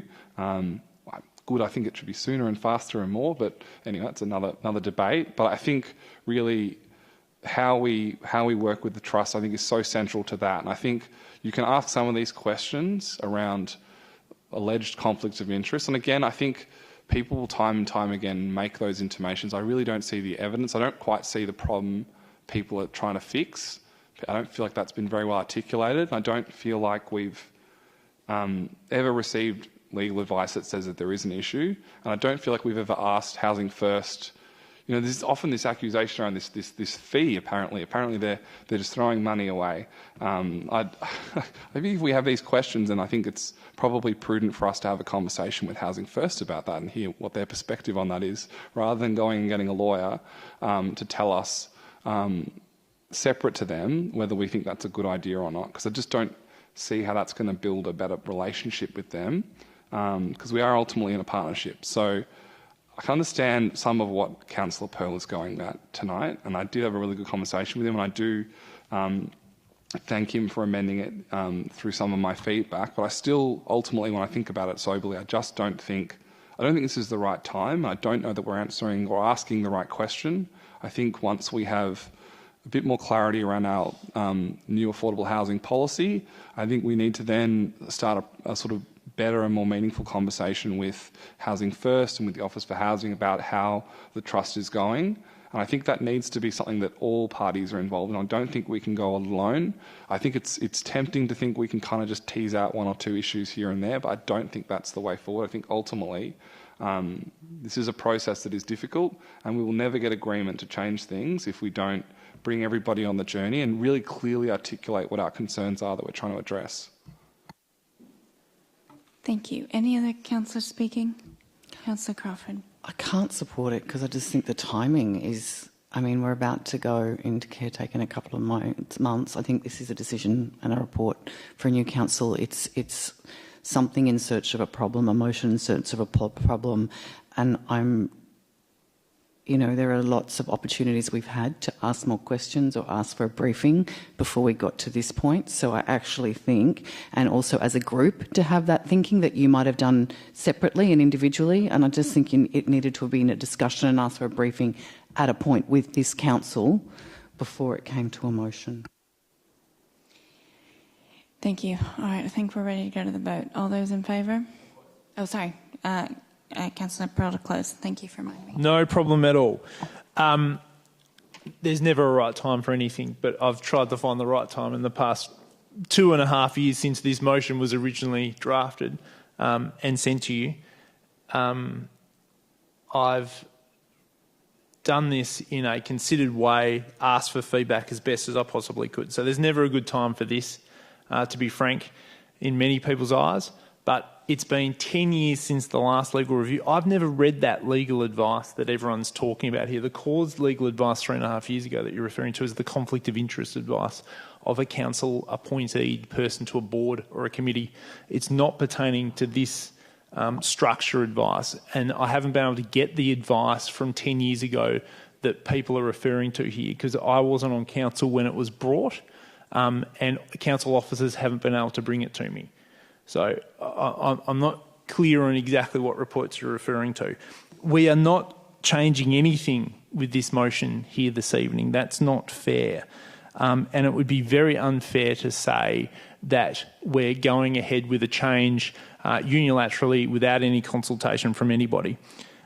We need to determine if there is something to change before we would even consider any form of recommendation. And we need to make sure we've got our own governance position before we go out and get the advice of our partners. And even listening to the conversations here today, there's a lot of misunderstanding about what we can and can't do with our responsibilities with the Trust and Housing First. We can't do what Councillor Bond was referring to because theoretically we could do it, have completely different boards, but Housing First would have to agree to that, which we couldn't unilaterally go ahead and do that at all. In the current constitutional structure, it's not possible to do it, which is why this motion here this evening only pertains to councillors' involvement, which is council's involvement, which at the moment is our role of the governor of the trust and the directors we appoint to Housing First, and then the representatives that they appoint to the trust, because the ultimate trustee of the trust is Housing First themselves, albeit they do appoint representatives which are registered with the charity trust, etc. Housing First today is very different to what it was 10 years ago. It will be very different what it is 10 years from now. It is going to change substantially, and this is a simple, prudent piece of advice to come in to see if we are meeting a basic standard of governance. I don't have the ability to be able to determine this, and I'm reasonably experienced at this, and after 12 months of sitting on that board, I didn't have it.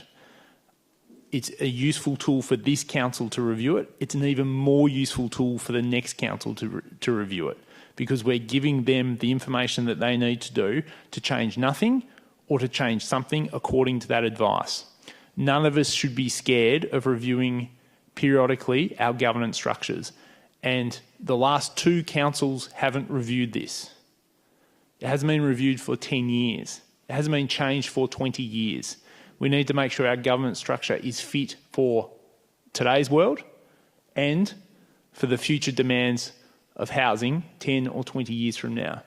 It's not a small thing, but it's also, let's not overcomplicate it. There may be no problems with our governance structure, and I hope that's what this small $6,000 investment comes back and says. If there are improvements, there's a long process for us to make that, and the right time to start that process is today. Thank you. All right, we're going to take it to the vote. All those in favour? All those opposed? All right, so it's 4-4. So there's a mayor's casting vote, and hold on. And I'll be voting in favour of it with the mayor's casting vote, as I would expect Councillor Clark would have voted. Thank you. So that's carried.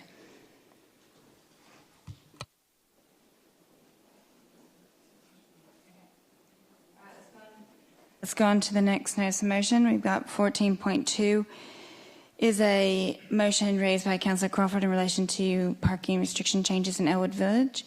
Councillor Crawford, I can see that you would like to move this. Are there any questions of the officers or Councillor Crawford in relation to it?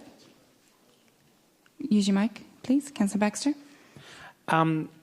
Yeah, just a question. So the person that spoke talked about the difficulty in going through our normal process of contacting 10% of affected residents. How many would that be? How many businesses would someone have had to speak to in order to meet our requirements, our normal requirements? Fiona, or is it Tom online? Yeah. Thank you for that question. Through you, Mayor, in this instance, there would have been five businesses plus the requester themselves. Councillor Crawford, do you have a question? I guess my question: how do you if council list was to pass and officers were to take on that consultation, would we consult with all of the businesses on the street? Would that be our intent or the process? Yes. So as part of the process, if we accept the demonstrated request, then we would conduct surveys to comprehensively review parking occupancies and assess local business operating hours and their needs. And based on results, officers may change the restrictions or conduct formal consultation. And those consultations would be of those properties that would be affected or fronting the areas of change. Councillor Crawford. I don't know if we actually have a policy, I probably should have asked that before, around high streets. I guess my concern is, do you think if traders were not to be consulted and just 5 businesses agreed to it, that they would respond well if they had not been consulted as part of the process? Through you, Mayor, sorry if you misunderstood. There is a consultation process undertaken as part of considering the initial application for review. Not if... So let me clarify. There would be consultation if the resident was to do it herself and as had 5 people, then they would have to go to a further consultation. No. Sorry, through you, Mayor. Sorry, if I'm, just to make that clear. When an application comes forward to make a change, we require demonstration of support, and that demonstration of support is, in this instance, because there has not been a change in controls for some time, is 10% and or 4 properties, whichever is the greater. In this instance, it's the 10% of the businesses, and that equates to approximately 5 businesses. We receive that application, and then we undertake our survey and our own consultation in regard to those properties that will be affected by that change. So it'll be the broader businesses, yes. Councillor Martin. I understand where Councillor Crawford's coming with this motion, but I'm concerned, are we setting precedents, or what history is there of councillors taking the initiative rather than local residents and businesses coming to us? Thank you for that question. Through you, Mayor, I may actually direct to Tom Mason, who is online. Hi, Tom. Hi, everyone. Can you hear me? Yes. Yeah, through you, Mayor. So we request demonstrated support to ensure that the changes reflect a collective view rather than that of an individual. So following this process, it ensures that our parking is managed consistently across our city. It also ensures that officer resources are allocated efficiently, and it avoids potentially going out for unwarranted expenditure and time on parking consultations. So it may set a precedent where we'd go through the chamber on these types of changes in the future. Thank you. Any further questions from councillors? Councillor Crawford? Can I clarify again? Yeah, maybe I'm sidestepping. I think the concern is around setting a precedent, but I don't imagine when we reviewed them, if you're going to do Bay Street, that 10 residents wanting to change it perhaps is a good use of. It kind of feels like it needs to be more controlled by council. My concern is if it's only triggered by one, a few people, and there's not the full consultation. But also above a lot of those shops live residents, so it's not quite as straightforward as just a tenancy. So through you, Mayor, just to clarify, there's two things here. One is the process that that is used to start a review. So what we're talking about in terms of the 10% or 50%, depending on the timing of when the change was last made, is that would be, normally that process would be, say in this particular instance, to trigger this start of a process would have required 5 people to write to council, and then the process would have started. That process, correct me if I'm wrong, includes consultation if there is going to be any proposed changes. It won't just be with those 5 people. Those 5 people have kind of set off a process, given us enough volume of interest to warrant looking into it. Otherwise, we would not even start looking. In this particular case, the person didn't want to speak to other people, and the notice of motion has come forward because they said they were, constrained in their time, etc.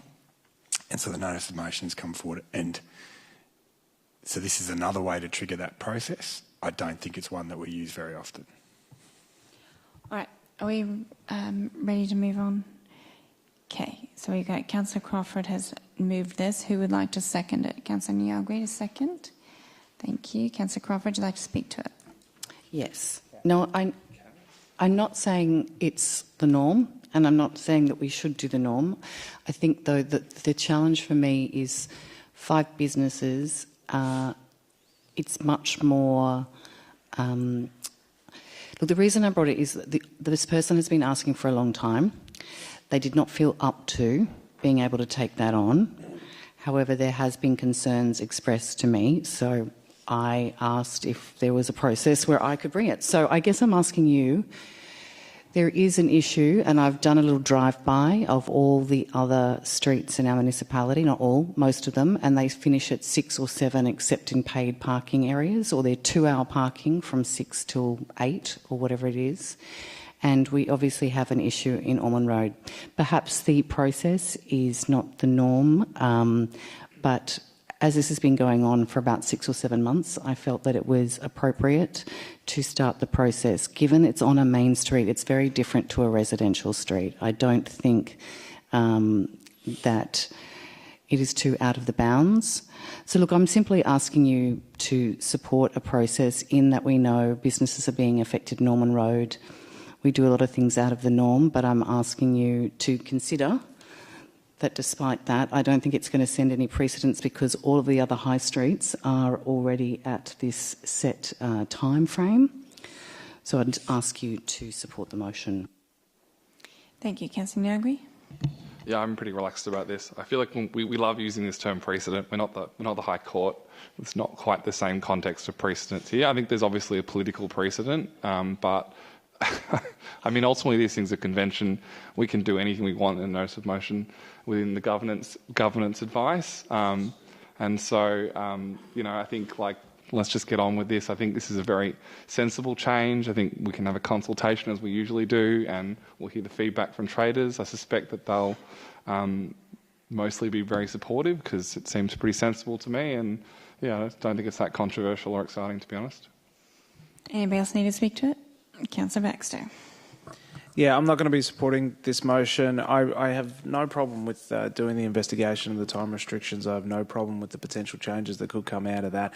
I do have a problem with us taking a motion to the chamber and upending our normal process because a resident didn't want to go and door knock 5 businesses. Right? I understand that people are busy. I do.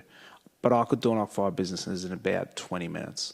Right? And I do think that the reason we have these policies is that we do need some indication of local support from more than one person before we actually commit ourselves to work, right? And these officers will go and conduct work on this. This is money, this is time that goes into this. And I have a real problem with someone going, look, if someone said to me, if the 10% was, say, 30 businesses or something, I might say, okay, well, I can understand why you might need to bend the rules in that case. It's 5 businesses. This seems like it absolutely should not even be coming to our desks here. It should be going through the normal process. This is not a high barrier for anyone. So I have a real problem with the process. The outcomes, that all seems fine, but the process, I'm going to have to vote against it because I just don't think this is right. Thank you. Anybody else want to speak to it? All right, we're going to go to the vote then. All those in favour? All those against? That's carried. Okay. On to item 15, reports by councillor delegates. Councillors, do you have any reports that you want to say tonight? Thank you. On to urgent business. Councillors, are there any items of urgent business? No? Confidential matters. Councillors, we have 3 confidential reports listed on the agenda, being 17.1, Pound Services Contract, 17.2, Shrine to Sea Master Plan Advocacy and Implementation, 17.3, Legal Matter. I now call on a councillor to move that the meeting be closed to members of the public, considering the confidential items. Thank you, Councillor Martin. Thank you. Who's seconding? Councillor Bond. Thank you. I'll now put that to the vote. All those in favour? That's carried. Councillors, we will now conclude the public part of this meeting. I advise members of the public that there are no further open items to be discussed. This will be the conclusion of the public meeting. Thank you for joining us tonight.